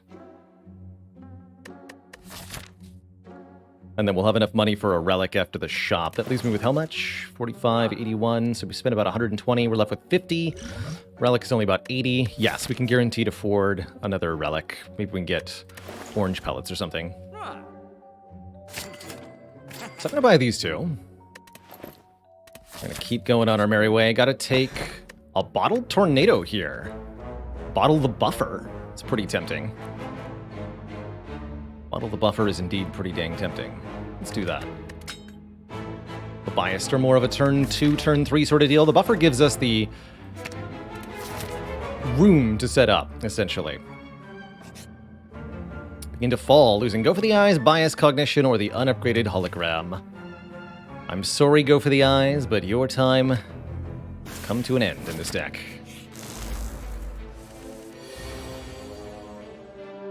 It's just how it's gotta be, kid.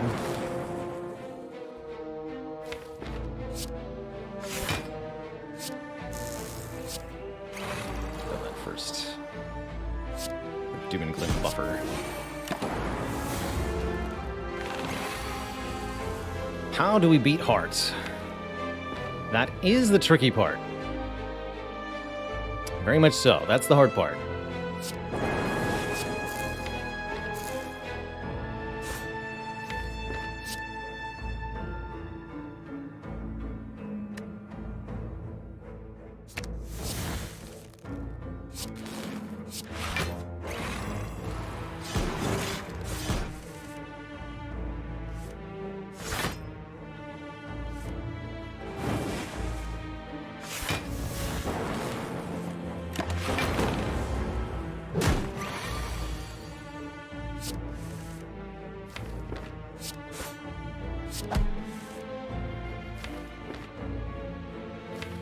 We'll cast Kills next turn, so all I gotta do is block.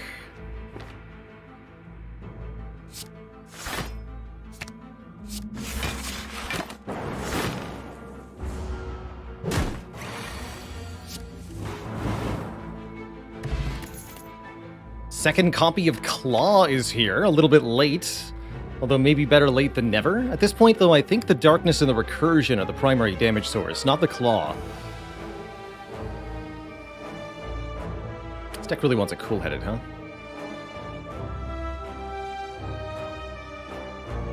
I don't think we want a Claw at this time. We do want to fight the Burning Elite. It's not Reptomancer, thank goodness. Oof. Does sting a bit otherwise, though. Bias Doom Darkness, Steam Barrier Block Potion. Leave the Buffer in the discard pile.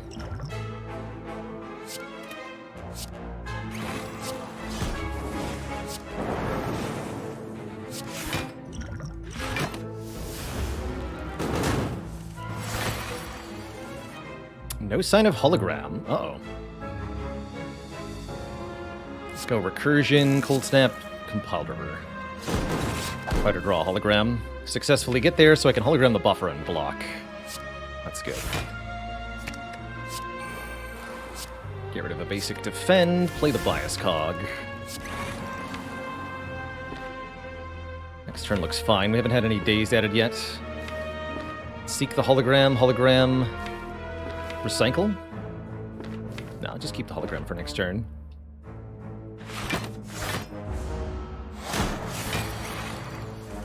Now we're gonna get burns added. But by then it'll be too late.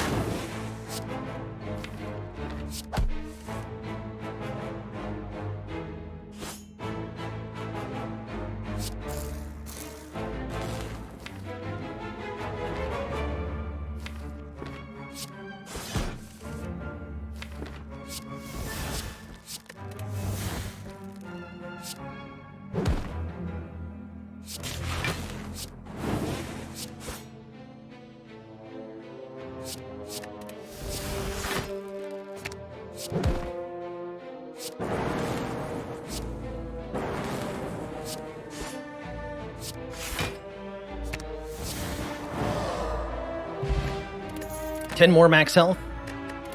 Second potion. And a heat sinks or a buffer. Heat sinks is pretty good. Heat sinks is like more card draw. Well, not really. There's 3 powers, and I'd have to draw it before the other powers. Probably not. Could take another buffer here. Might buy me a bit more time against a key opponent. Would want to upgrade it, but I don't have to.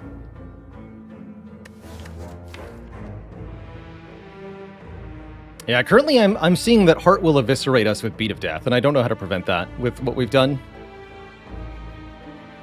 4 powers would unlock Force Field as an option. I like that. Not that there are many options remaining to us. We'll go for one last elite, give me enough money for a super-powered shop in the final act. The other option is look at 2 stores. Get 2 chances at stuff like orange pellets. 2 chances at a cool-headed. I think we're better off with the event than the elite here. Better potions? These are very expensive potions. I'm not going to do it. Last fight, Giant Head. No Reptomancer. Good.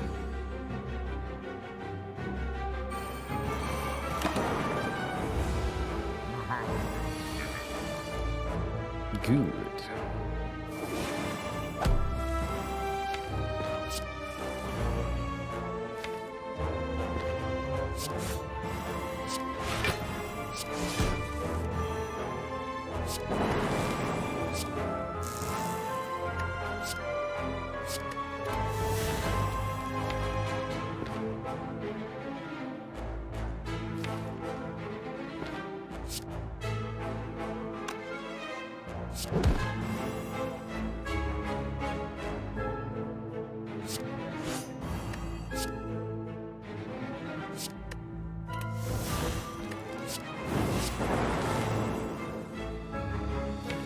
Hologram recursion, hologram all for one?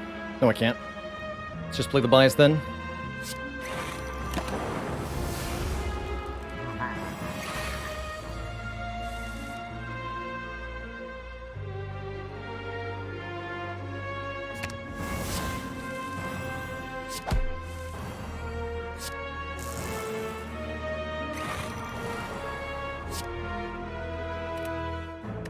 Get rid of this.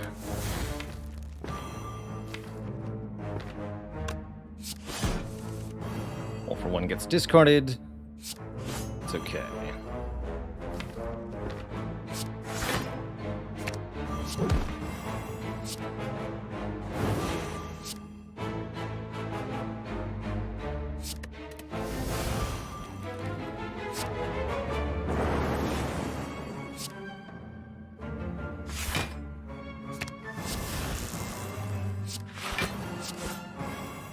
Really wanted to exhaust Zap, actually.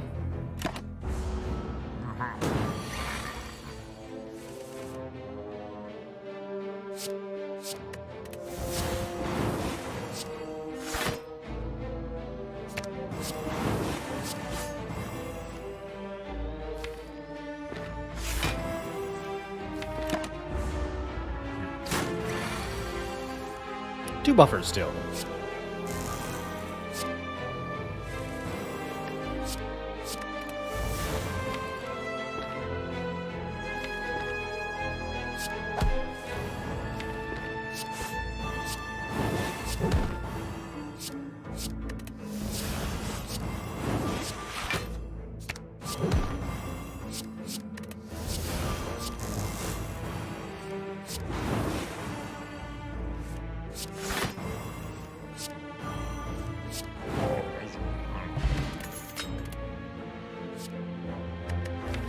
Cool-headed seems important here. Blank epilogue page, thanks for 3 years of support. Heck yeah. Cool-headed is frost and draw, that's very important. Especially with his focus that we're gaining.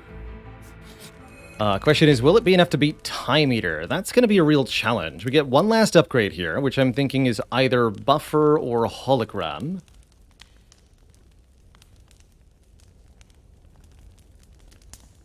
Liquidated Damages says, do we have to try Claw/Frost to beat Heart instead of Dark Orbs?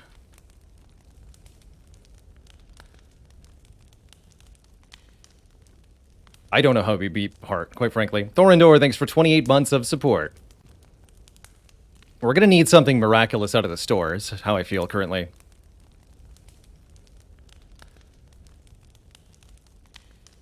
Steam Barrier ends up dropping to irrelevance too quickly. It's not an important card. Upgrading Hologram makes one more card to have to recycle. Technically true.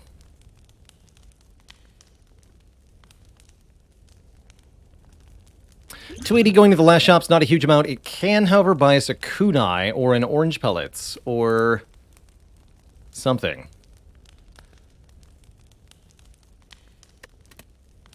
It's reasonable to upgrade a bias cog as well. It's reasonable to upgrade cool-headed. It's reasonable to upgrade Seek. I think we do only want the one hologram currently, since I don't have a madness or anything.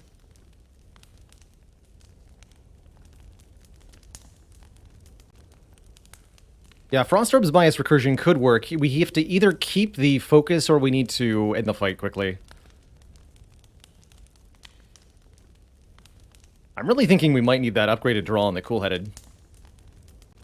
Since that's reusable. The other stuff isn't. Let's do that. Let's upgrade the cool-headed. Calardurin, thanks for 26 months. Note to self, remember to use that Prime sub. Don't forget. Alright, Time Eater is definitely a big challenge for us here. Against Time Eater, what really matters is the number of cards played. We definitely need to get a Dark Orb charging quickly. I'm thinking just Doom and Gloom Buffer this turn, but there's argument for like Cool-Headed and Compile Driver and try to start finding cards to recycle. As well as try to start finding our bias cognitions. But ultimately, this is going to need to be a recursioned and or dual-casted Dark Orb to kill the Time Eater in any reasonable time frame. I really don't have any answer to the attack next turn that isn't buffers, so yeah, this is just going to be Doom and Gloom Buffer. Missed out on a lot of card draw, but we should be immune to whatever this is. Hopefully the single hits. Dang. That works too.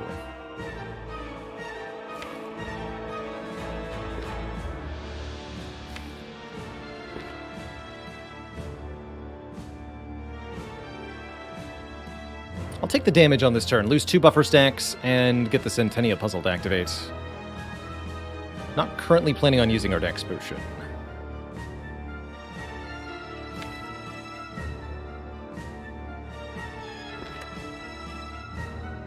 And I'd like to even bias first here. Or do I seek the skim? Seek skim seems good. We do get one biased, perfect. Nothing to really return to our hand, though. We go Biased, then Darkness Plus. I'm not going to bother with Claw. No Recycle in hand yet. Could Hologram Scrape, maybe? I'm going to draw all of these cards together. That's pretty bad, actually.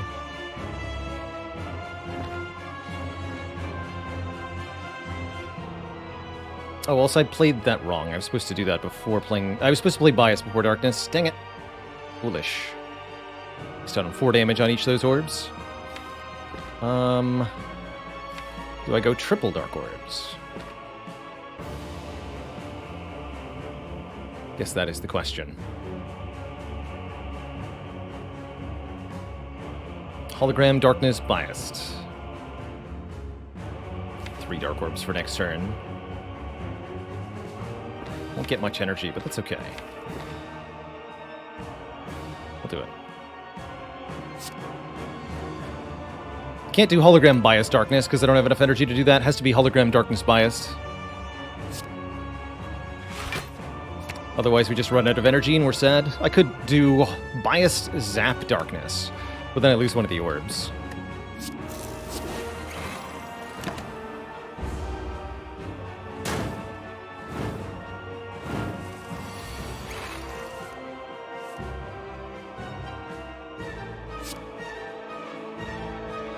Play 4 cards this turn. 1, 2, 3, 4. Great turn for Buffer. Thank you, Buffer. Alright, it's pretty grim from here.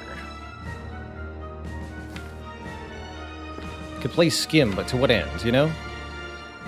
To what end?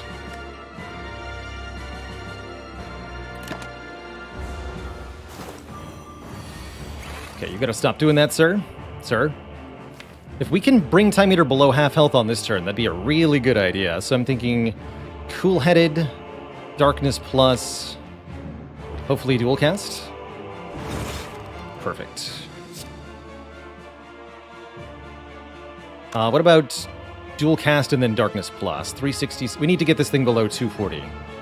No, that won't be enough. It's got to be Darkness Plus, then Dual Cast. Okay.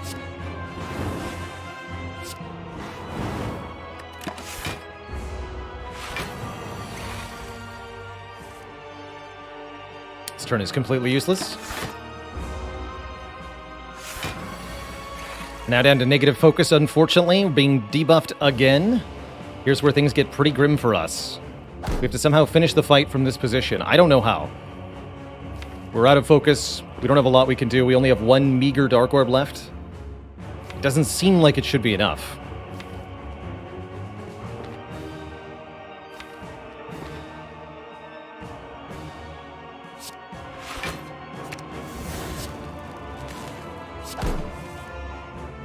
There's Darkness Plus.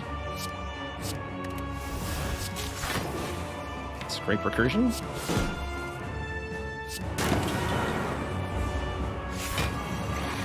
(18/3).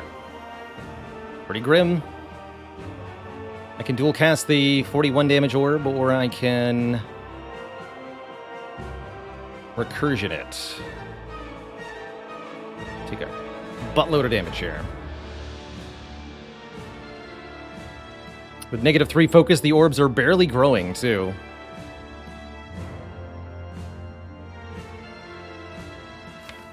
Looking pretty tough. I think it's got to be dual cast first, then recursion. We eventually later dual cast this 44 damage orb.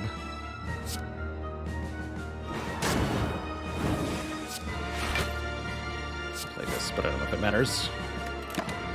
Ouch!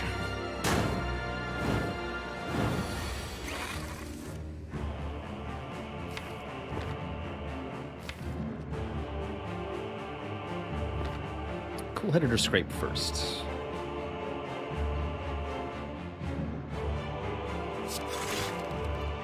Good. Skim draws all 4 of those.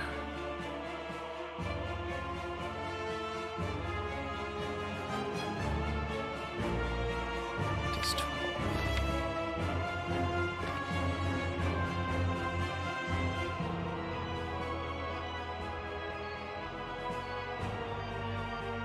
There is a hologram in the draw pile.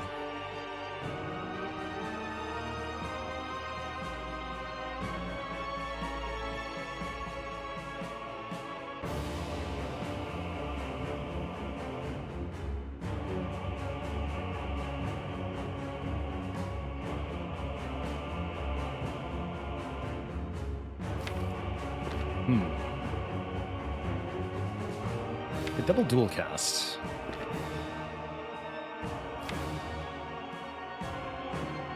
Skim, Hollow, dual cast, Liquid Memories, dual cast. It's 24 plus 96. 120. I need to do 24 more. That's 1, 2, 3, 4 cards. Can I do 24 in 2 cards? No, I can't. That's pretty bad. No, I cannot.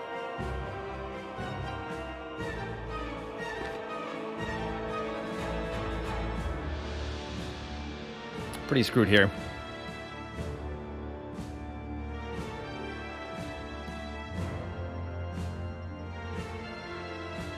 Even with potions, yes, even with potions.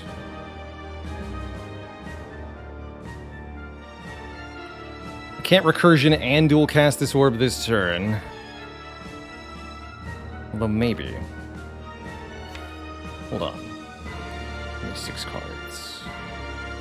For 1 skip. No, there's no way. So, dang it, I shouldn't have played that claw last turn. 1 more card would be helpful here.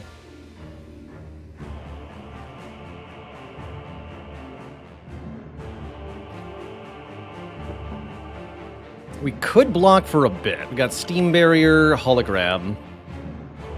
That could help. Although note that this will turn into 14 by 3. So we need to block for quite a lot. That's 42 minus 23. We have to block for at least 19. That we can do though, especially with the Dex Potion. Steam Barrier, Skim, Hologram. It works, it works. Alright, I'll Dex Potion for now.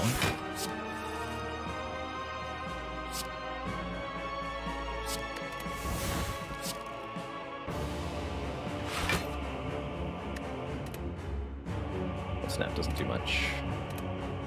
Probably want to zap.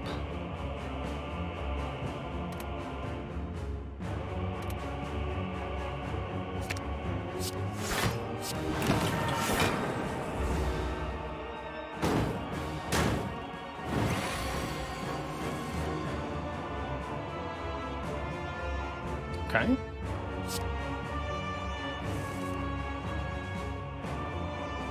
Is that enough? Doesn't look like it. Can't draw any more cards to get the recursion. I could Liquid Memories the Skim, though.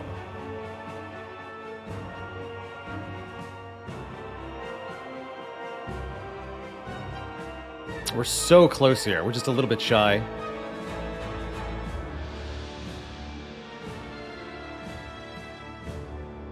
If I can get recursion into my hand, we have it. So I have to use the Liquid Memories. Dang it. I think that means we die to the next boss, but even getting out of this fight is pretty good.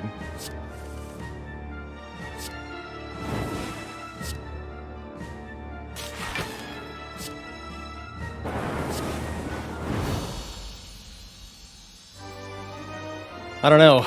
It's going to be really difficult to win the next one. Let's see. Good news is we don't die turn 1.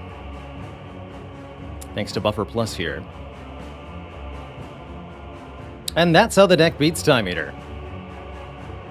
Yeah, no kidding. Oof. Talk about a tough time.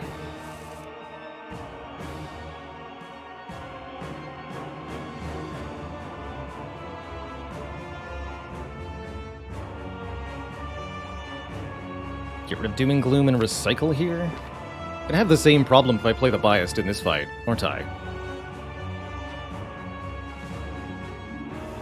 And here the Dazed will prevent me from doing really powerful things. We actually want to kill Deca first here.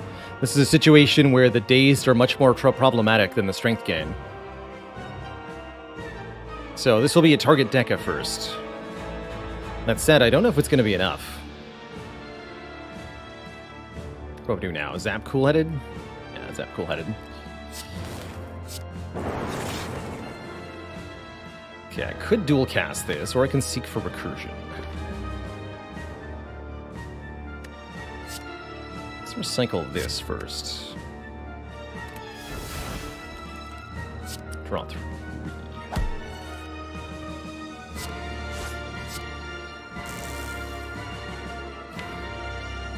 1, 2, 3, 4. Make it 5. 1, 2, 3, 4, 5.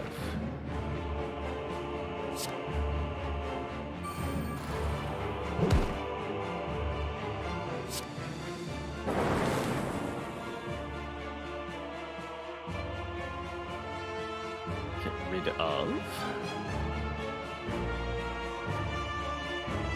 Defense.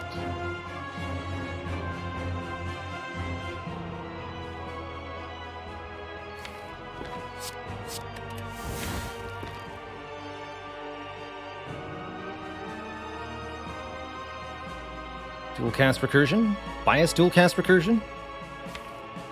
Bias dual cast recursion.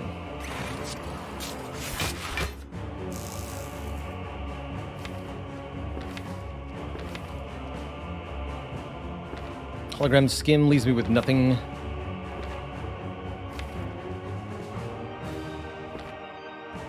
Hologram recycle, get rid of the steam barrier now. Let's do that. Keep these as they are. Let's discard some of that. Works for me.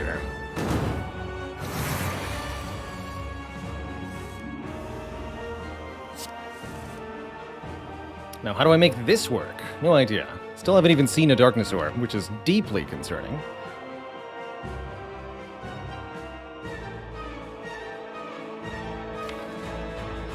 Scrape can only draw the Claw and the Zap.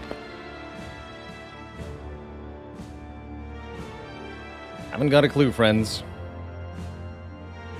We still have buffers, though, for this turn. Get rid of this.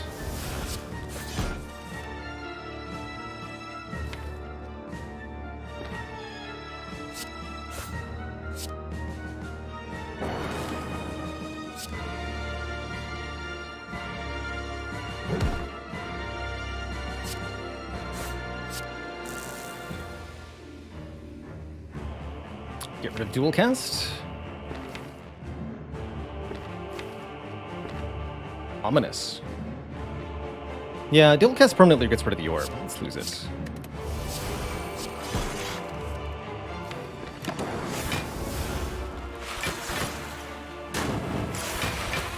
Focus continues to drop in a most precipitous manner.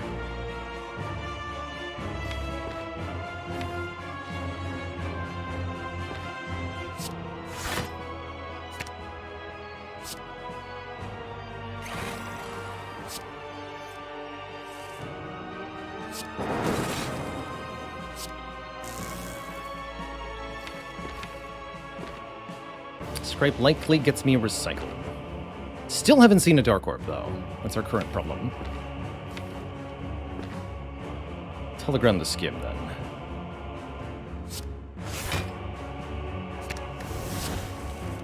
There we go. Now we can play a Dark Orb. Do I dare get rid of Ol for one here?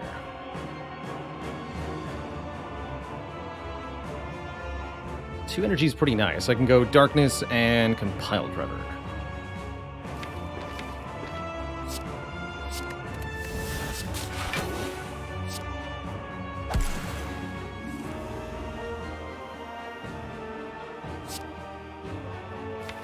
Lose the Frost forever.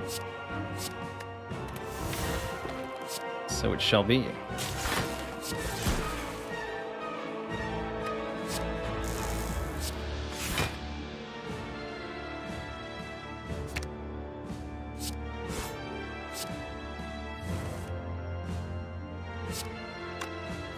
Darkness plus.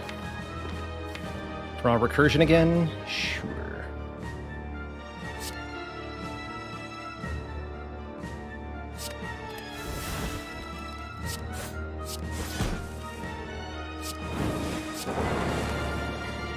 Get 2 more days, which are a bit of a problem. At least we got rid of the 2 that we had there.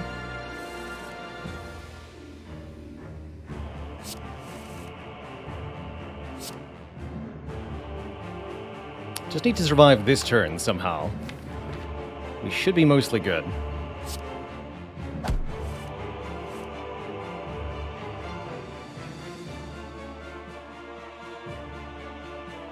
So we go recursion. We're going to use Cool-Headed rather than Zap.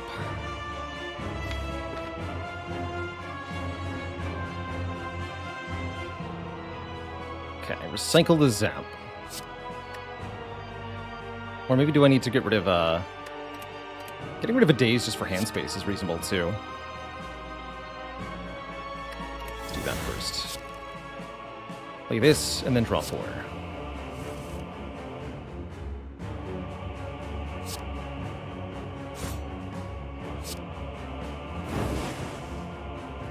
Draw 3. Now, recursion, claw, skin. Recursion, zap, compile. Recursion, claw, skim. Cycle this. Recursion, zap, compile. Recursion, claw, skim.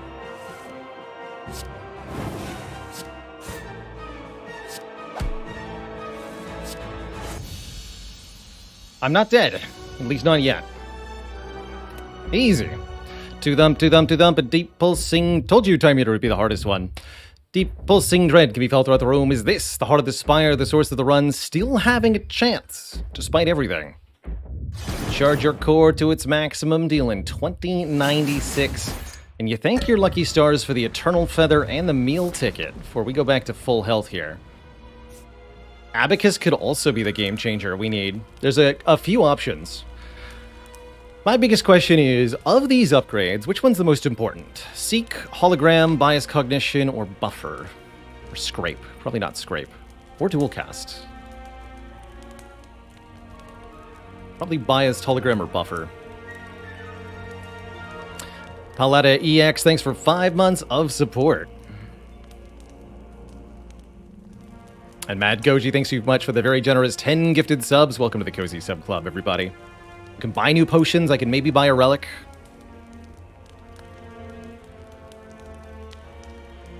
I can make Hologram All for One infinite.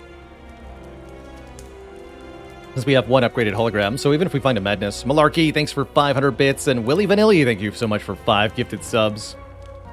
Crossing the meter below the stream there means we'll have a modded content day pretty soon.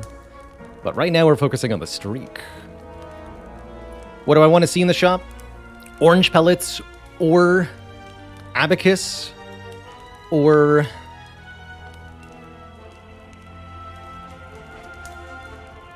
Madness, or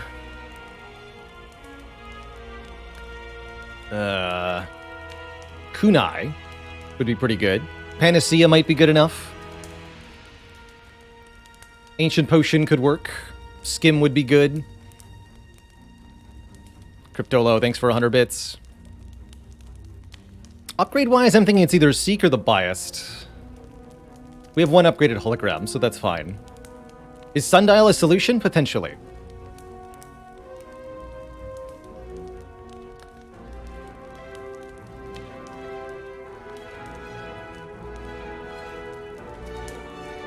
I think the focus is going to make a big difference. I'm going to upgrade a Biased here. Can we even afford a Sundial? Yes, we could also afford a Sundial. However, there's no such thing. Flash of Steel.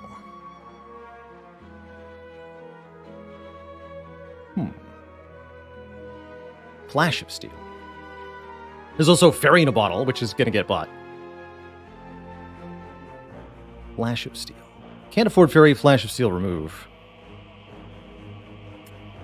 Nunchaku would help with energy. Capacitor could kind of help.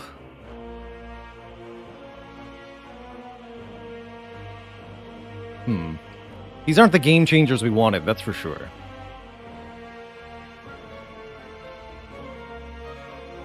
So, Flash of Steel creates a fairly simple combo, like Flash, Cool-Headed Recursion or something.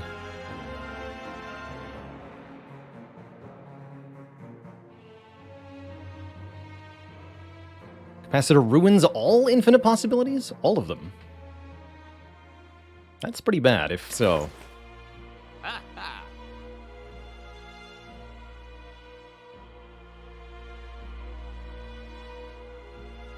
Hmm.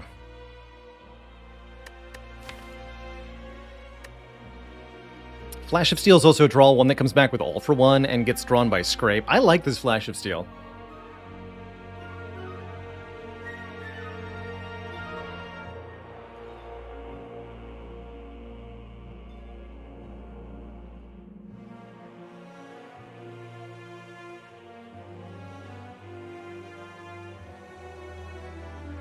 How do we block Heart's Beat of Death is ultimately going to be down to making sure that we get Frost somewhere in the combo.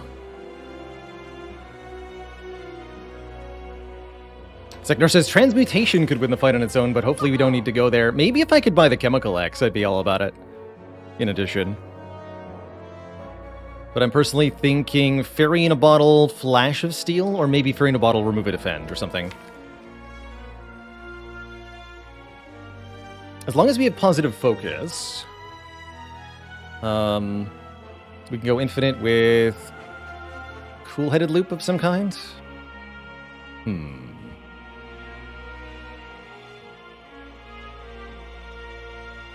We can recycle the defense, but it takes the time to do that, and we've got status cards we'll have to deal with as well.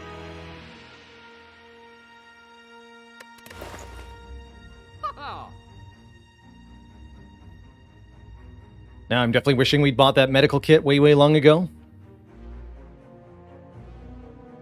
Does the turbo being +1 energy make an infinite? No, because we'll clog our hand with voids that I can't get rid of.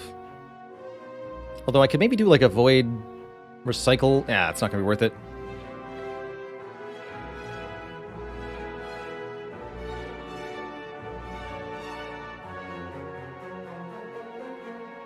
Yeah, maybe Turbo Plus, but not unupgraded Turbo. Alright, well, I'm definitely buying this. So the question is just Flash of Steel or Carter Move. Or Nunchaku, maybe. For yet more energy.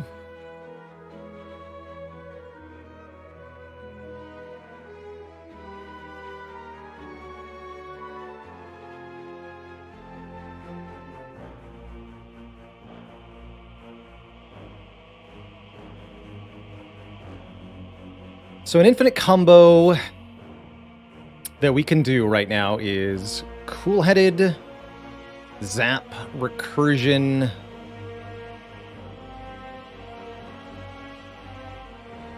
and Skim.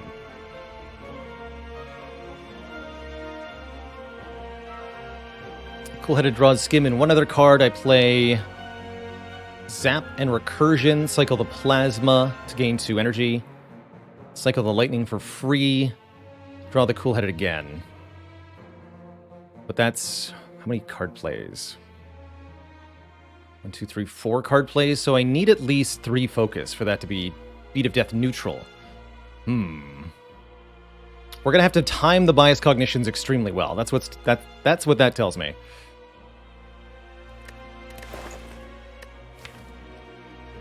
That's what that tells me. We're in big trouble. We're in huge trouble. Just huge trouble. So if we already have an infinite, yeah, we should probably just remove to slim the deck further. And I'm thinking either getting rid of a defend or the steam barrier, which is pretty actively useless. Let's get rid of steam barrier. Can I still buy a potion? No. I can buy the turbo, but I'm not going to do that. All right, here goes. Quite frankly, Twitch chat, I am severely concerned by what is about to happen to us, but there's not much I can do to change our fate. This is a pretty good buffer turn. If we buffer, we block this. The first hit of this, we take 6, draw 3 more cards for next turn. So I'm thinking Darkness Plus and Compile to start, and we'll figure it out from there. Yeah. Okay, we can go Biased, Zap, Dual Cast if I want to. Less energy on future turns, in order to get the most out of next turn. Definitely want to play this Biased on turn 1.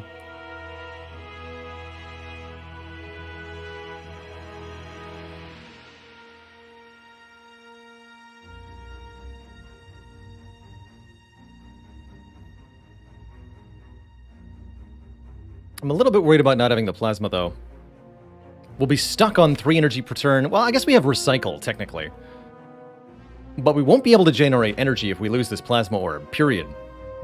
That's also a tricky part about going infinite in the Heart Fight. We cannot lose the Plasma Orb under any circumstances, or we lose the entire run. Basically. Spooky stuff.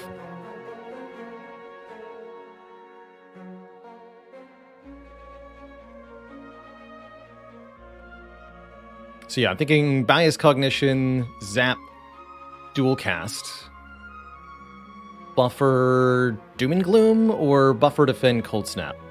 Buffer Doom and Gloom. Get 2 Dark Orbs going with bonus focus. Yeah, it's gonna be super worth it.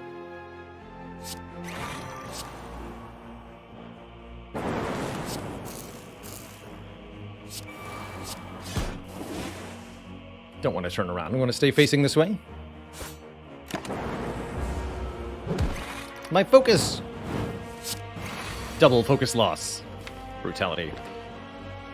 Alright, only 3 energy on this turn. That's pretty tough. I don't know how the heck I'm going to block this. Plain and simple. We've got Cold Snap, we've got Cool Headed. That's about it.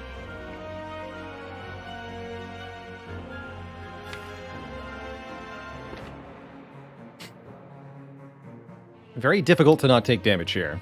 We would like to maybe kill Spire Shield or something. Seems pretty difficult to do. If I play Skim, I'll overdraw, so we have to play a card first. I could recycle a burn, but we might need the energy from the recycle here. I'm not sure about Scrape at the moment. This defend seems kind of useful, but I think it's time for it to go. Let's recycle it. Alright, we got Recursion, Hologram, and Seek. Perfect. Seek can get me all for 1.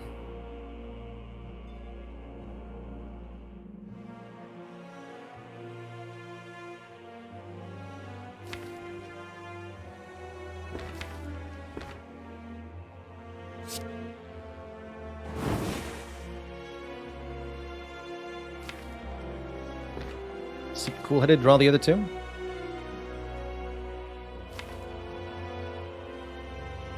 Or Seek all for 1. 1, 2, 3, 4.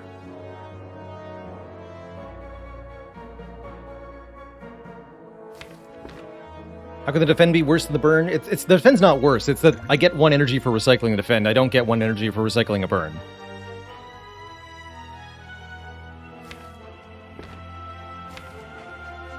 So it's worse in that it has a lower cost, therefore giving me less energy.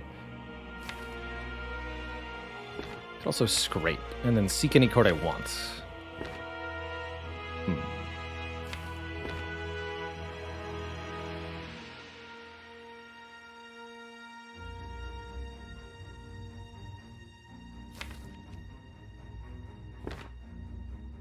Recycle Buffer. Oh, I like that idea a little bit. Seek Cool-Headed, play Biased, play Cool-Headed, Hologram, Recycle, Recycle Buffer, play all for 1. That's pretty good.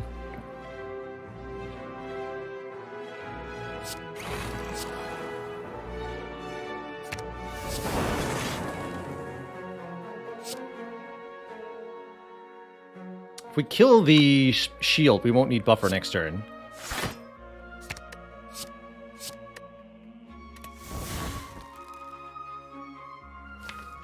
One, 2, 3, 4. Perfect.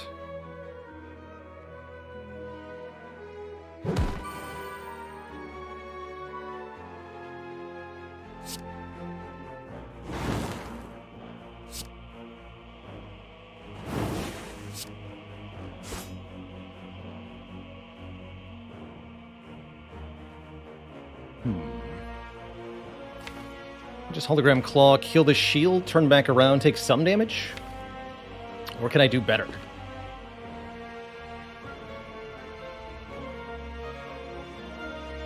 There's no way to guarantee you die. So if I Hologram Recursion, I might backfire pretty badly.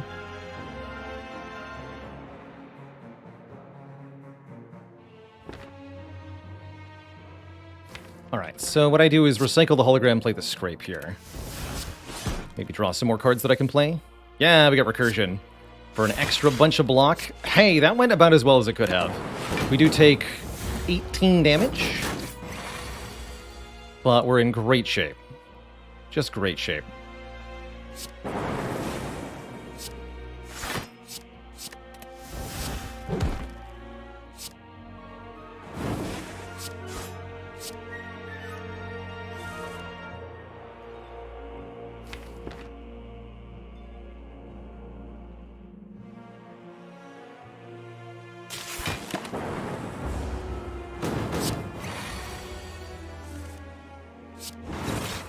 All right, we've made it to the heart. I honestly didn't think this run was going to get to the heart. We get a very, very, very, very, very valuable focus potion. And some interesting options here. I would almost consider Meteor Strike just so that I can recycle with 5 energy. Wait, is that an infinite?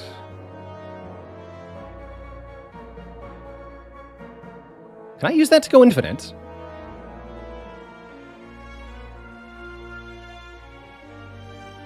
That might be it, chat.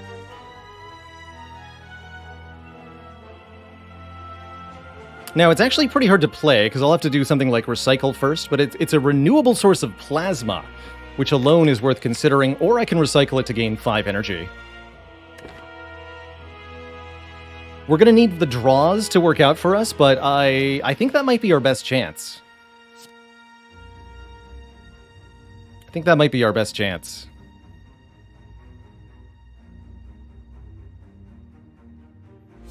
We'll take it.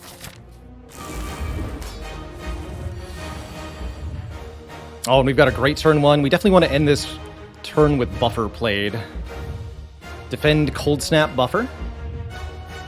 Play the Focus Potion. This is a great turn 1 with no bias that's drawn or anything.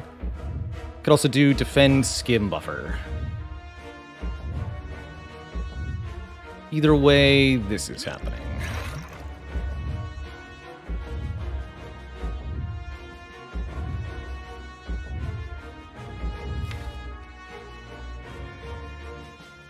We have second buffer in case the draw order is weird. I could draw 3 with Centennial now. I don't think that I want to yet.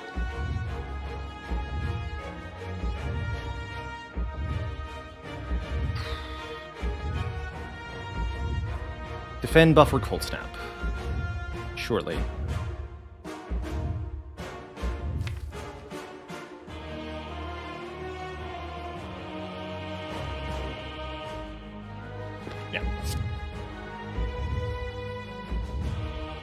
Yeah, Skim is just to get to recycle faster. That is important. And I do have things I'd like to recycle in this hand. The defends. Put your waffles where your energy is. That's right. Predict. Are we gonna make it? This is tough. I have no idea. We've got some tools at our disposal, but I haven't got a clue here. I like getting that Frost Orb down. Frost Orb makes Compile draw 3. I'm going to go Cold Snap buffer.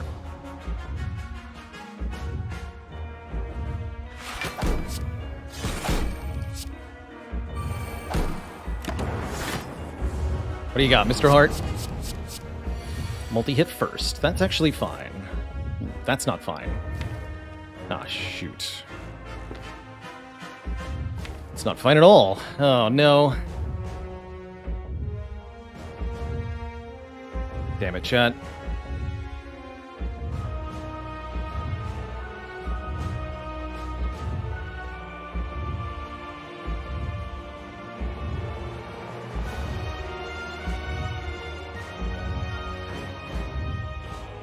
Alright, we at least get a lot of card draw this turn.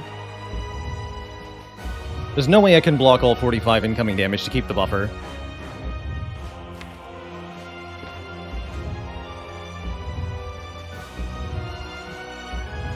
We can do Zap, Recursion, Hologram, Skim. Yeah, dang it, Heart. Wrong order of your attacks. Very much the wrong order. Good news is we won't die, because we do have the Fairy in a Bottle as a backup here. So we can still very much win this.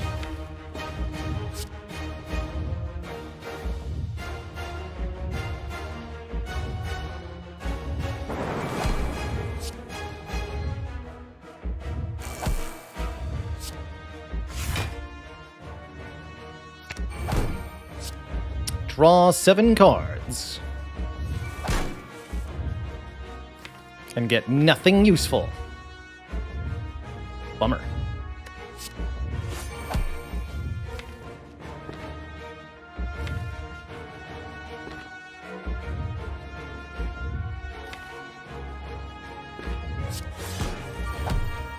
Seek.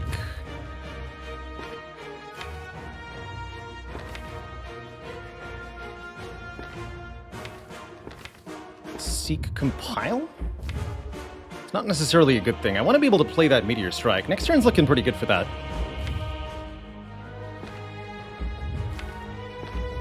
Easier with the Plasmorb in front. We're planning on using the Fairy next turn anyway, so we might as well spend all this health. I'm gonna keep the Seek there. I guess I could Seek the Recycle, get rid of the Burn here. That's an important one. And then then if I All for One, I can also get rid of the Wound. So I can recycle the Wound and the Burn here. That's really important. Let's do that.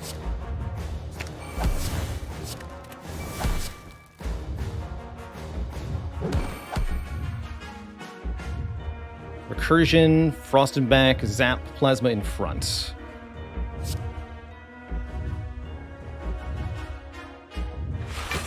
Get rid of Wound.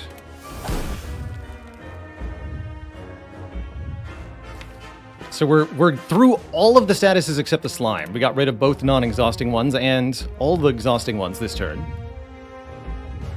I'm going to need a little bit of health next turn. I don't think I play this Claw.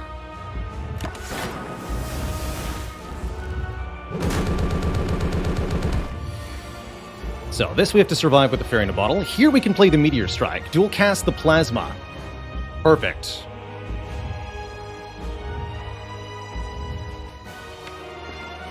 And Biased is nice and late. Even better. Papa believes. I believe.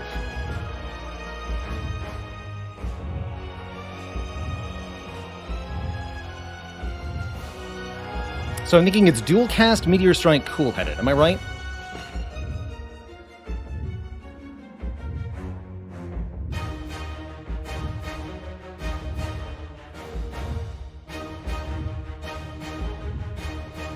And then we can Compiled River? I want to keep at least 1 Plasma, ideally actually 2 Plasma at the end of this turn.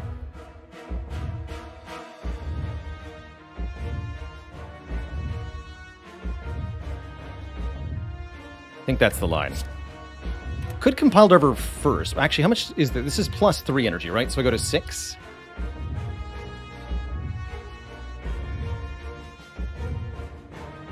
Compiled River takes me to 3, then to 6,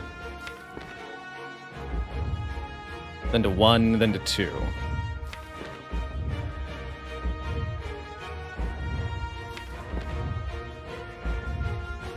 So Compile Driver, dual cast Meteor Strike is legit.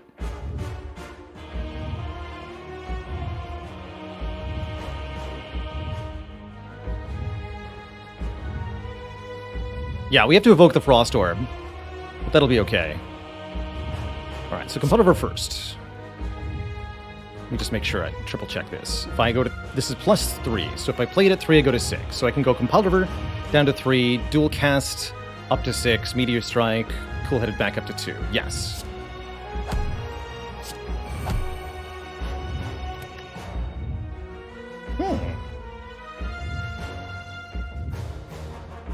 Buffer's back, huh?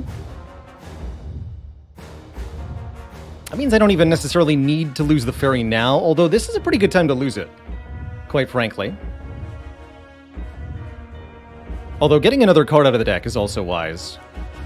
Let's go dual cast, strike, draw.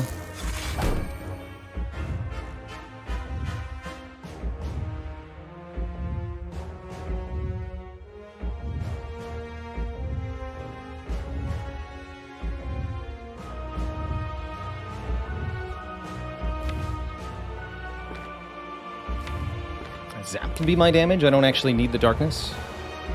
I don't actually need the darkness.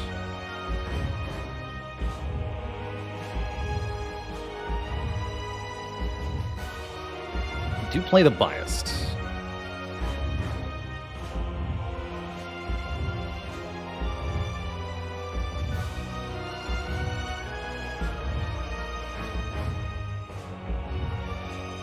Can't realistically play both the Buffer and the Biased here. So I think I'm going to lose the Fairy in a Bottle. We'll come back to that Buffer later.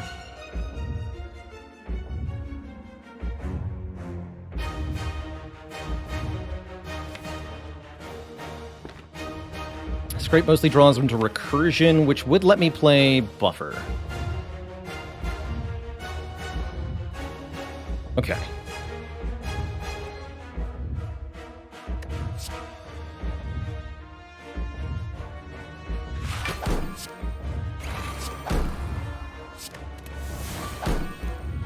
Or not, actually. No, it won't. Okay. Stop there.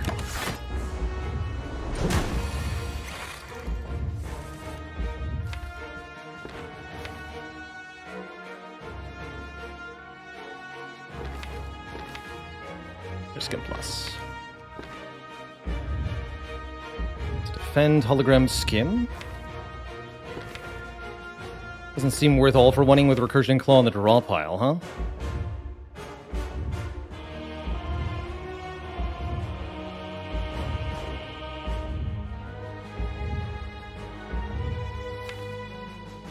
Though I do want to play Recycle again. I could even just recycle twice. Recycle Cold Snap and Slimed here. Next turn looking pretty grim, though. I need to draw cards that are not these.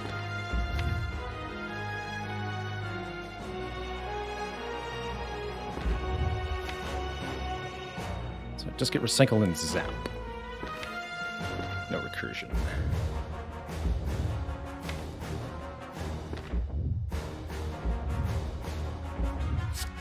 This way.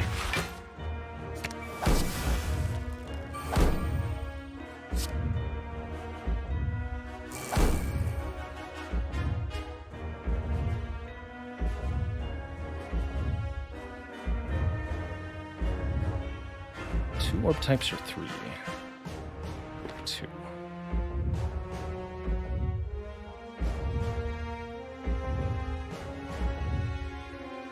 Cold Snap, Claw, all for one Recursion. Claw again.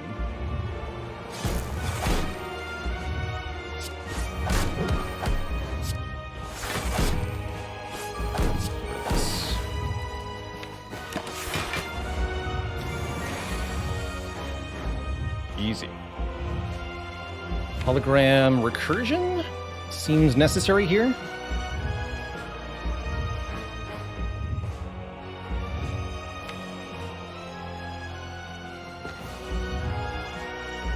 Seems a little worrisome, though.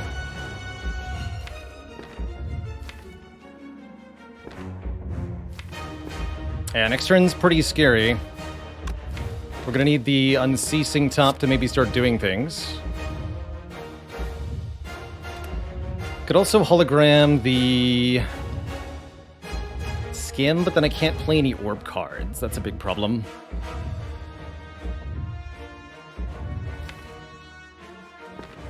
So I think it's got to be hologram Recursion here. Maybe it was hologram all for one.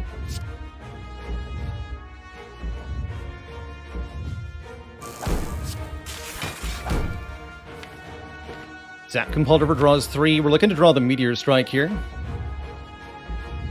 I'd like to delete it at this point.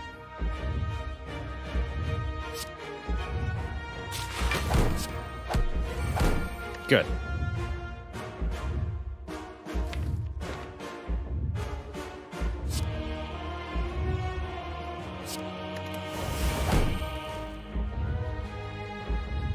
Now we defend, buffer, bias, scrape. Use the remaining 12 cards. Still a few things we want to recycle, but we're getting really close here.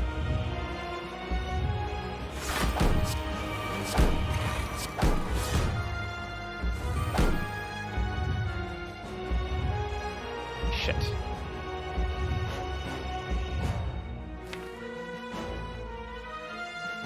that fine? If I recycle Zap, is that fine? I can't play the Zap, because that loses our only Plasmorb forever. So I think we have to lose the Zap, but I was planning on having the Zap be part of the infinite combo. That's the problem.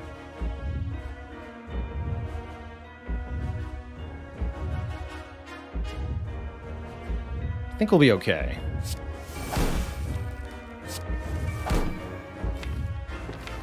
Hologram recycle, get rid of defend here. No, get rid of dual cast. I can't be affording to lose more orbs.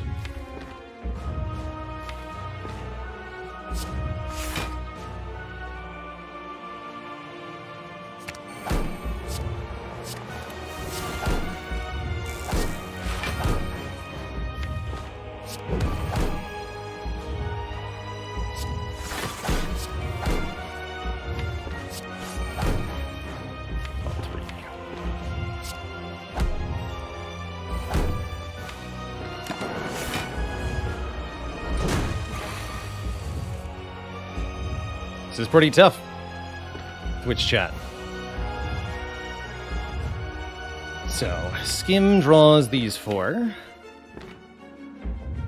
We're really close to being where we need to be. Although we have 4 turns of survival we need to do, so we're gonna have 7 focus, 5 focus, 3 focus, 1. But I only need to do 29 damage on that last turn. So we have to assemble the infinite combo now. Now or else. It's the only option.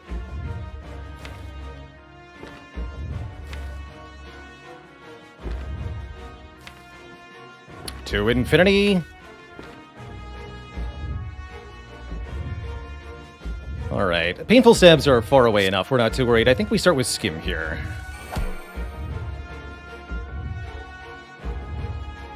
Now, how do we solve this from here?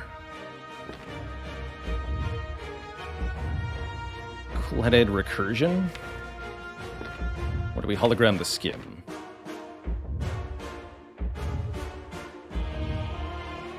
Then cool-headed recursion. I think we hologram the Skim, then cool-headed recursion.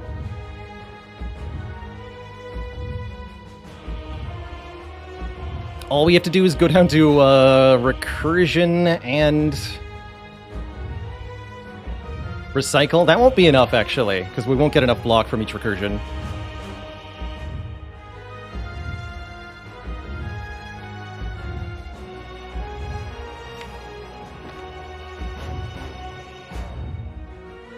So yeah, I think it's hologram, Skim, then cool-headed, then recursion.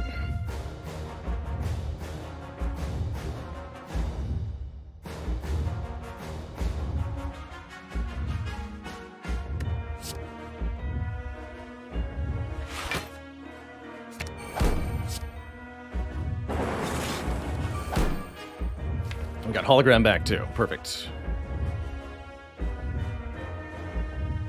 Do I need all for one anymore?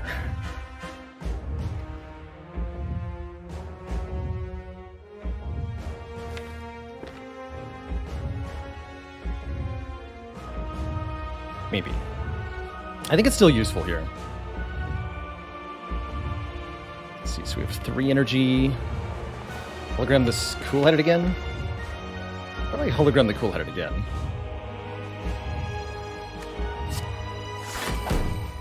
Recursion that. Skim draws 4, then I can recycle the Doom and Gloom. Only got 3 spots in hand. Defend plus and Skim. No, cool-headed plus. Get rid of this. Draw 4 to the 5 remaining cards.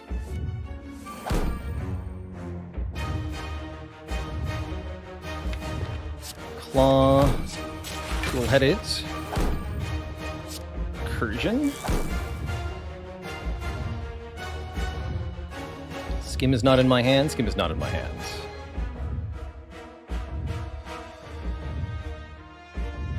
Draw with Compile Driver.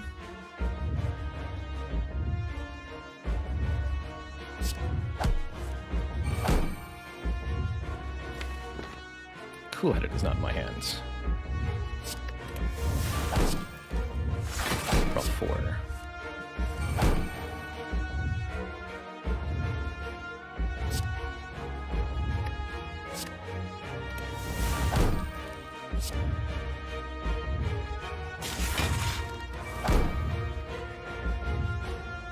Okay, so we're actually gonna need the claw for damage, it looks like.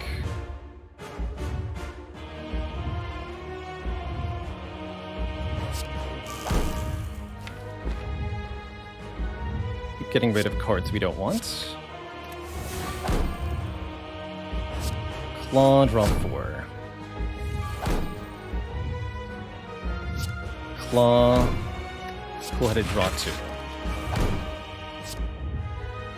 Claw, recursion. Get rid of all for 1.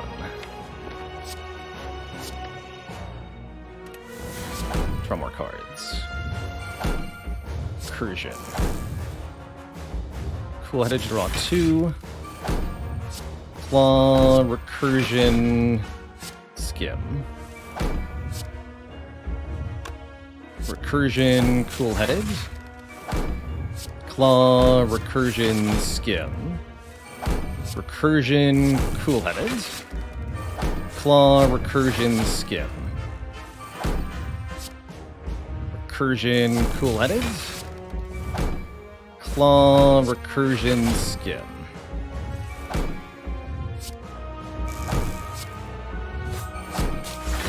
think that was wrong. It's fine though.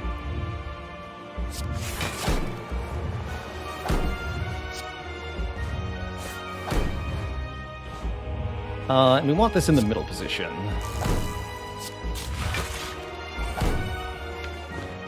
So we're basically guaranteed to draw the right hand. I'm going to recycle the cold snap so that we lose that.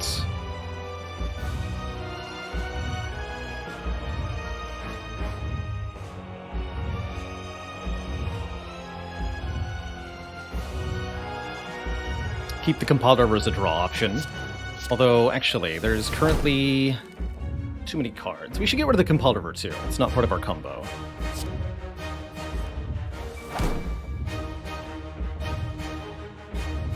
This way I'm guaranteed to draw either the skim or the cool-headed? Yeah.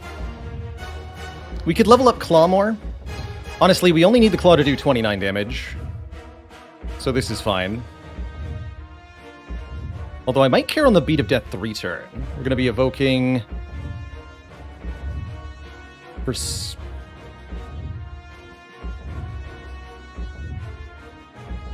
Five block, 10 block next turn, 8 block. That should be fine.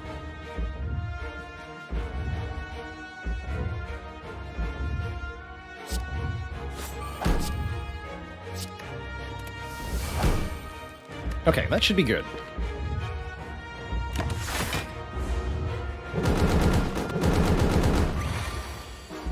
That's right, we just need to survive for 2 turns here. Although every hit point is precious. Go hologram first. I think I can infinite this. So hologram first, then skim. Cool-headed. Recursion. Claw. Skim.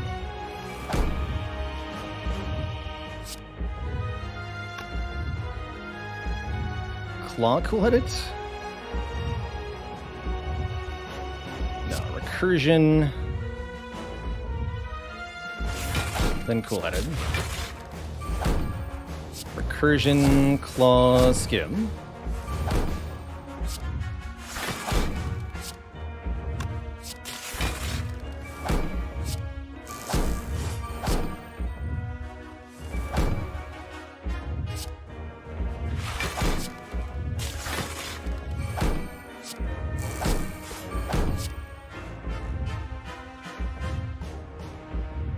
Question is, how can I main block positivity next turn?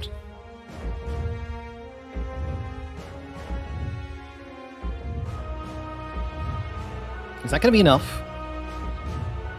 Let me just do practice here. To be recursion, cool-headed, recursion, skim. Recursion, cool-headed, recursion, skim. Recursion, cool-headed, recursion, skim. 4 cards. We're going to block for 8 times 2. And we're going to take 12 damage. Okay, that's block positive, thank God. Oh, Jesus. Yeah, 16 block, so we're gonna make it.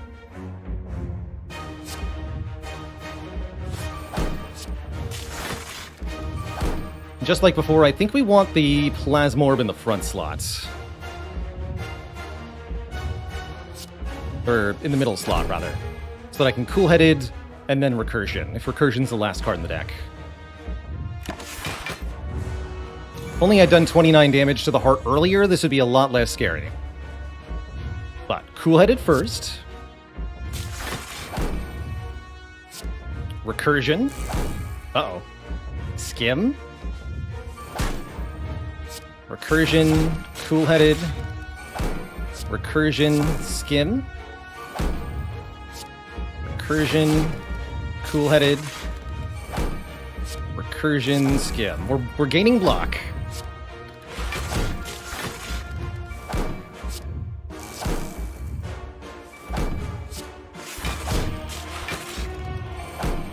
Can't play the Claw yet until we get some block built up.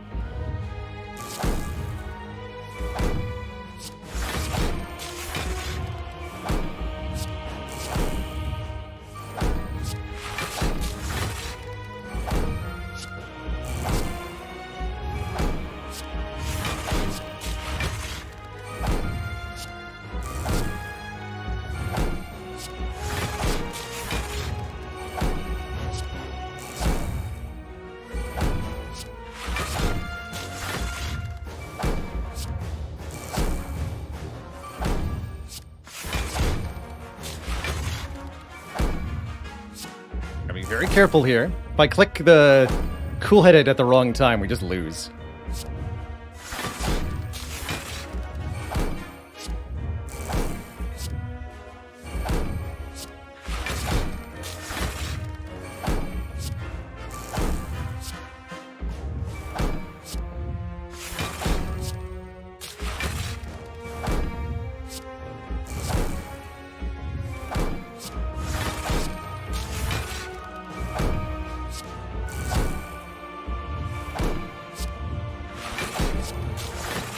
Nice.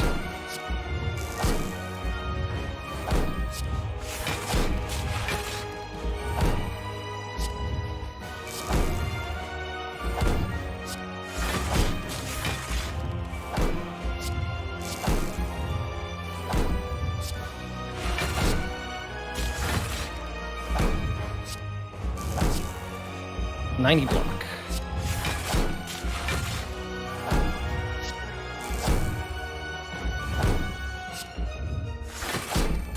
Now we play Claw before we play Skim. Recursion, Claw, Skim. Recursion, Cool-Headed, Recursion, Claw, Skim. Recursion, Cool-Headed, Recursion, Claw, Skim. Recursion, Cool-Headed, Recursion, Claw, Skim. One Claw kills next turn. We have perfect 90 block. Let's get a little bit more than that. Yeah, goodbye channel points. Get wrecked, nerds. You thought I was gonna lose? What's wrong with you? Easy.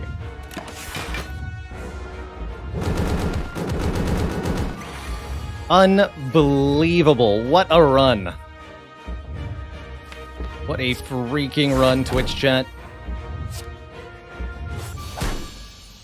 GG for number 14. GG. I don't know if I've ever had to work so hard for a win in my life. Good lord. Holy moly. I cannot believe we got through that. G freaking G. Wow. Just wow. Unbelievable. My brain hurts now. Whew. Good lord. All right, let me try to catch up with all this wave of generosity. Holy crap, everybody. Fabby Boy, thanks for 1,000 bits of support. Simply crazy. Jaranoy, thanks for 14. One for each win in the streak. 14 very generous gifted subs. Kirk, thanks for the 5 gifted subs. Dave Inner 007, thanks for the Prime sub. Code Poet, thank you so much for 5 generous gifted subs. Cross Purposes, thanks for the 1 gifted sub. Kyoshin 7, thanks for the Prime sub. Welcome to the Cozy Sub Club. Everybody who won some waffles there, enjoy. Fluffy Mittens, thank you for the very generous 5 gifted subs. Meduri 83, thanks for 5 gifted subs. Time Vagabond, thanks for 5 gifted subs. Bebron and Rhythm Prison, thank you each for 5 gifted subs. If I manage to hold on to the streak for a whole run, will I do Speedtober instead? Yeah, I want to do a whole month or so of speedrun. Speedy style content. Holy crap. Mark McCarr, thanks for 5 gifted subs. Pinizzle, thank you so much for 5 gifted subs. That's a lot of 5s. Kron 007, thank you so much for the $100.69 tip. Kron says, decent runs. Yeah, no kidding. Decent.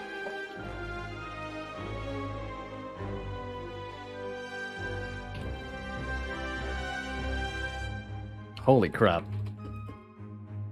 Gilbo Dan, thank you so much for the $10 tip. Gilbo Dan says GG.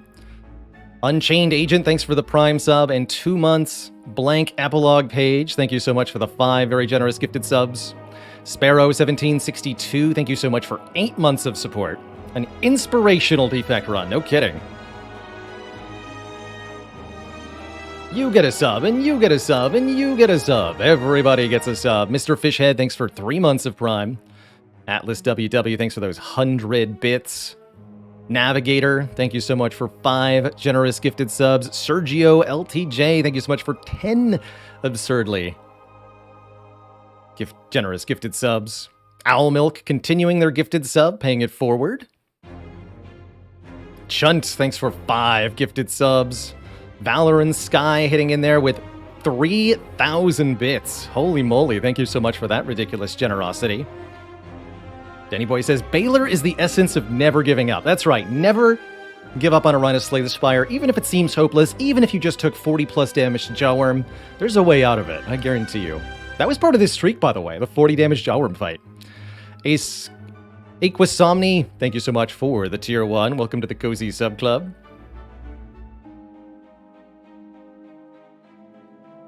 Luigi Head, thank you so much for the 2 gifted subs. Is it hot in there? Oh yeah. Oh yeah. And it hot and stressful. No kidding. So let's exclamation point win defect. That hasn't been recorded yet. Valenus, thanks for 10 gifted subs. So much for unlucky number 13. That's right. Thanatos says, today in my sleep I will hear the magic words echo. Recursion, skim. Recursion, cool-headed. Amazing. Space of Diamond says, this run is proof of why nobody can win streak the defect, because that run was brain surgery. It sure was. Hey, I've already passed my own expectations for this streak, Rob Soar. I am so freaking happy. I cannot believe we pulled that off. 14 is my PB. We've never had a streak this long. Yet Song, thank you for the gifted sub. Never give up, never surrender. GG. The Saint, thanks for 100 bits. Earned enough bread tonight to retire, I wish. Microchip, thanks for 4 months. Now I understand why I'm so eager for Speed Timber. Yeah, no kidding. Speed Timber, I'd be happy losing that run. Just starting a new run. Give me a Hyper Beam. Get me out of there. Get me out of there. Desherpy, thanks for the Prime sub. Welcome to the Cozy Sub Club. Recursion, skim, recursion, cool-headed. It's all you need in life. Twitch Tarek, thank you so much for 10 gifted subs. Welcome to the Cozy Sub Club. That's right, I can tie the record without having to beat Defect again. I can't beat it. And to tie the record is going to be a silent run, so that's spooky.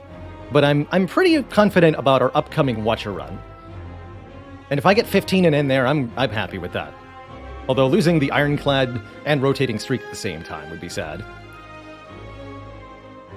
Amount month sub. Spire will absolutely be on pause today. I'm not going to try a third run, not after those 2 runs. Good lord, we had the most brain-consuming, difficult runs possible today, and I would like a break now. Yes, please. Olivia 5K, thank you for 10 generous gifted subs. And 3 focus, not 2, but 3. 2 focus wouldn't have been enough. We would have died with 1 less focus, which means 1,000% we needed the focus potion from the elites to win that fight. I can't believe we did it. I absolutely can't believe we did it.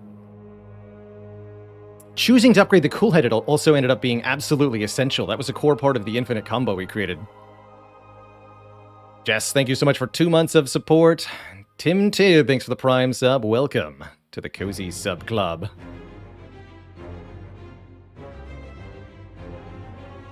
Yeah, you need to go lay down after that one. I need to go lay down after that one. What a ridiculous, ridiculous run. Has it been done? The Spire sleeps, and so shall I. GG. This run had no right to win. Plain and simple. I mean, this one barely did either. We were at 8 health after Lagavulin. Collector, also 8 health. Good lord. I apologize for any cardiac events I've given to chat over these last couple of runs. Both of these pushing over the 2-hour mark with dang good reason. They were tough. And I think a notable aspect to the success of this run, something I don't do very often, but if you're going for an infinite combo of any kind, a Zero Elite Act 2 is sometimes required. You just get a bunch of upgrades and removals this act. Focus on creating the combo that's going to beat the late game. And don't worry so much about the front load. Yeah, really sad relic bar. 16 relics. Some of my lowest total relic count in quite a long time.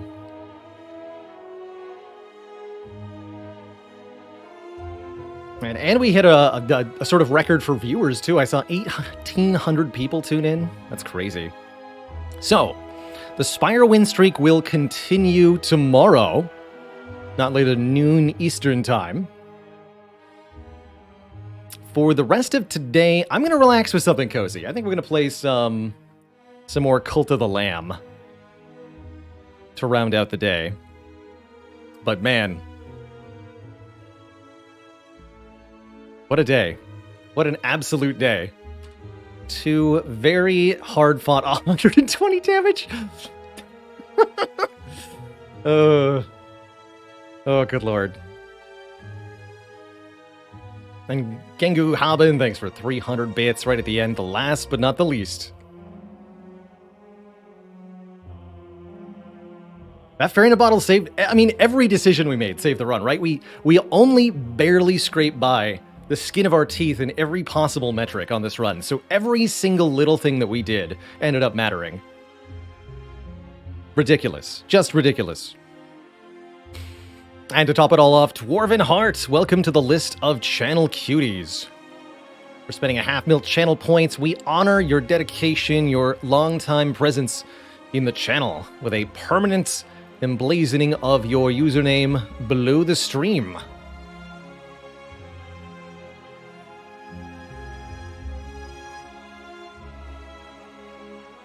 Darlex says, are Defect A21's runs always this harrowing?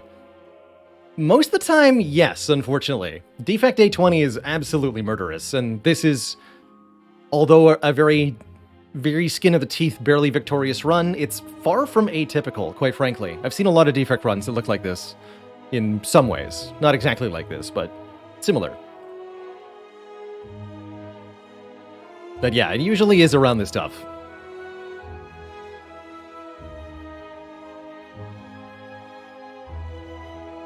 Oops. Get Dwarven Heart in there.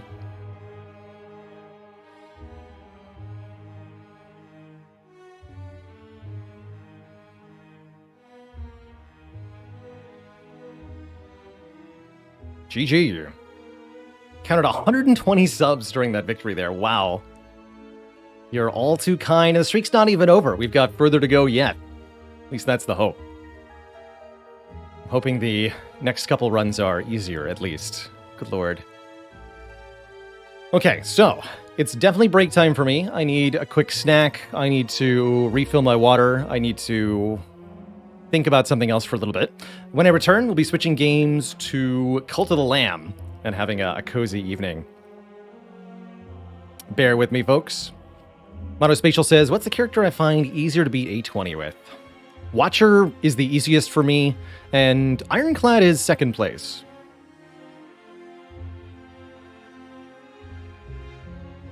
All right, back in a few, folks.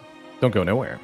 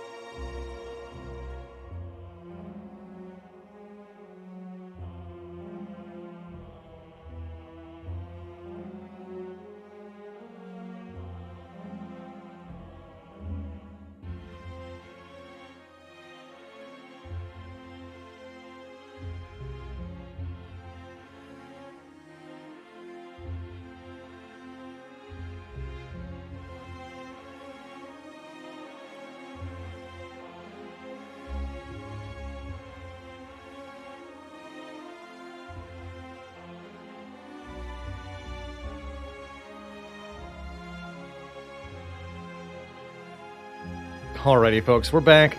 I'm still in a little bit in disbelief. Unceasing Top was 3 cards per combat on average. That's pretty impressive, actually. I can't remember, did we use the Unceasing Top during the Corrupt Heart fight? Yes, we did. On the turn we recycled the Meteor Strike, I think. Man, cool. Really cool run. Really cool run.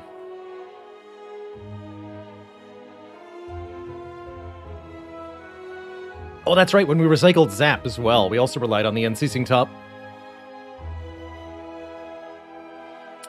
This is definitely a love it or hate it relic. It's sometimes amazing, many times useless. I think the other turn that really decided that heart fight was the turn where I sought for recycle and then destroyed both the burn and the wound, and the dazed and the void and the Ascender's Bane all in the same turn. And we got cleared out of all the garbage. Papa says, Unceasing Top, in my experience, is a defect relic. Yes, big agree. Defect can really, really use it. Okay, let me grab my controller here.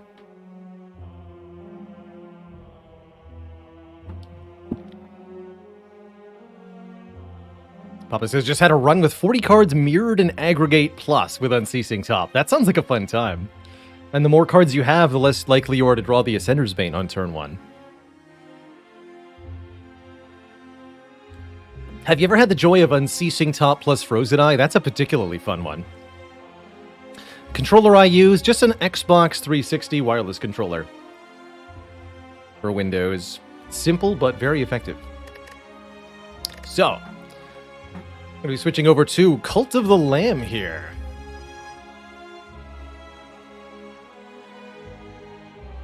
Better make sure the extension is set up correctly.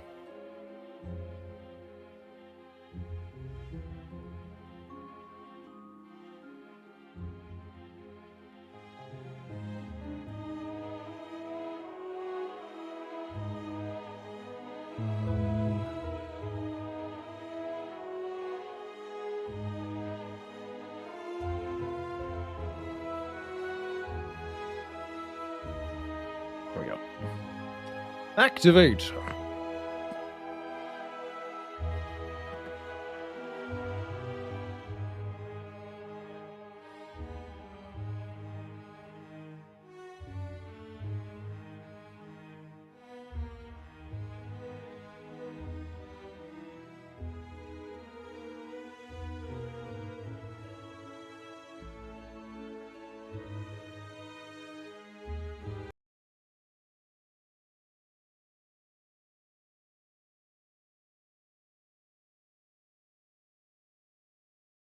Hi.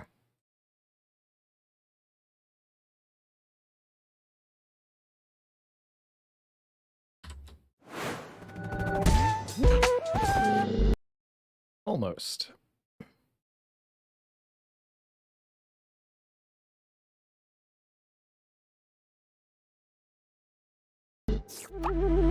There we go.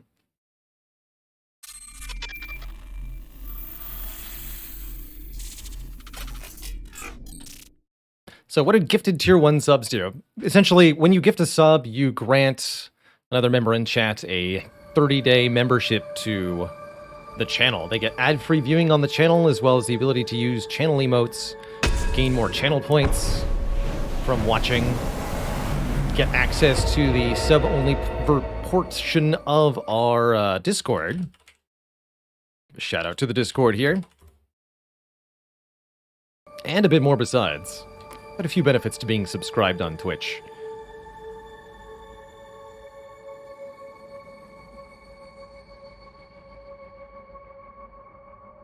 Alright, so Cult of the Lamb.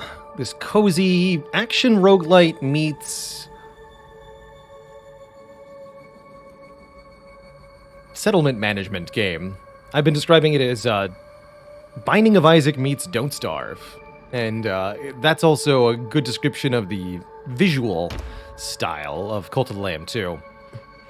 Our save file here, 45 days in, we've defeated 2 out of the 4 bishops, and I think it's mostly time for us to really invest in our crusades. Haven't tried Cult of the Lamb with mouse and keyboard personally, so I don't know how good or not good that might be. So, each day we gather devotion from our totem here in the middle. Got our little housing. Place where new recruits come in. Here's our church where every day we can have a sermon. Our farm. Let's see, one person's sick, and we've got the ritual going on. Anything else I'd like to make? Let's get a little bit more stone going.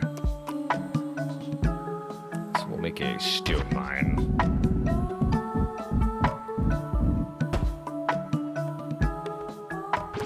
And one more lumberyard.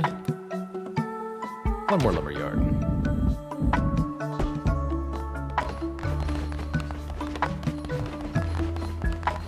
So each day before we go on crusade, we want to summon 2 demons from amongst our followers. Fight alongside us and grant us bonuses.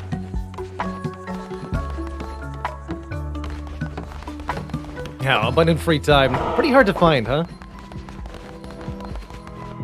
It's funny, I play video games for a living. Even I sometimes have difficulty making time to play games that I'm interested in. Lith, thank you so much for 4 months. How you doing? Alright, so we already had our sermon for today. Nobody's eating currently. Faith is a little low, though. Oh well. Let's launch a crusade.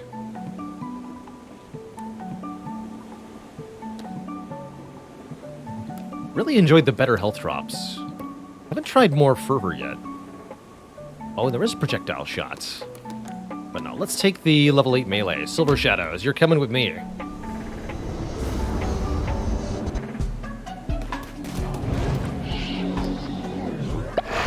And better health drops.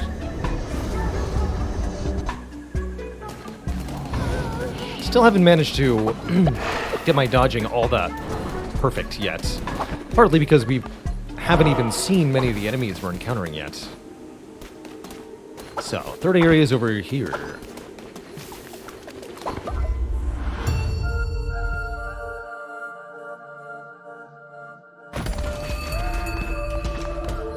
Hammer? Oh! Even slower and more powerful than the axe.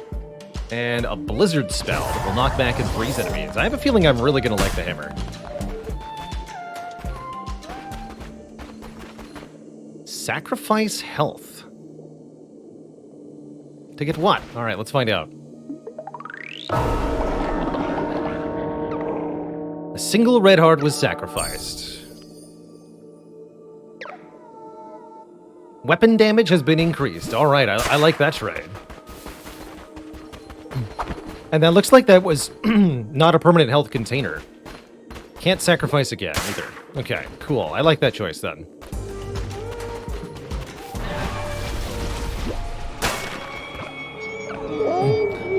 Your friend Ratau was the last vessel sent against us, the sniveling coward, and there were countless before him, all equally pathetic and unworthy. Nothing humbles quite like disease. I cast a plague upon your cult. Uh-oh. That's a lot of sick folks. Could have quite a bit of a problem back there.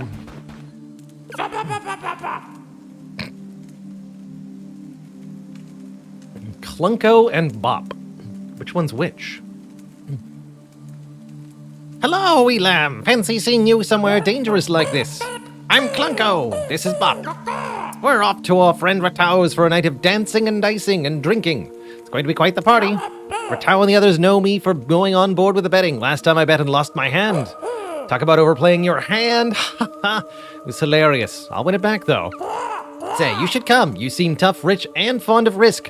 Perfect for knucklebones. Quite the poker game assembling over here. Meat! And gems.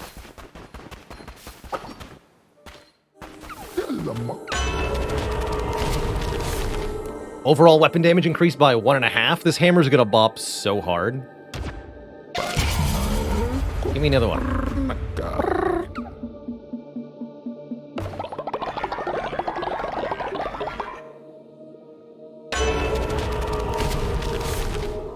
Curses consume less favor or enemies have chance for fish. We'll take a cheaper blizzard.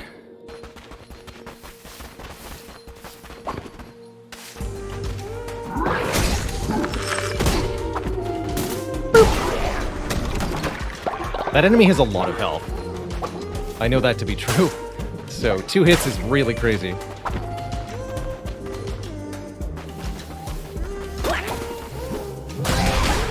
Jeez.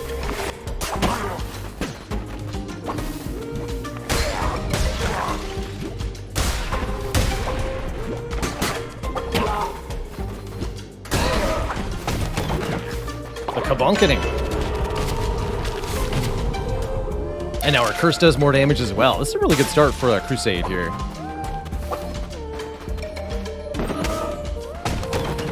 Hey, get raving. Yeah, I'd call this a Binding of Isaac kind of like, but this is only the dungeon mode of a larger game, which is more of a settlement manager. We have an entire cult full of followers back at home.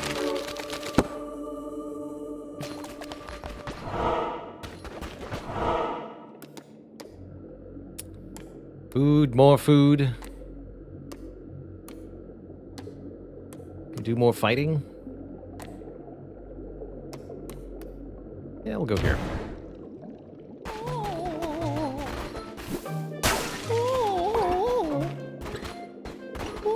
Give me your cauliflowers. Alright, once he's defeated, I guess he knows better than to mess with us again.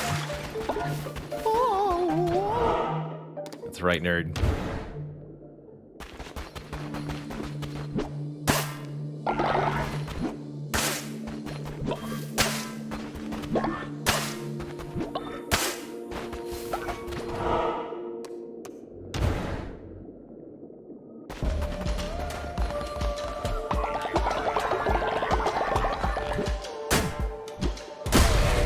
Bonk.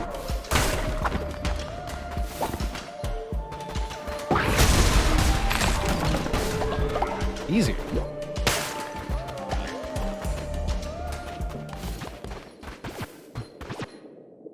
I think, Godly Gauntlet deals significantly more damage than mortal weapons. That's actually a pretty good, find there. Let's see, what is the list of damage on the hammer? 12! No, I'm gonna take the hammer.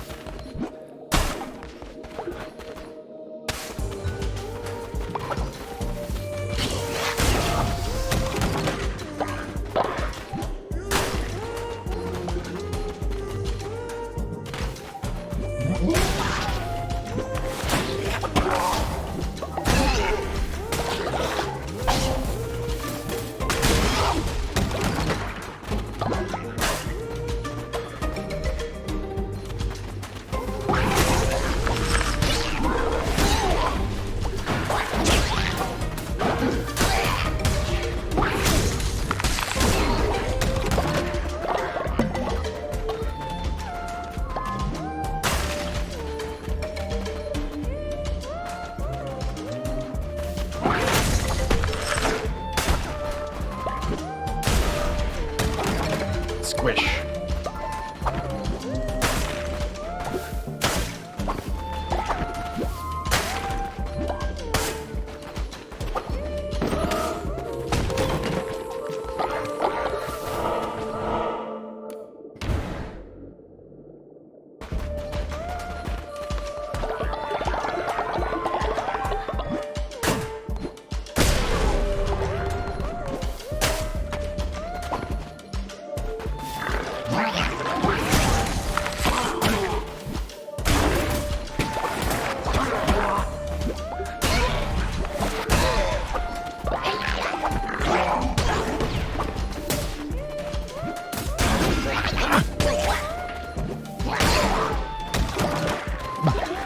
It's almost like I got hit because of the recoil or something.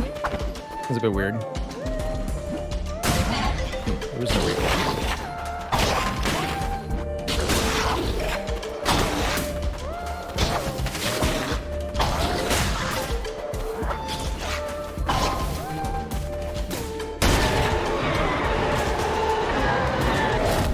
Godly Axe. Ooh. That might be even better than the hammer. It's a lot faster than the hammer, and does almost as much damage.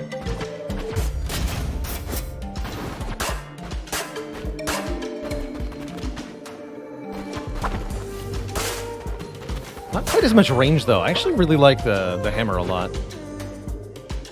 Nah, I'll keep the hammer.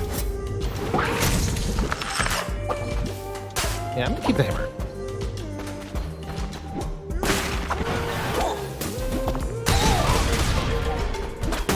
Hey.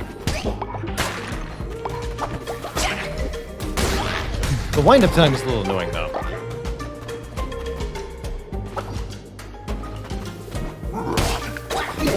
Hey.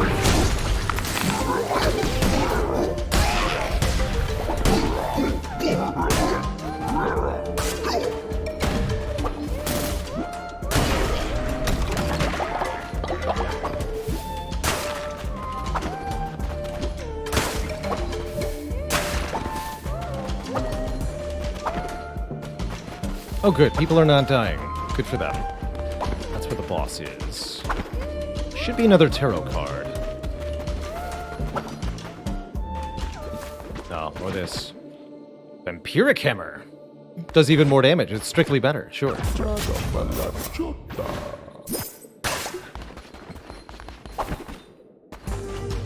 Give him the bonking.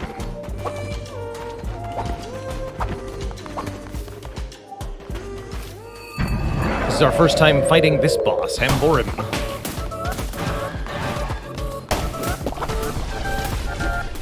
I like that you can cancel out of the attack if you want to. There's health on the ground, that's good too. Oh jeez.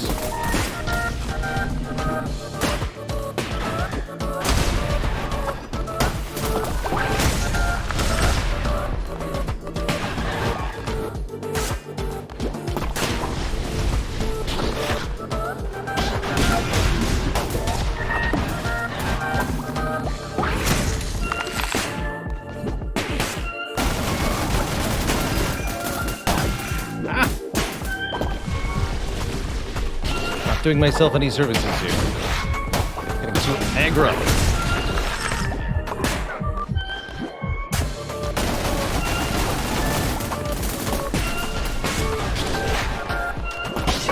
Ah, GG. Martyred. I think the axe probably would have served me better, but now we know what to expect in that boss fight at least. So we'll try again once the cult is back in shape.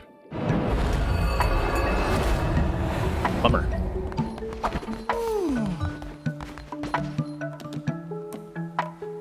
Oh, you're sleeping? Alright. Wow, everything is in bad shape here. We need to raise faith post-haste.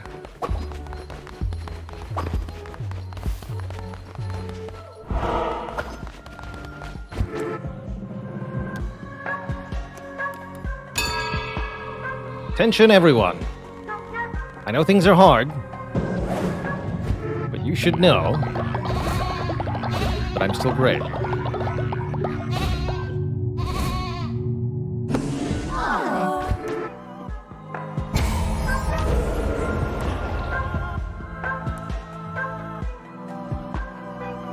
Yes, let's kill someone. Who is oldest amongst you?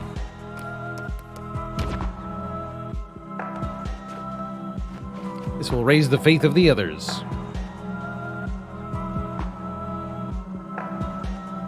Or cause the game to hang. Oh, there we go. Jump, zap. Or I could kill my spouse, Verkmod. Or my other spouse. Jap zap, you're gonna die.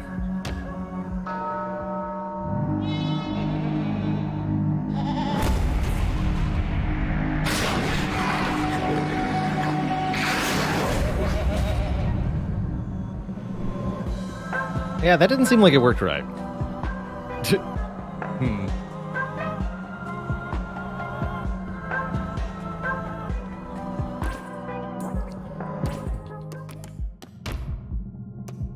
Can I save here? All right.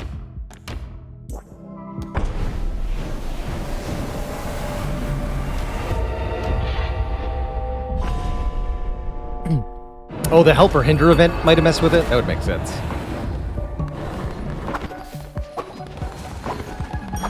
Alright, let's see.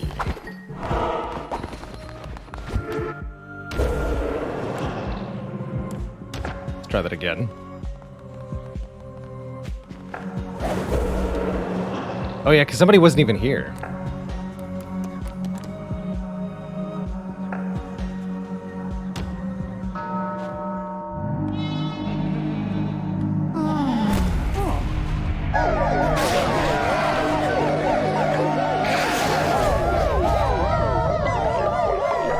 They love it.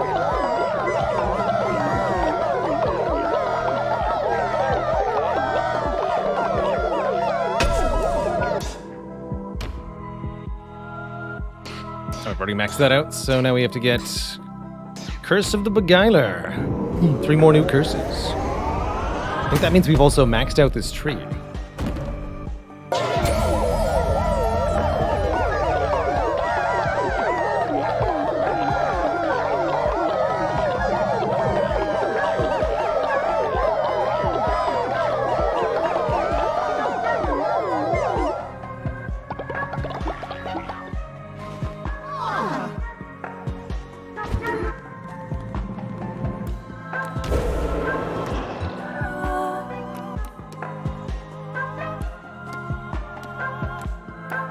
Gonna send another follower as well. Gone to a worse place. Leave the rest of the rituals off for now. Let's go sort out what's going on here. Alright, one person's tired. Is that it? Oh no, you're a stinky person. Dissenter!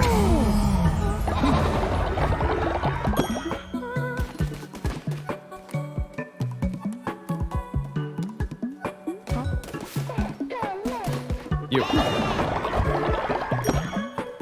Level up first, then go to jail.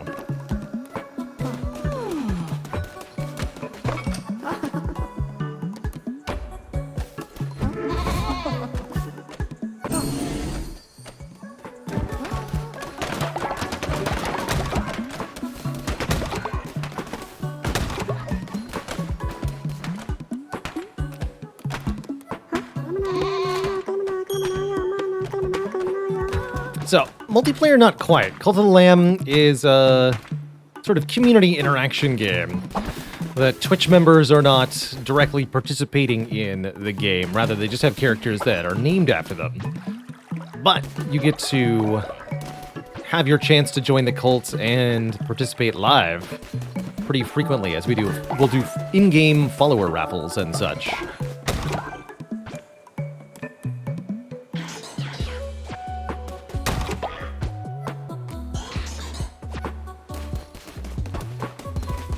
Anything else we'd like to build here? A few things we haven't unlocked yet that might be important. So let's grab our devotion. Didn't get much, did we? Probably because everybody was sick.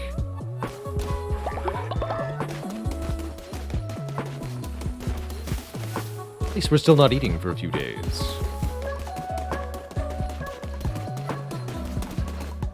So, currently at 7 cult members, we can definitely do better than that. Let's get a new follower in here right now, actually. Please spare me. Meager. No, Murger? Ignore his dissenters. Good. So, if you're watching on desktop, you should see an on-screen prompt through the Cult of the Lamb Twitch extension that will allow you to participate in this raffle. So if you want to be one of my hard-working followers, now's your chance to join.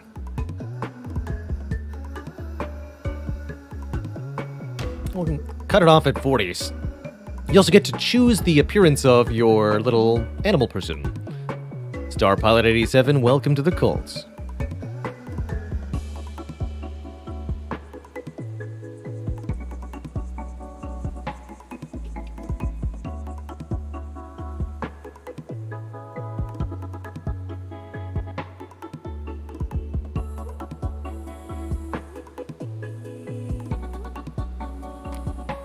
Welcome.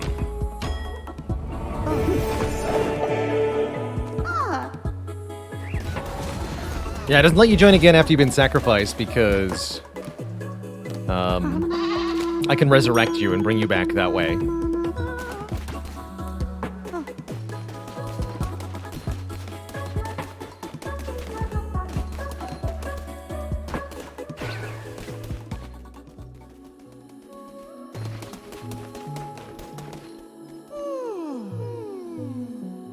Good luck, everybody.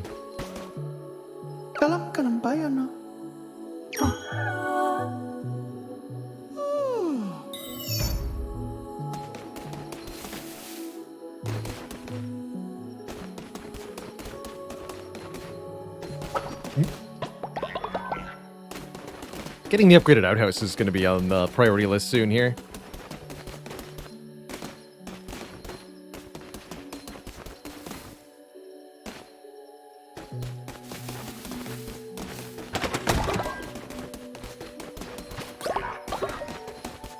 I guess I could play Rattlebones during the night here, but the night is so short, and I've got much to do in the morning here.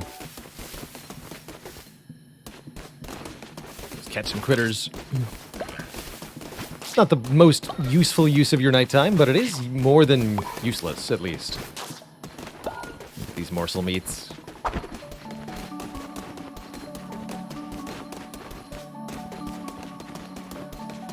Statues.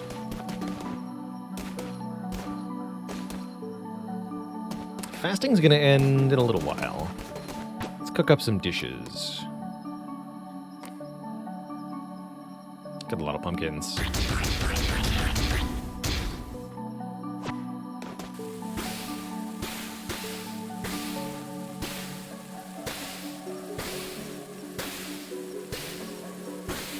I think those stay on the ground until somebody actually comes and eats them. So that should keep people fed for a while. Alright, folks.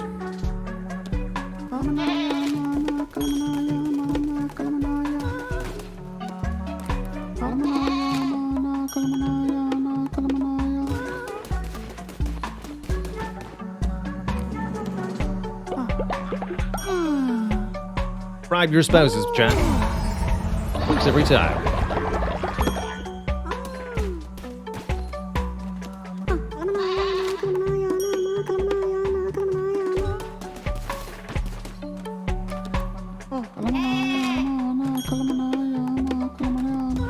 Leveled followers are overall a little bit more competent.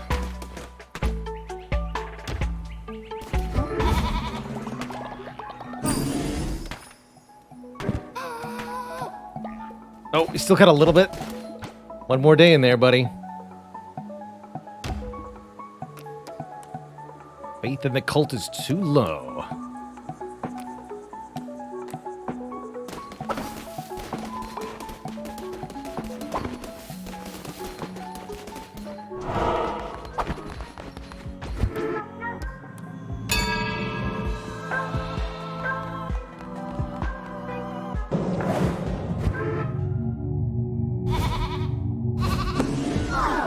No, I don't even get any of that anymore. That makes sense.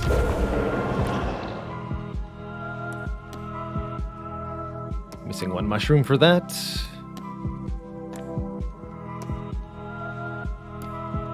This is fine. Alright. Good enough.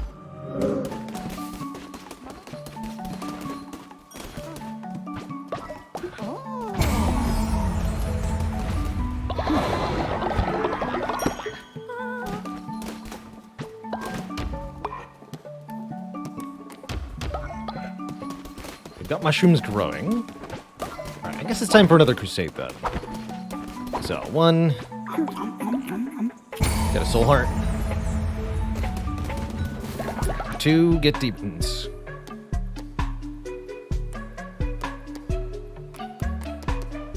Different followers, higher level demons are also better on support too, which is quite nice. Oh yeah, my money. I think that builds up day to day, right? We got tons of money.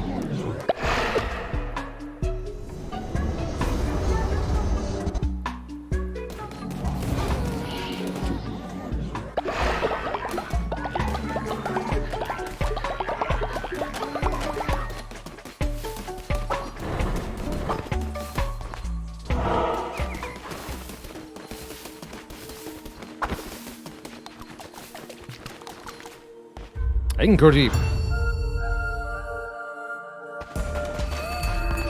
Oh, not a dagger again. Dang it. Strike of the Crown. Chance to possess it. Okay, interesting.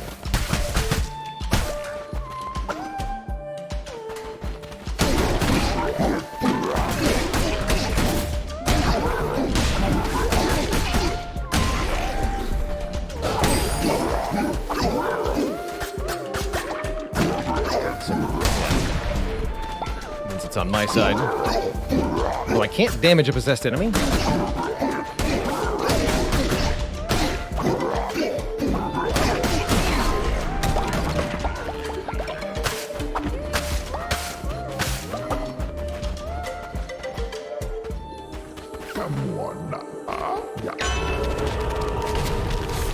Diseased Heart. Fire a projectile when you swing your weapon with 5-second cooldown. I'll take the Hands of Rage plus.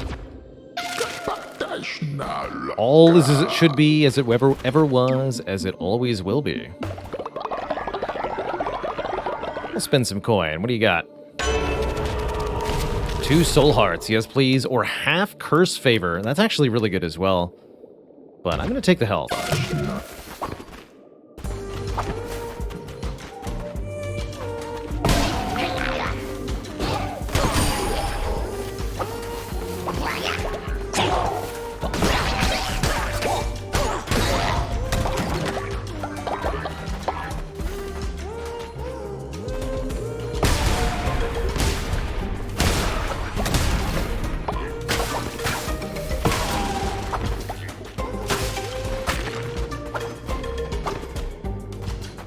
The Diseased Heart card applies the Diseased Heart effect to all hearts. That's pretty cool, actually. Follower will never sleep. It's kind of cool.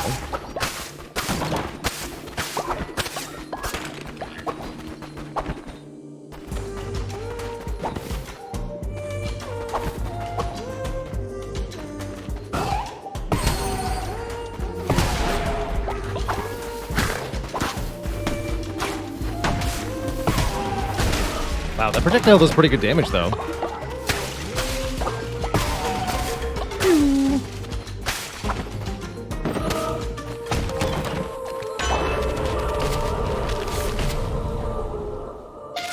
Hit down to half red heart. All enemies take 2 damage. That one's not very good.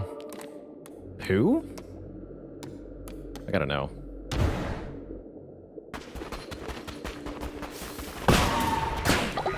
Oh, that's a shitty reward.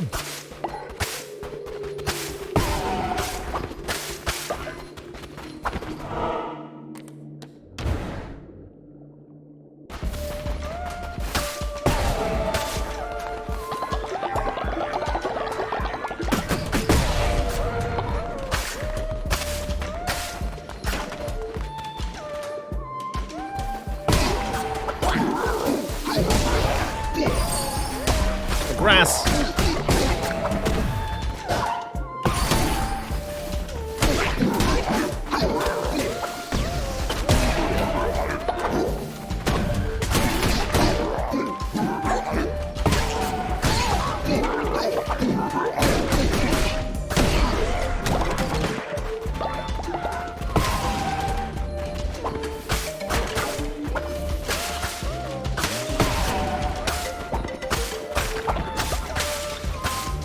Crystal shards.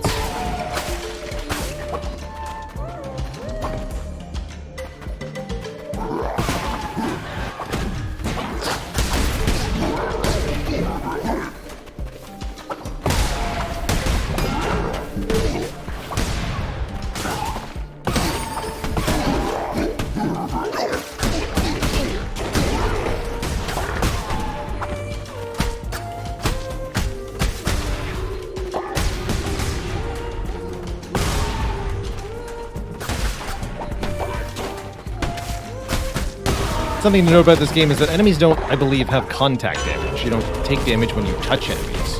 They have to actually hit you with an attack of some kind. Usually indicated by a flash before they move. You're wrecked.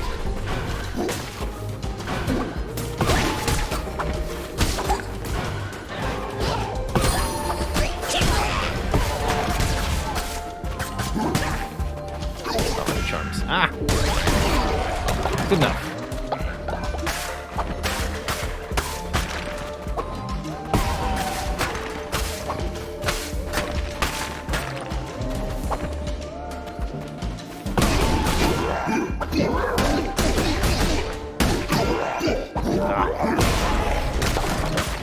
Alright, squandered some of my health, but we still have lots at least.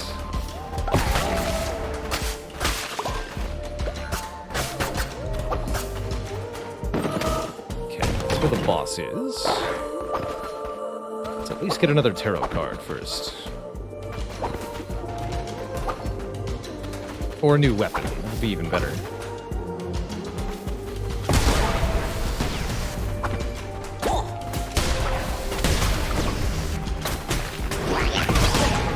Lord.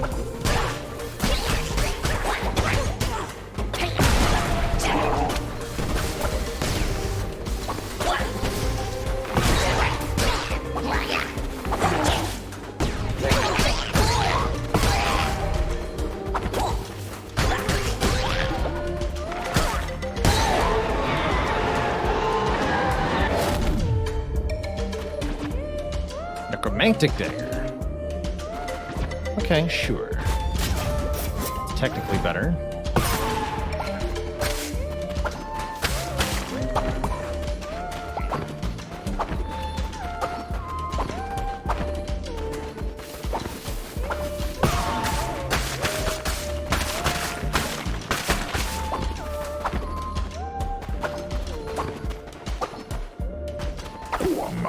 Let's cool down.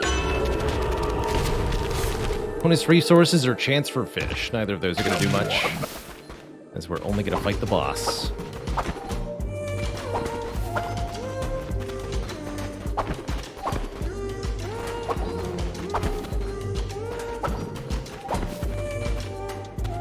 Alright, good luck to us this time. Oh, we still have the boss map still, actually, so this is fine, too. Oh, we're a little closer to the end than we were. You like? What's your price? $10? You got it.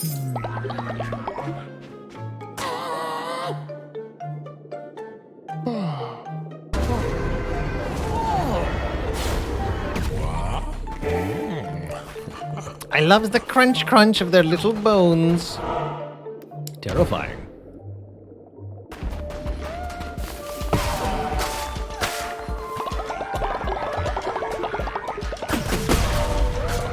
No, don't get sick.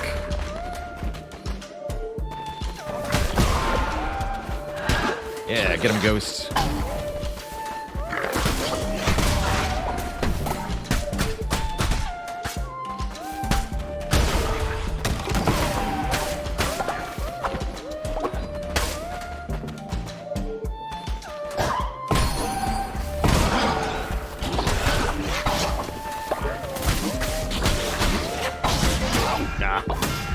What? How'd that hit me twice?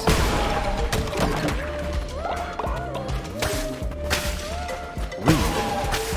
That's what that is. That's just rude.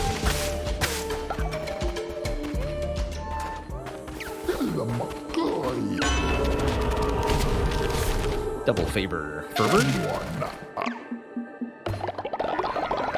More hearts, please. More damage. More hearts.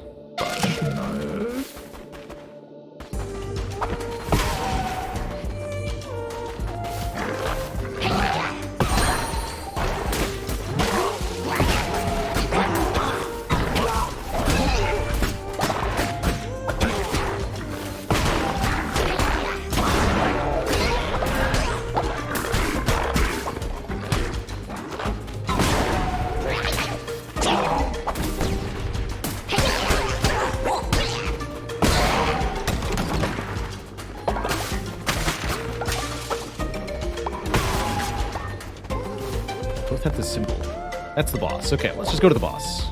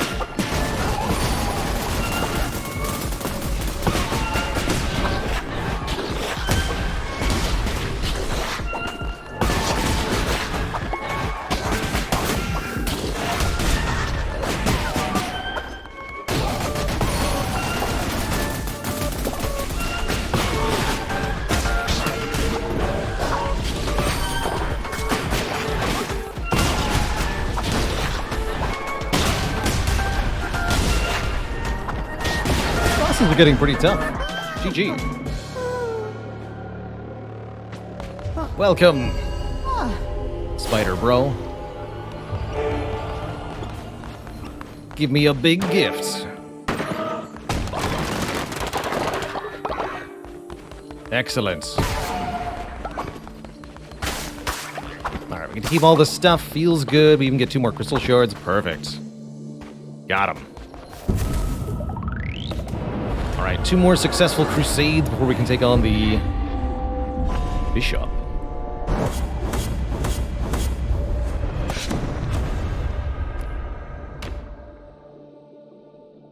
And a bunch new followers, just in case we lose any to, oh, I don't know, stabbing in the chest. Well, that would never happen. Which chat gives me a pile of lumber. Prios, Prios, our spouse, you must go to sleep.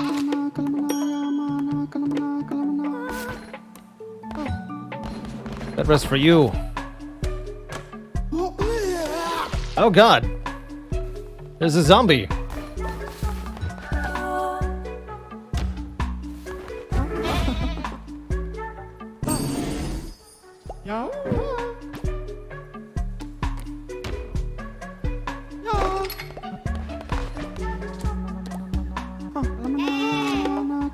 How's it going, Viomathar? Welcome back to the land of the living.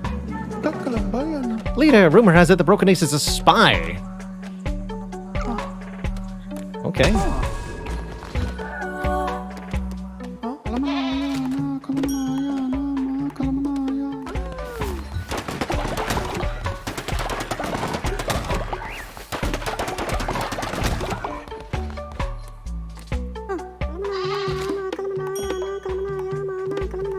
Yeah, you come back to life and immediately start spreading rumors. It's pretty funny.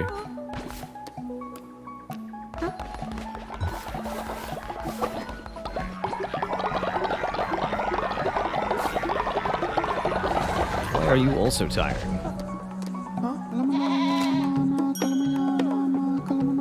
Go to bed.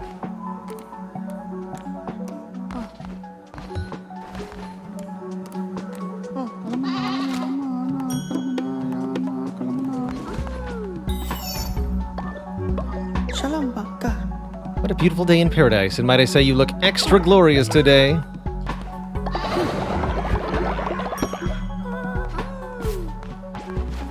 I don't think you're a spy.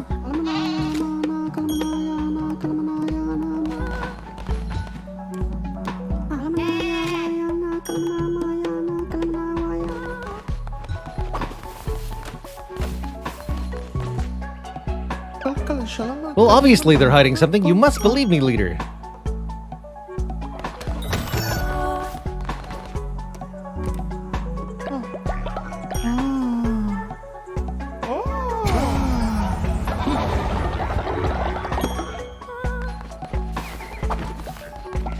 Simply must. For the day ends.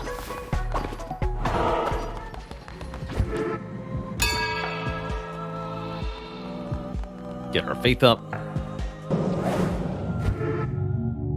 Also, no one's allowed to sleep for 3 days. Just so you all know.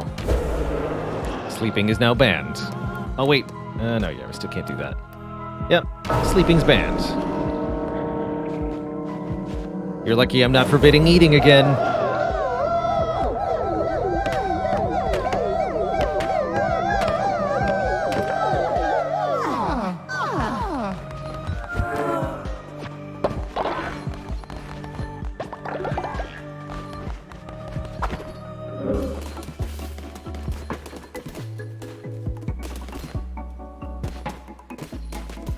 Oh, hey. Oh, my. Yeah. We got the mushrooms now. Perfect. Good job harvesting everything.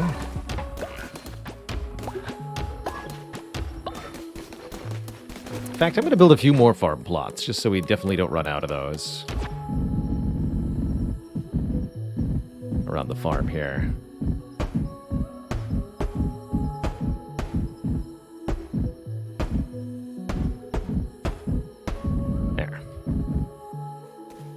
You can all figure that out yourselves.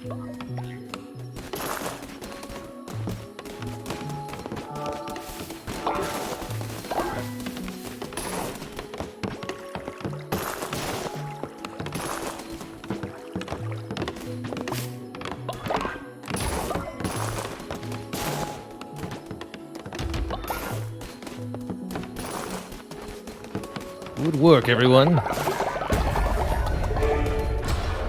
New divine inspiration, trap scarecrow. Catches birds that try to steal the seeds from farm plots. Interesting. Slowly generate devotion. Interesting.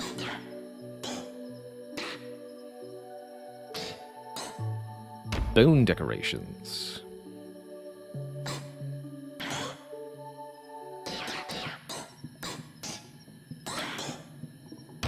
Extra powered outhouse, higher capacity, pooping bear. Let's get that.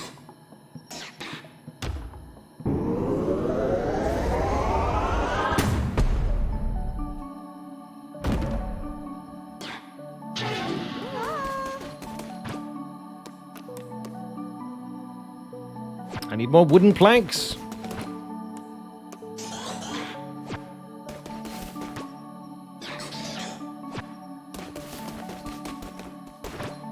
Good luck, everybody.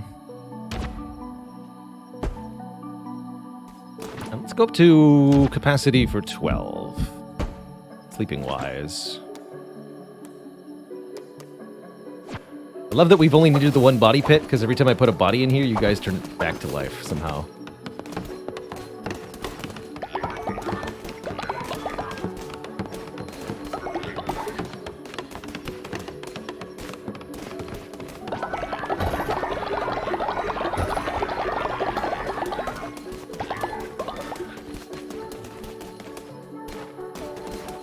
Bed's not for now, but for later.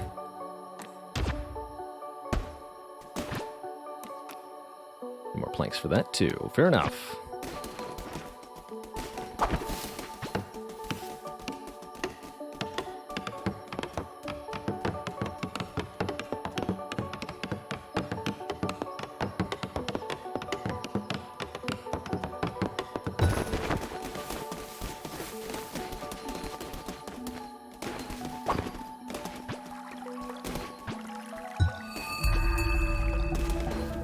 More people on farm duty. That's what I'm hearing.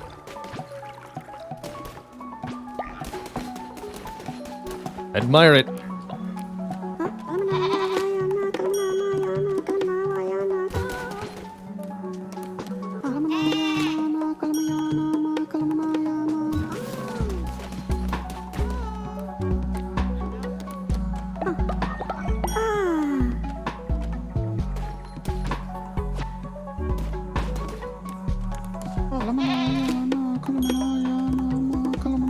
All must level up.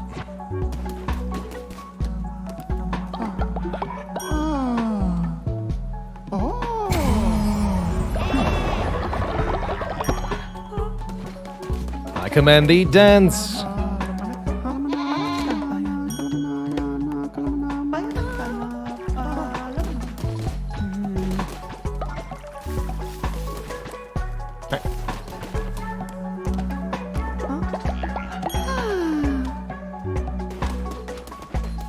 Ah, Silver Shadows, you've grown old. Such a good loyalty enforcer you were. Can't bribe the old. That makes sense, I guess. But you can kill the old.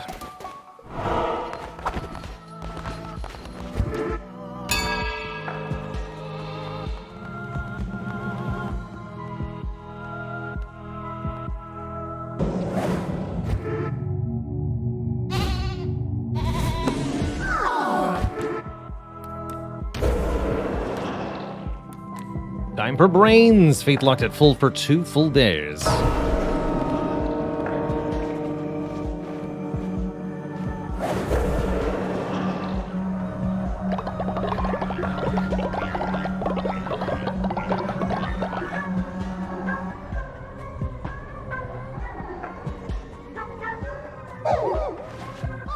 love it.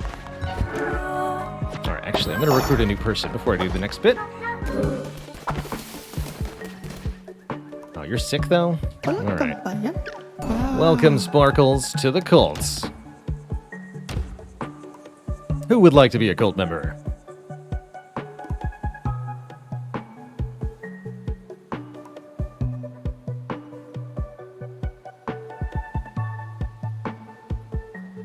Another card-based cult game. I think that one's called Cultist Simulator, Miss Vera. I believe that's the one you're thinking of.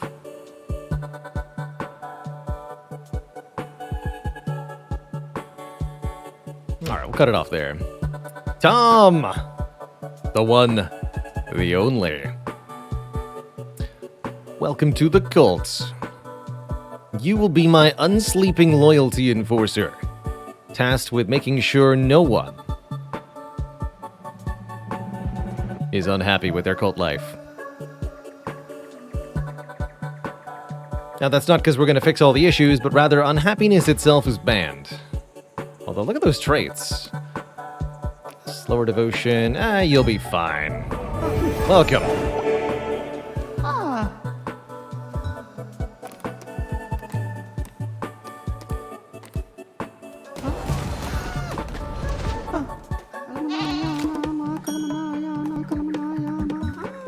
We'll be back for you momentarily.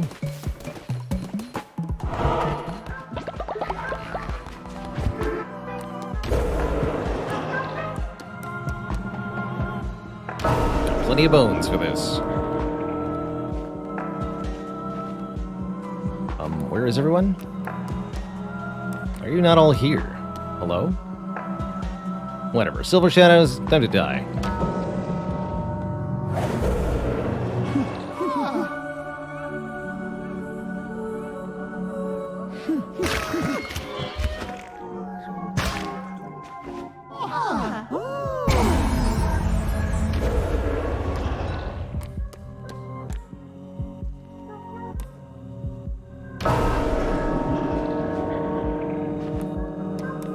Can't make somebody a loyalty enforcer if they are not even here.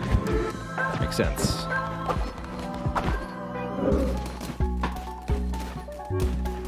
Wait, why are so many people sick? What happened? Oh, that's what happened. Alright, well, we need to put people on bed rest. I see.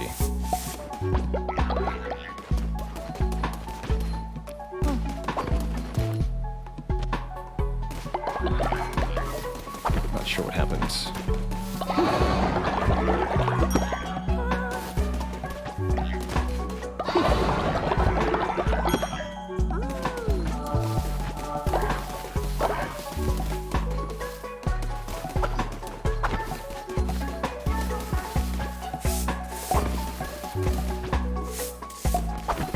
Oh, right, because the brainwashing ritual? That's right. Yes, we do have the resistance to brainwashing ritual trait that might have caused some problems there. Well, hopefully everyone will have a speedy recovery.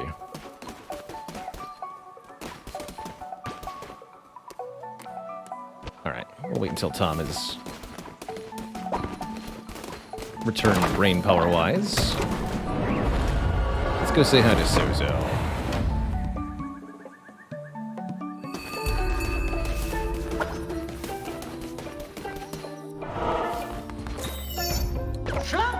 You did it, didn't you? You tasted the power of the mushrooms. Yes, you are just like Sozo. Sozo knows you're a friend. Here, make this.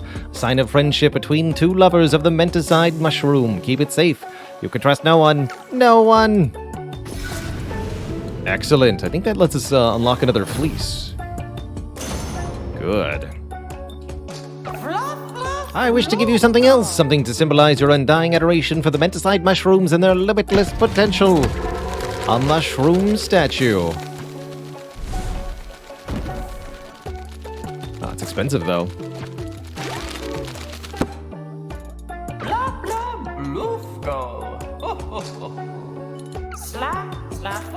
Sozo is always fair, always repays his debts, not like those liars out there.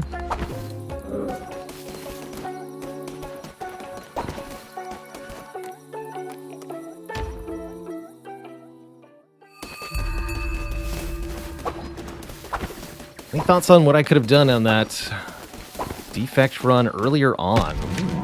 Question, Zupas. I think we could have leaned a little bit more heavily into orbs. Maybe taken the cool-headeds that we saw. We saw a couple early cool-headeds we chose not to take. Ball lightning, perhaps, as well. That would have made it easier to take the first bias cognition. Wee Lamb, glad you could make it. How about a match? Well, well, child, you found your way here. Be warned, I play for keeps. We'll play Flinky. Gotta beat Flinky at Knucklebones at least one time. So, Knucklebones. It's kind of like dice something. Got 3 columns here. You roll dice, place a die in a column.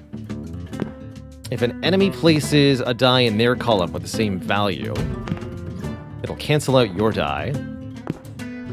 Lastly, each player gets a score, which is the combined sum of all their die values. If you have 2 or more dice of the same value in a column, you get a bonus to their value.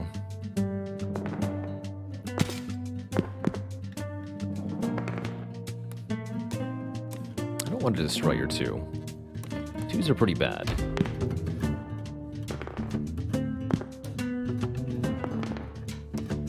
Dang it.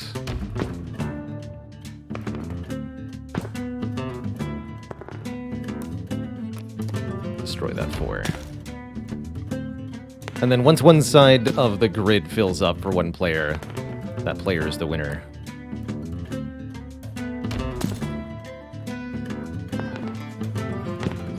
The triple 2s? You gotta be kidding me. Destroy those 2s. Ha! Suck it, Flinky. You are stinky.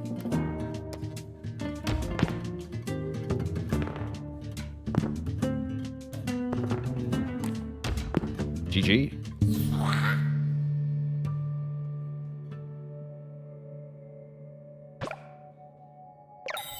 What? I suppose you'd better take this. Spooters. Immune to poison. Doesn't seem all that helpful, but sure. Oh, and I still have to build that mushroom thing too? Fine. Clunko. Clunko and Bop rolls first.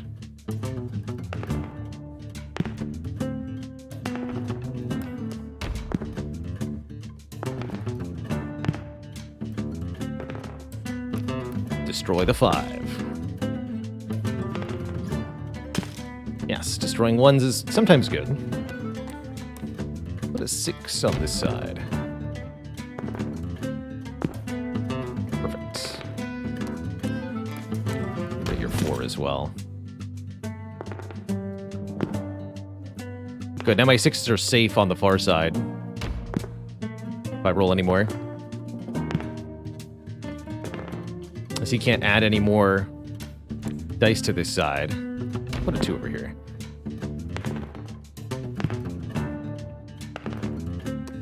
Double 3s. That's a big bonus, too.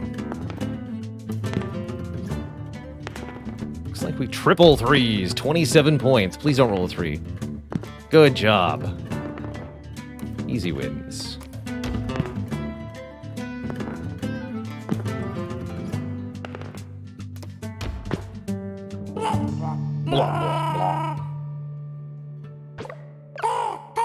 Not bad. Take this. I'd try to win it back, but I don't think I can lose another hand. Blasted shroomy.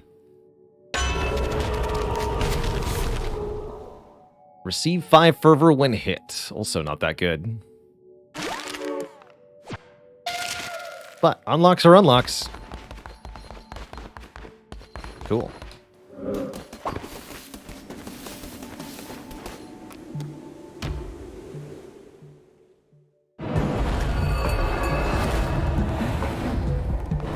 Receive ye lamb the bonuses.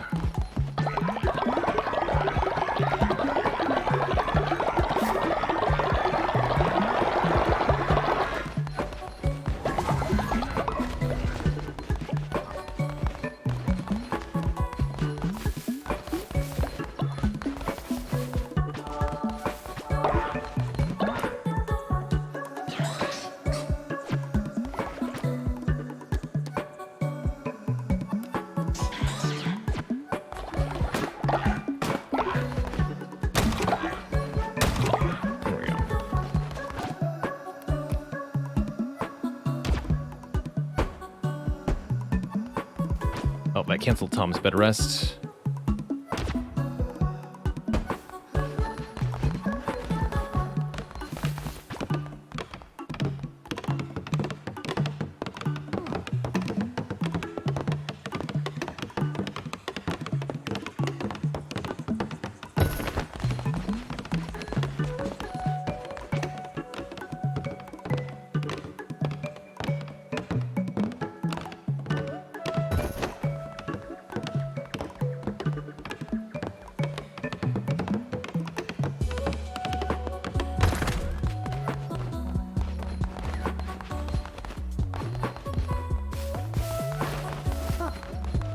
Fine in a second.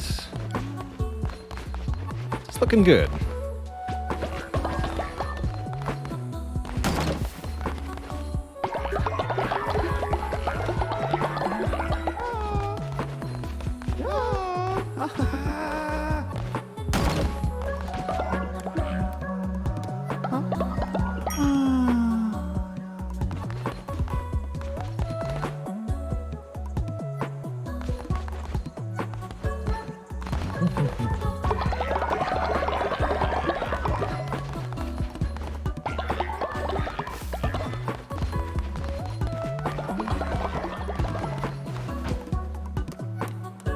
Food is still a thing we need to sort out here. We're vegetable eaters. Let's have some grass. Good old grass.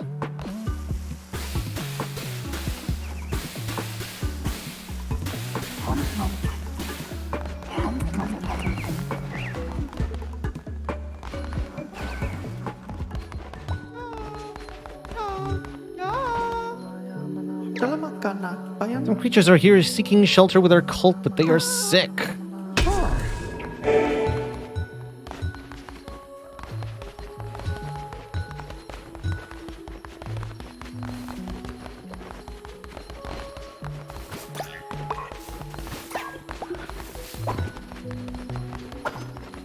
Lots of followers to recruit in the queue. Quaily.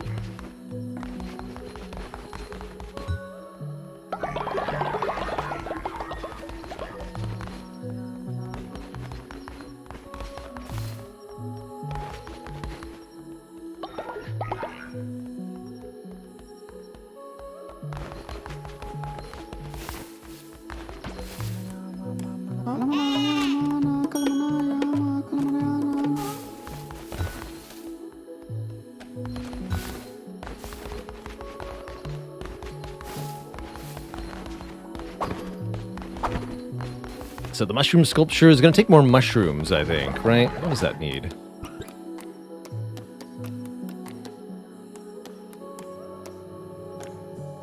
35 mushrooms, 20 gold bars. Good lord. That's a tall order, sir.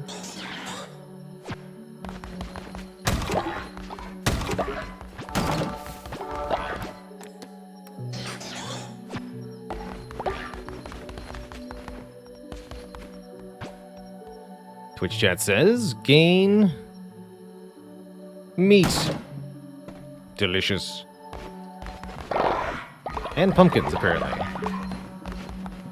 Also delicious.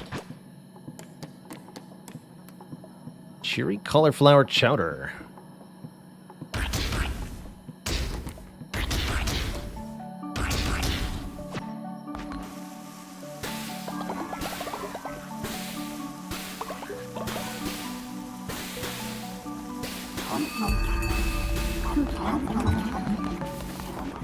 Tom!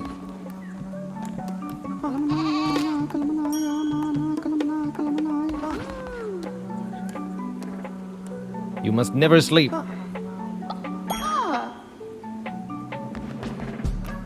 Have some money. For not sleeping.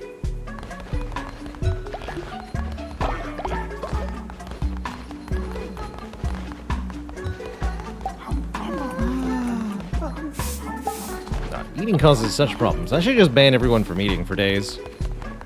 Seems like the better solution, by and large.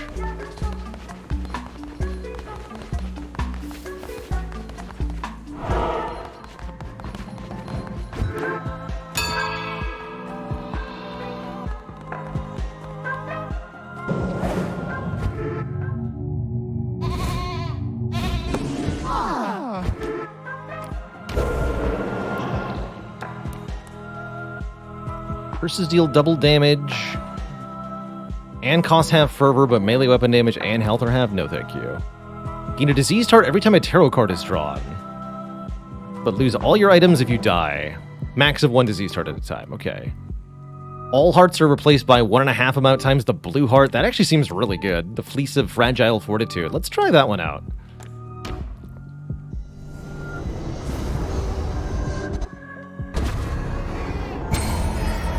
Plus, it's blue. How could you not like blue?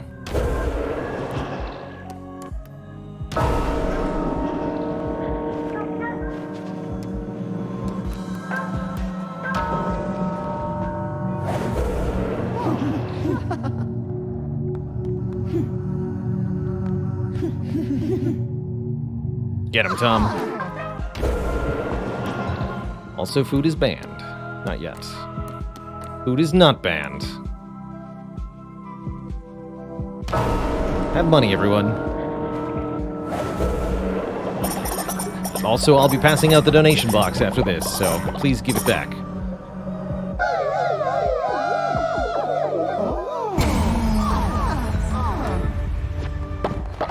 That's right.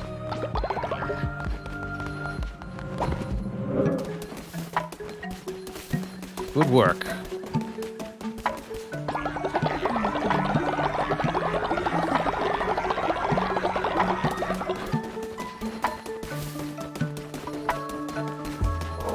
I have 3 soul hearts.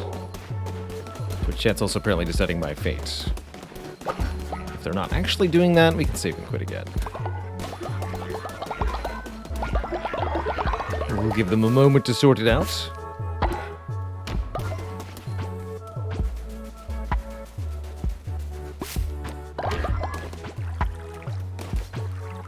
Hey there, School Streams. Hello, and welcome.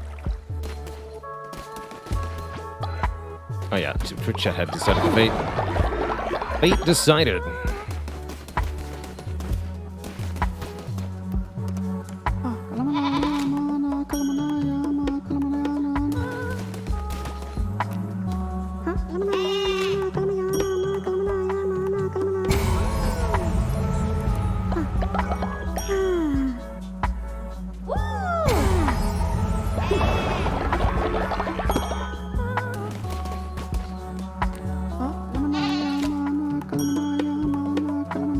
Smooch the spouse.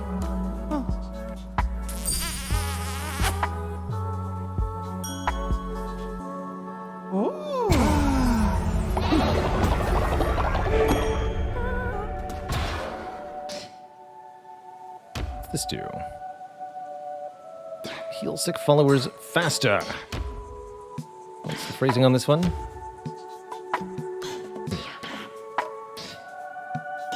Alright, let's try this out and see what it does.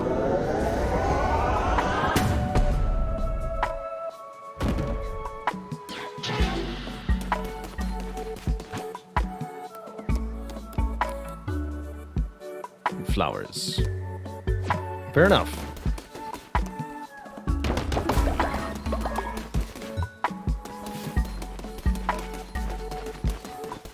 Alright, I'm out of here, kids. Good luck. Have fun. Give me some demons.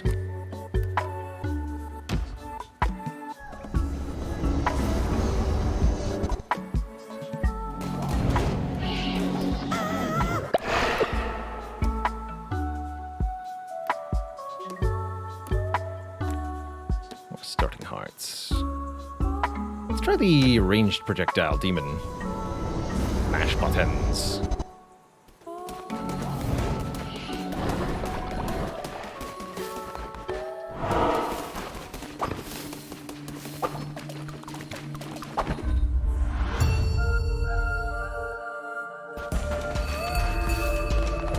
Yeah, it turns with red hearts, which I'm hoping will turn into blue hearts. So returning with blue hearts.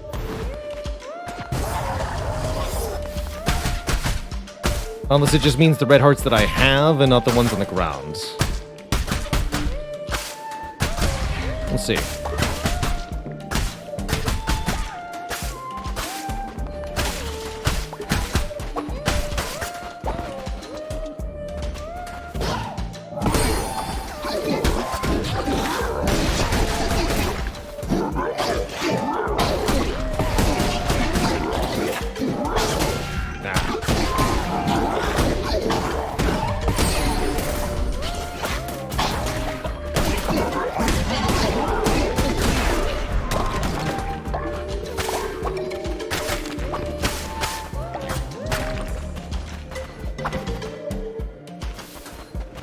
Oh dear.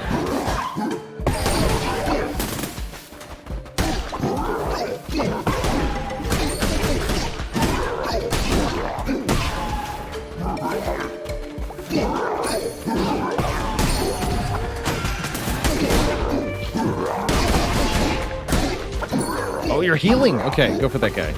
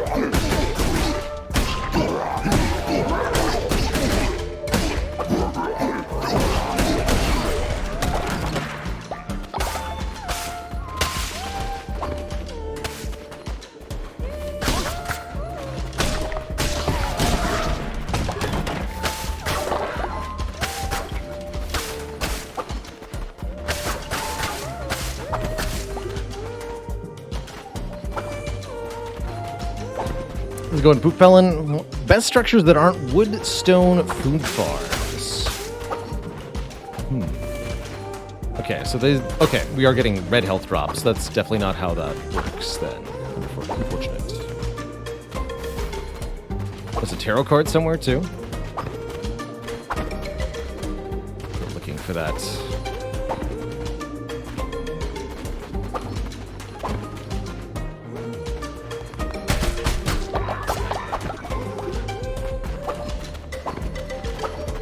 At the bottom. Got it. Thank you. There's also tarot cards here. Crit chance.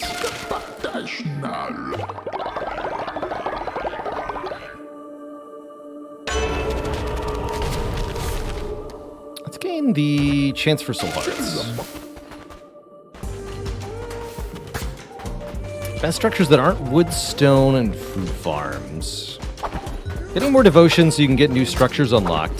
The Tabernacle, I think it's called. It's quite helpful for that.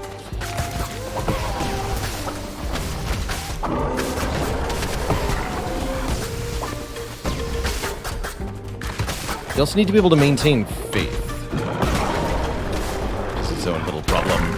Decor structures can help with that for a one-time faith bonus.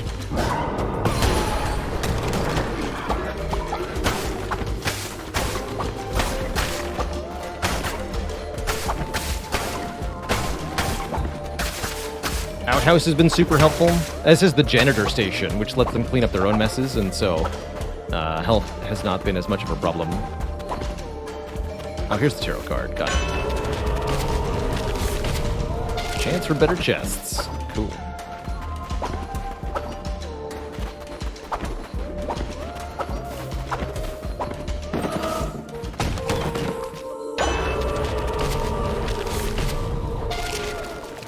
Don't think poison immunity is going to help much, but it could. It could. Let's go to the health room and see what there is here. Can usually get a blue heart or two in these. I know that rhythm, the sturdy beat of that heart. It could only be mine. Wayward heart returned at last. Crusader, the hollow of my chest, yearns for a reunion. You may. Uh-oh. There we go, okay. Oh, I am happy and I am sad. I weep and I laugh and I love. Thank you, Crusader, for what you have done. You're welcome? Now I've got a half red heart somehow. That's kind of cool.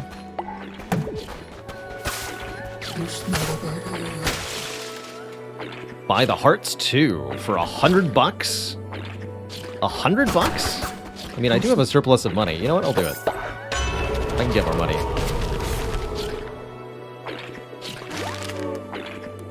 Oh, and that's permanently unlocking it, not a one-time thing. Okay, yeah, even better.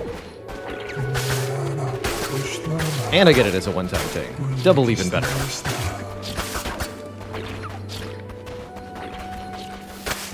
Beautiful. Look at how chunky we are.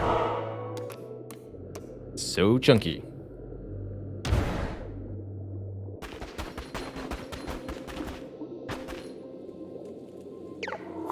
He was unlike the rest of his kin, for the others dealt with flux, chaos, famine, pestilence, war, things which in their constancy must transpose. And yet he was the inevitable, the obstinate, and the irresistible, the one who waits. Truly peculiar 'twould then seem, his appetency to invite the novel and the new, break ancient vow and primordial bond alike. Traditions stagnate and appetites augment nonetheless. Doubt tears faith asunder. Okay. If you say so, kid.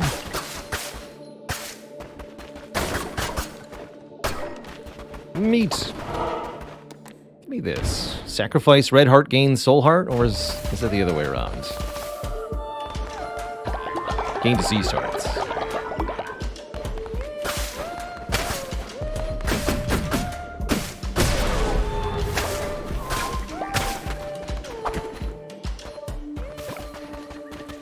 Howdy. Want a closer look at the finest antiquities in the lands of the old faith, lamb? That's right, as long as me ship's a-floatin', Plimbo's open for business. If this wets ye whistle, come down to be sanctuary. Plenty of fine, legally acquired goods. Har har. Well, hello. Legally acquired goods. Very good.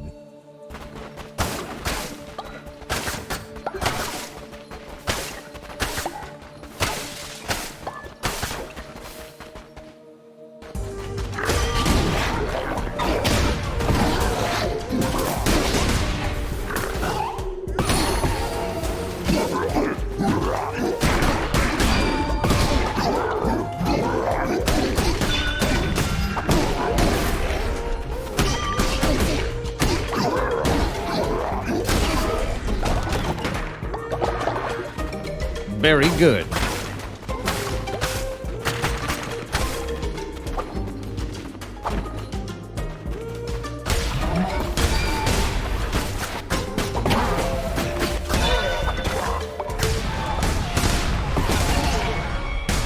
Hi. It seems you cannot be stopped by disease or hunger, and he sends you back from death stronger each time. Please know, it was not my idea to cast out the Red Crown. The other bishops, my siblings, the blame lies with them. Please, I beg you, spare me, Kir Shimura, but do not send me to my death. Do not send me to him. You will not find my temple. I will be safe there. Yes, I will be safe. Good luck to you, kid.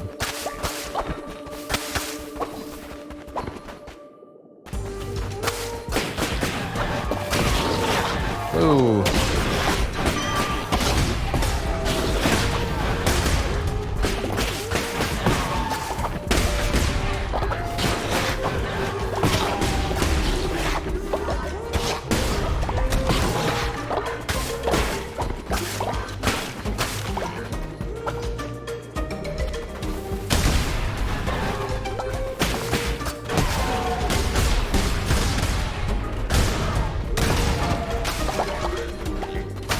These are hilarious.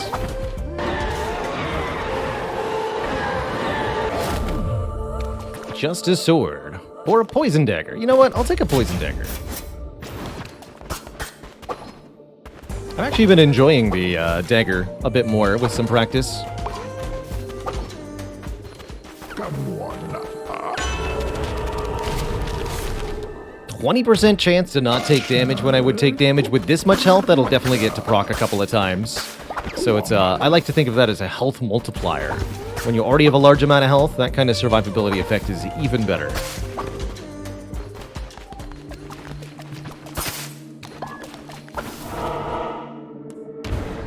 Would you look at this?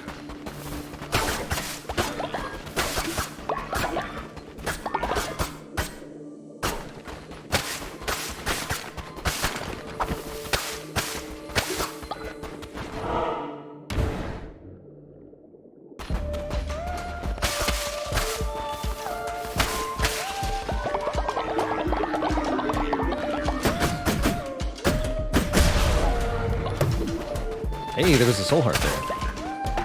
Cool. Even more health.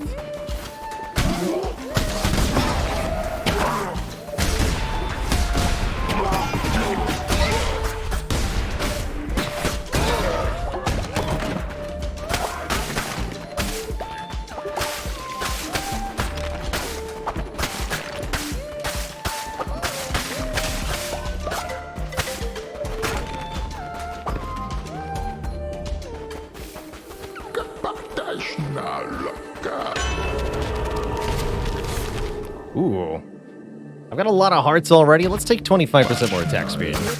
Even faster stabs. One frame of pick a thing. That's all you get, kid. Zealous sword. Or a necromantic hammer. That's what I want.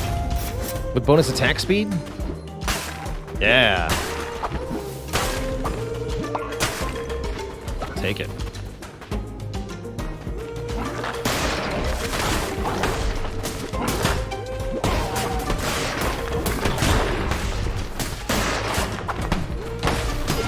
Hey.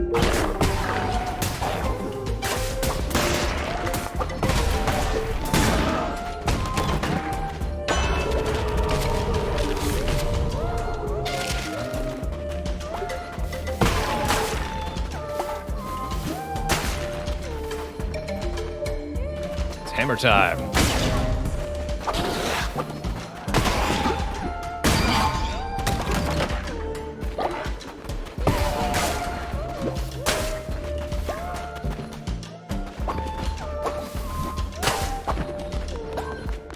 Boss time. Beelzebub.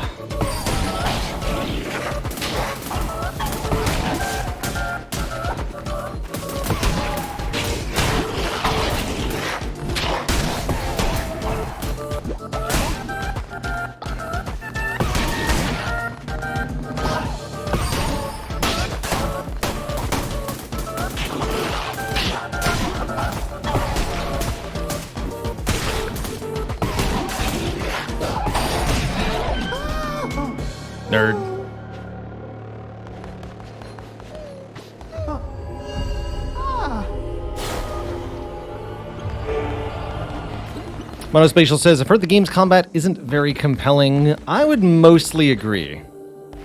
It's real-time action with dodging, but you don't have a lot of options. You generally only 2 ways to attack, with an attack or with a spell. The dodges are very, very generous, and enemy attacks are quite telegraphed. So I imagine it's also pretty easy once you've gotten really used to it. But it's definitely not deep or fleshed out a la Hades or Binding of Isaac or anything.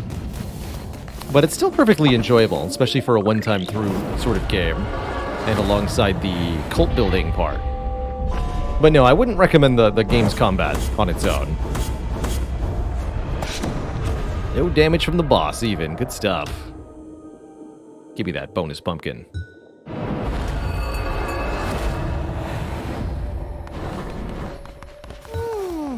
Who's starving?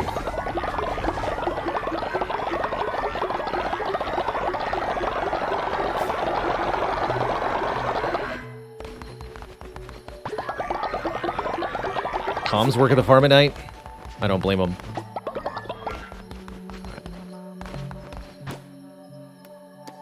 Let's cook up some tasty meat broth.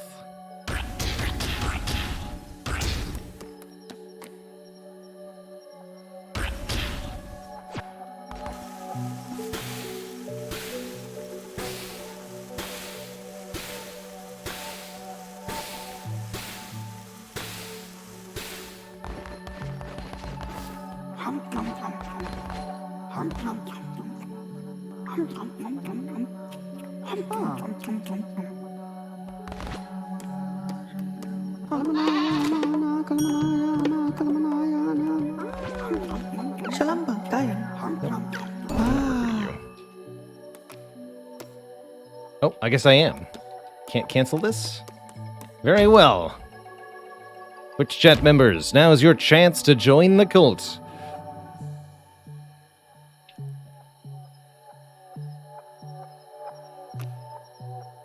Tom with that insomniac hunger, I can't blame him. Insomnomniac, more like. I'm gonna call this one 30, people. Easy peasy, done and done.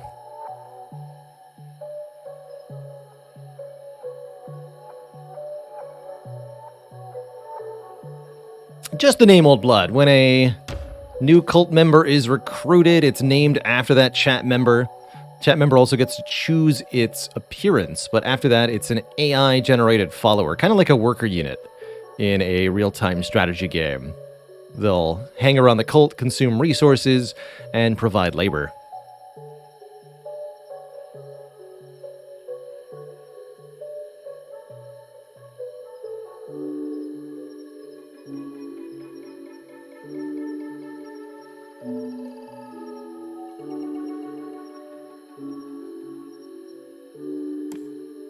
Welcome.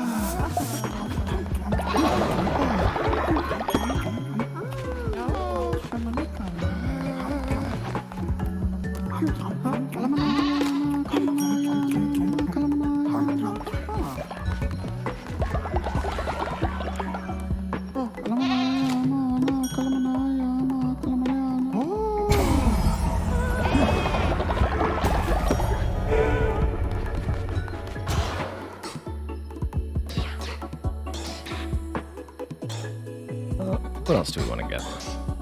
Let's further upgrade the Shrine Flame.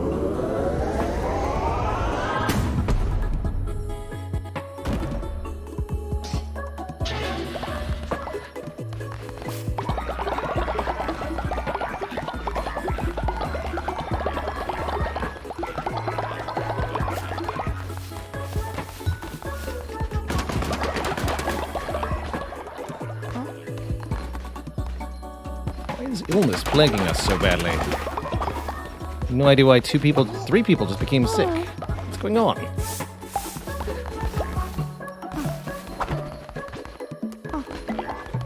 Not acceptable.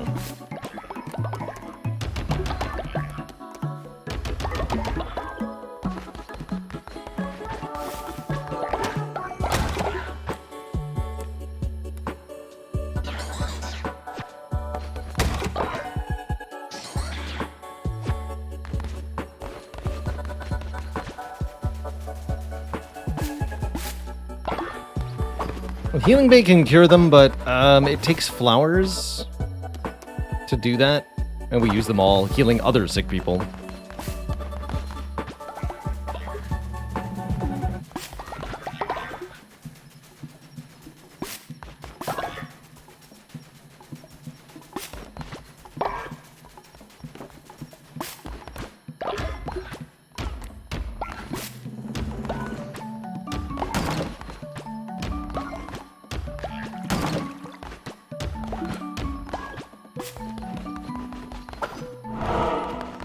Continue to stave off hunger by performing the hunger ritual.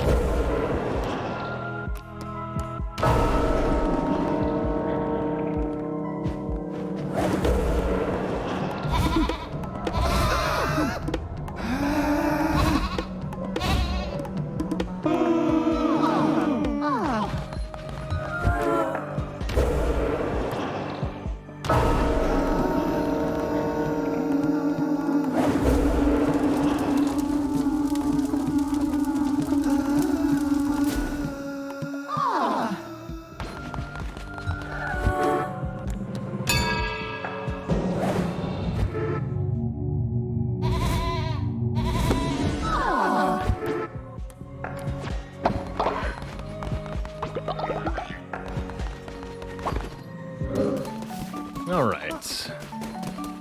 Everything should be fine over here. I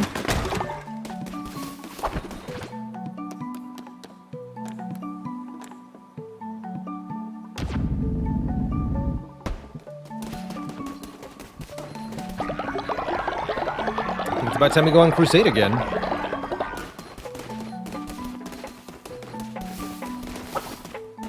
Take out the last of the 4 bishops.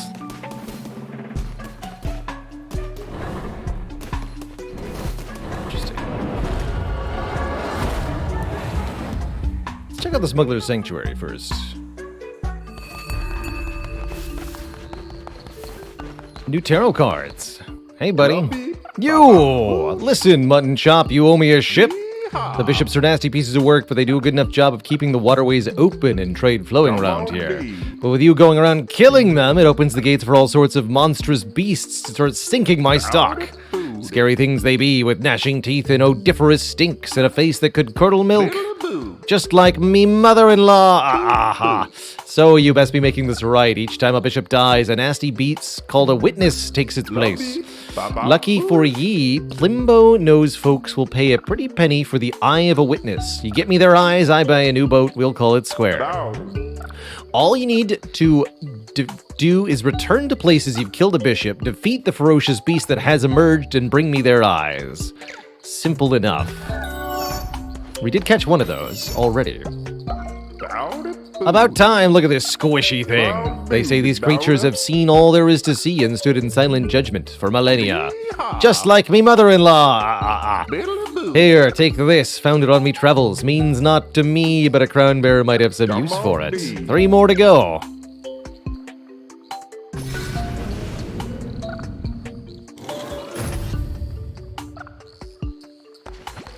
Good for you.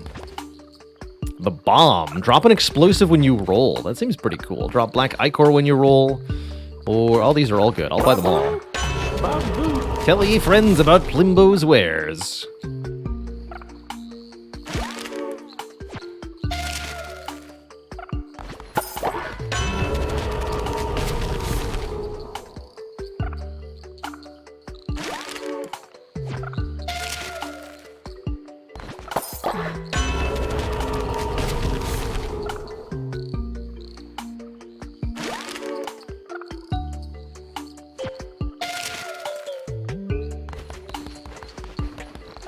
Tell ye friends.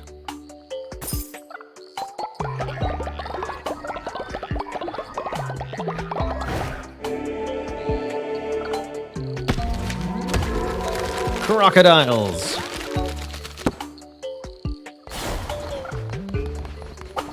Alright, looks like we could use some more money, actually.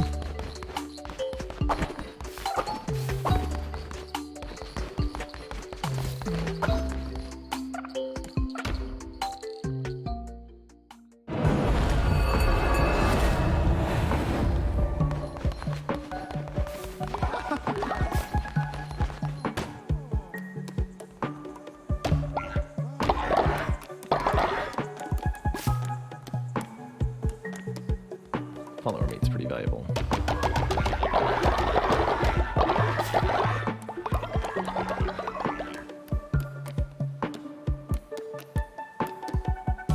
Some octopuses.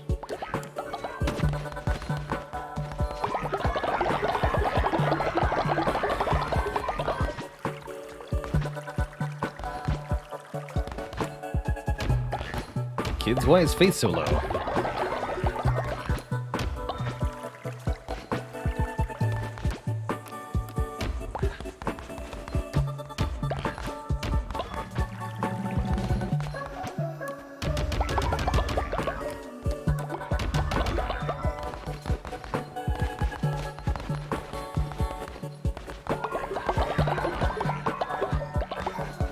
All beds have been broken. Yeah, nice try, nerds. These beds are unbreakable.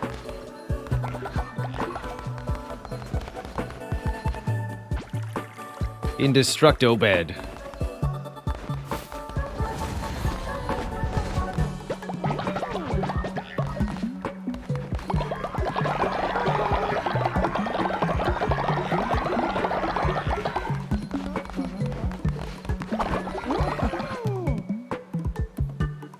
Gain more fervor. Let's try the fervor up. Plus 10 seems like a lot. You're level 10, Broken Ace.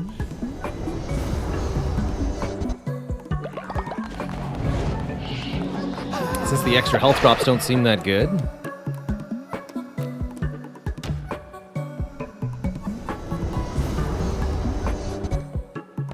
Alright, you stinky bishop.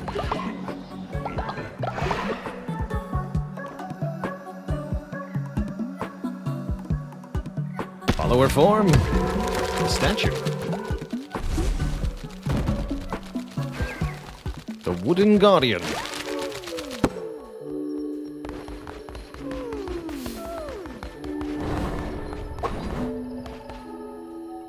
Faith is falling. They'll be fine, right?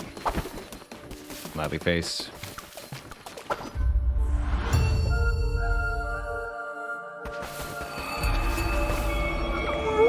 Begone, beast. Find satisfaction elsewhere. You will not cross the threshold of my temple. Or will I?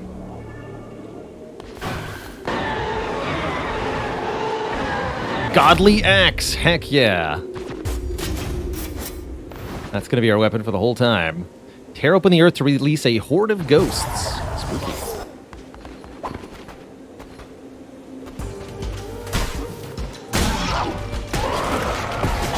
Oh my, oh, I love that.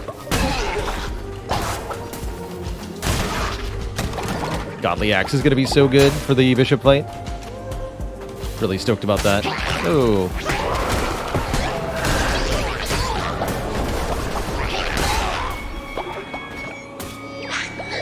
5 becomes 4, becomes 3, becomes 2, becomes 1, becomes nothing.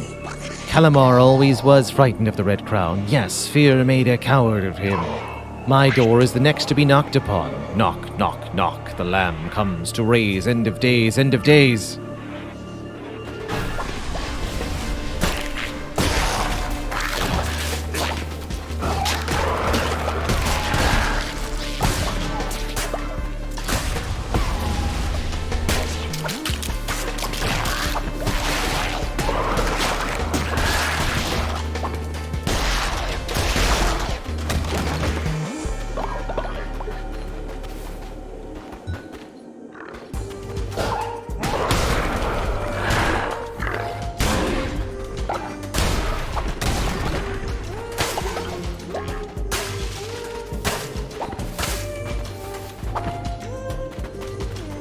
here.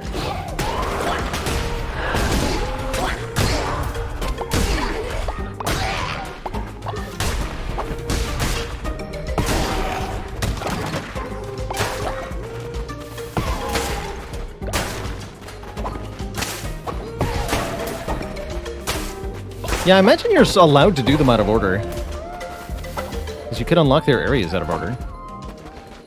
Oh, interesting. There was a crystal thing there, and then there wasn't. Weird.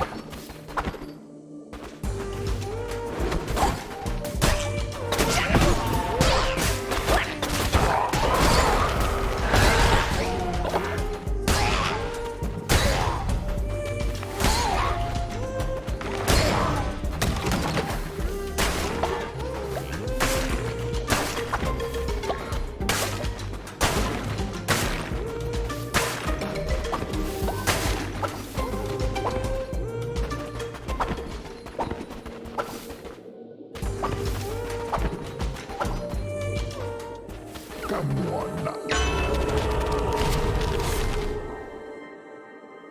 Ooh, Hands of Rage Plus has got to be it. Batashna. Really like that one.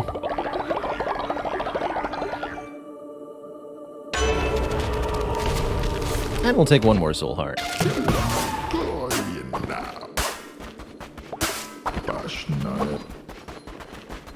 Wonder if the damage is based on the weapon damage. If so, it's going to be huge here.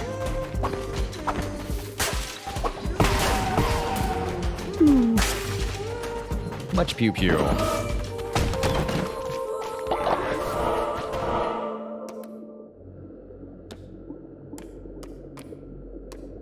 Let's go this way. I wonder what that little rabbit icon means.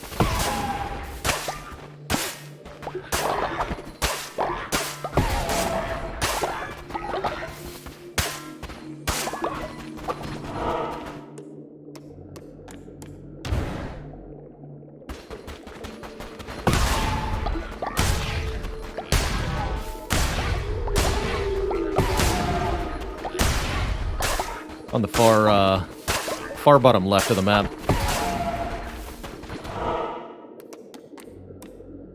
That one. Maybe not a rabbit, but like a little white face with two ears.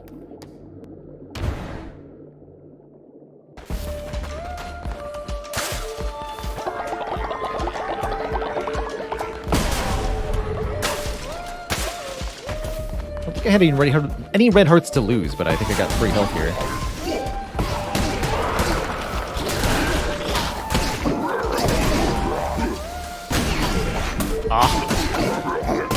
Second time I've gotten hit from the recoil when you strike an enemy.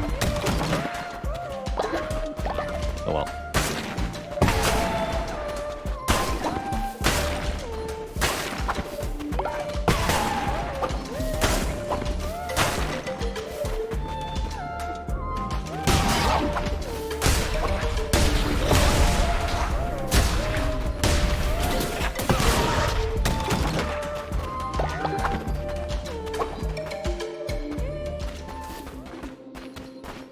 I can't offer red health to this because I don't have any. Makes sense. Maybe I'll be back if I get a tarot card.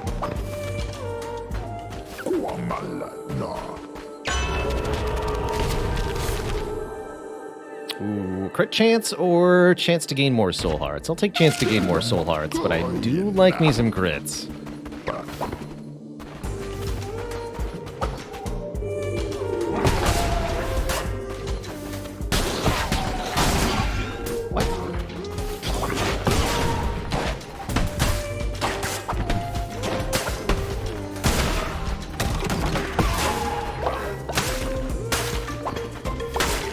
The Amathar is dissenting. Figured they would. Somebody would, anyway. In my absence.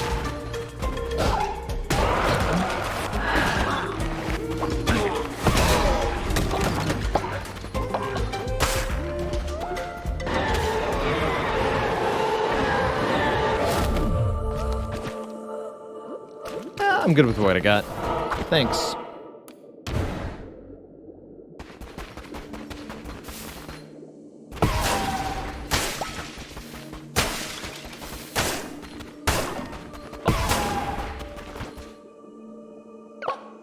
leader of my cult is a coward. How can I respect somebody who is too afraid to fight?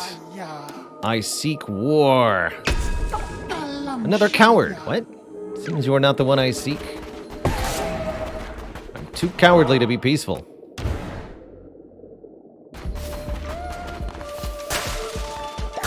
Oh, thanks for the tarot card, Twitch chat. Curses consume half fervor. Wow. That's going to be really good during the bishop fight. I can tell you right now.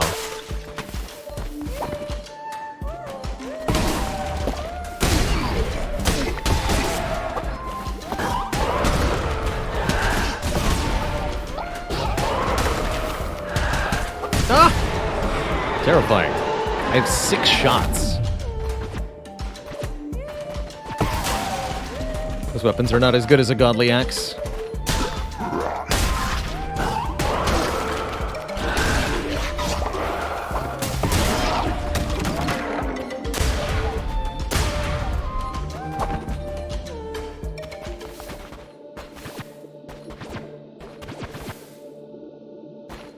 Nah, we're good. Actually really like the spell that we got.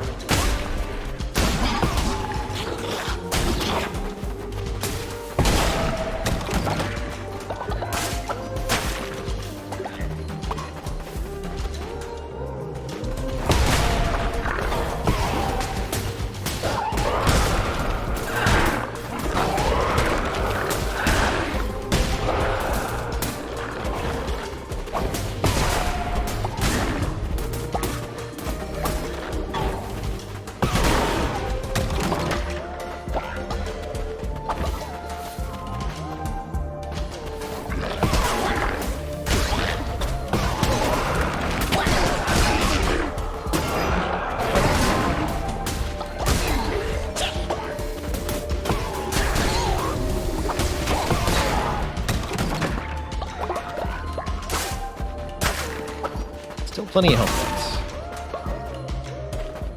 And we're here. It's time.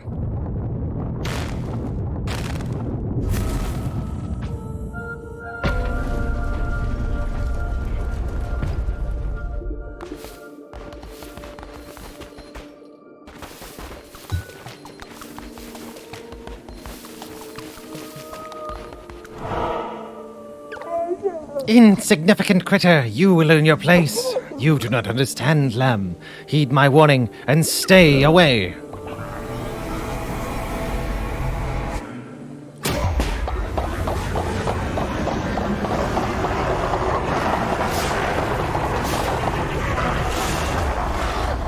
Oh, that's a lot of weapons.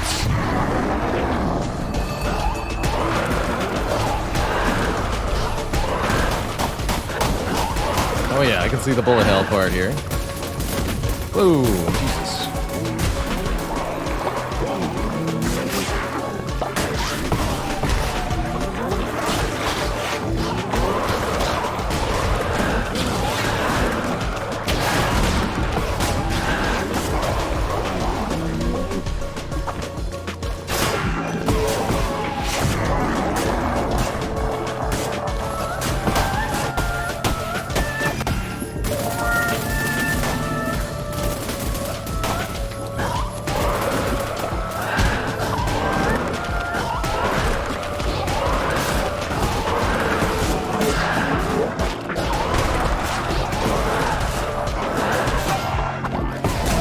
GG, nerd. Damage output's too real. Give me that heart.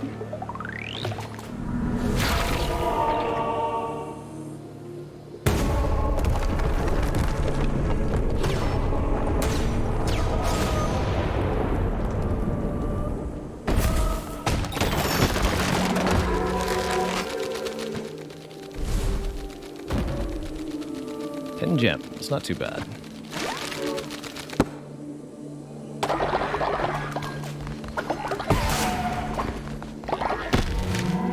Only the finest dirt.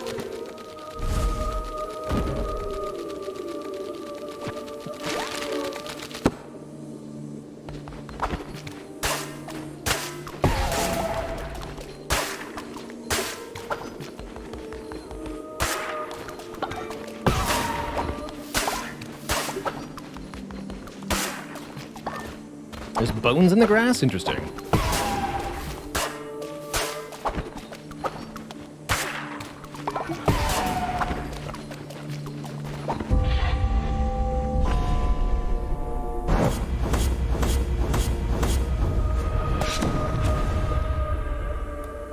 +1 stake.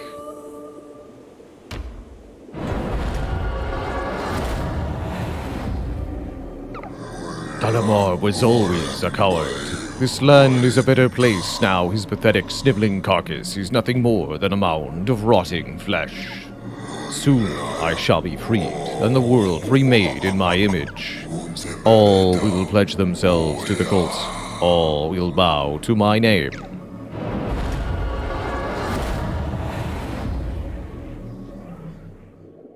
Come on. Suffering shall turn to triumph.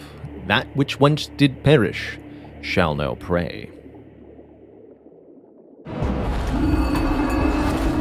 Hello, everybody. Theomathar, you're going to jail.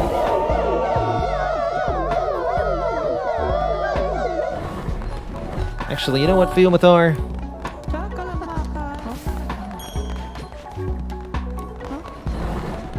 You're not going to jail. You're going to die.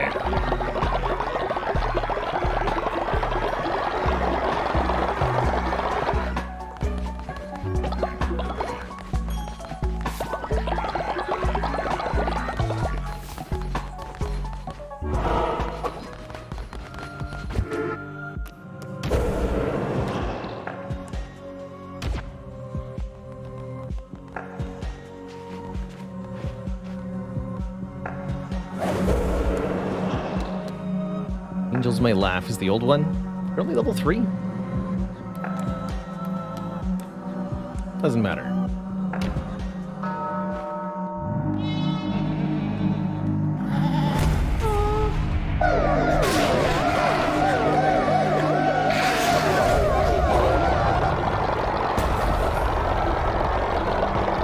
Oh, that counts towards Divine Inspiration unlocks now. That's good.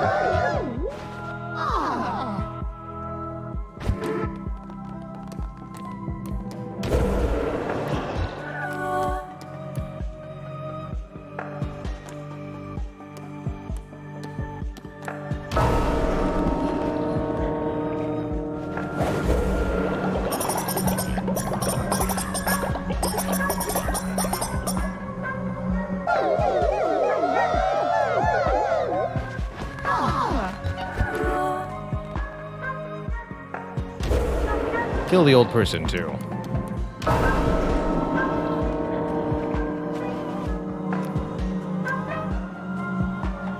Oh, it's Broken Ace, right?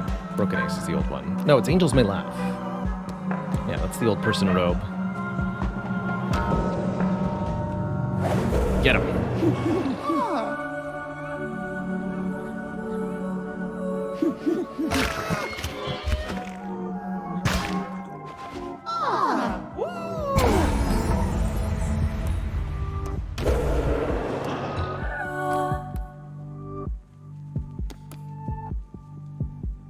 Killed on a crusade run for the first time, sacrifice a follower to be resurrected.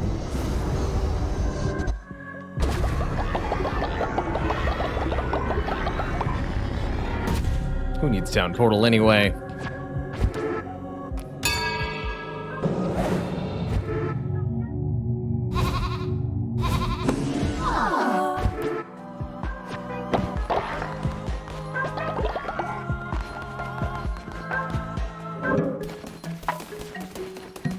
Seems like things are going pretty well over here.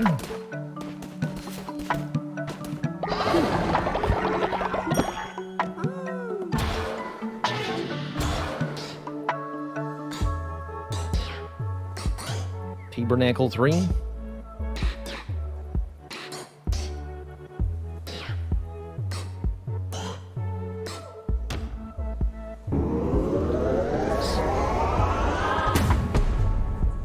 Yeah, I'll probably want to go up to 12-ish followers now. We've got a few other things to do, too, like re-kill all the bishops.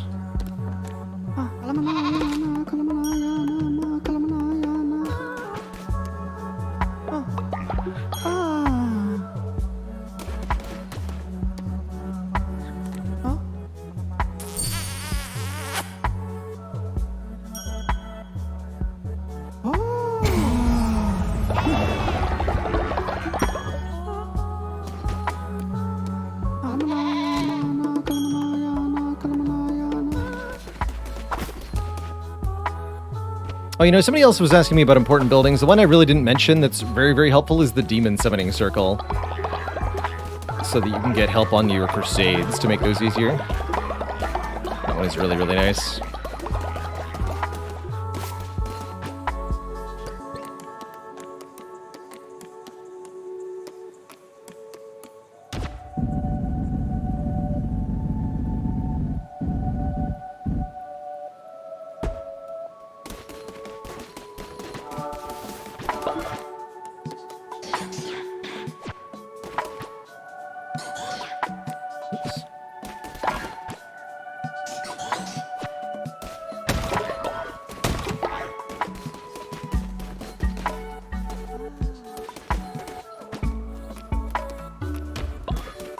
Something? No. Y'all are slacking.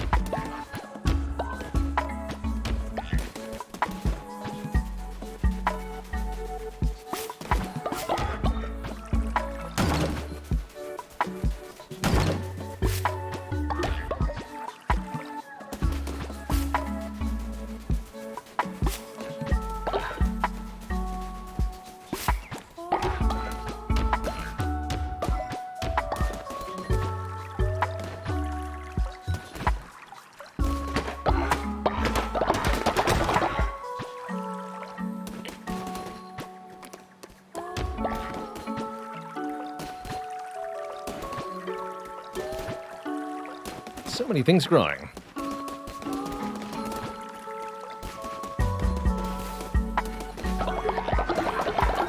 Alrighty, Twitch chat. I think that's gonna be where I wind the stream down. It's been an incredible, incredible day. We got some great success in Cult of the Lamb, conquering another bishop. Spire was ridiculous. And we'll be continuing our Spire streak. 14 wins currently. With hopefully more to come tomorrow. So to start the stream tomorrow, more Spire. Continuing our epic win streak. And then after that, who knows? Certainly I don't.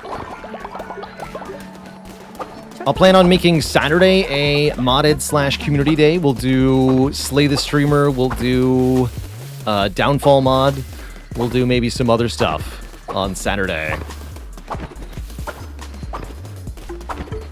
Dinner tonight's gonna be garlic nochi from HelloFresh is my tonight's dinner plan. Rather looking forward to that. Tasty like.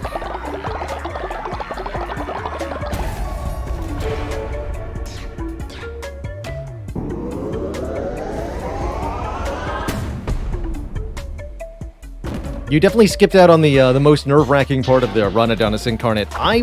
When we beat Time Eater, I was sure that there was almost no chance I was going to win the run. And then we did. Through deep ingenuity, we managed to actually pull it off somehow. I'm still kind of in disbelief that we won that run. And I'm very, very proud that we did.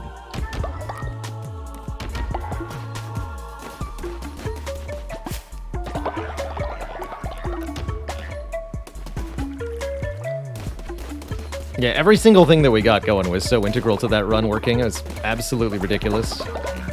Simply absurd. Even the claw. Yeah, even the claw. The claw deck. Victory. That's good. That's good. Alright, folks. This is me signing off saying thank you so much for watching. For making an amazing, amazing show today. Here's to an even better tomorrow. Alright, folks. Thanks so much for watching. Ta-ta for now. Till next time, toodaloo. See y'all next time. Have a cozy one. Am I going to host somebody here? Who's live? Papa's live. We'll host Papa.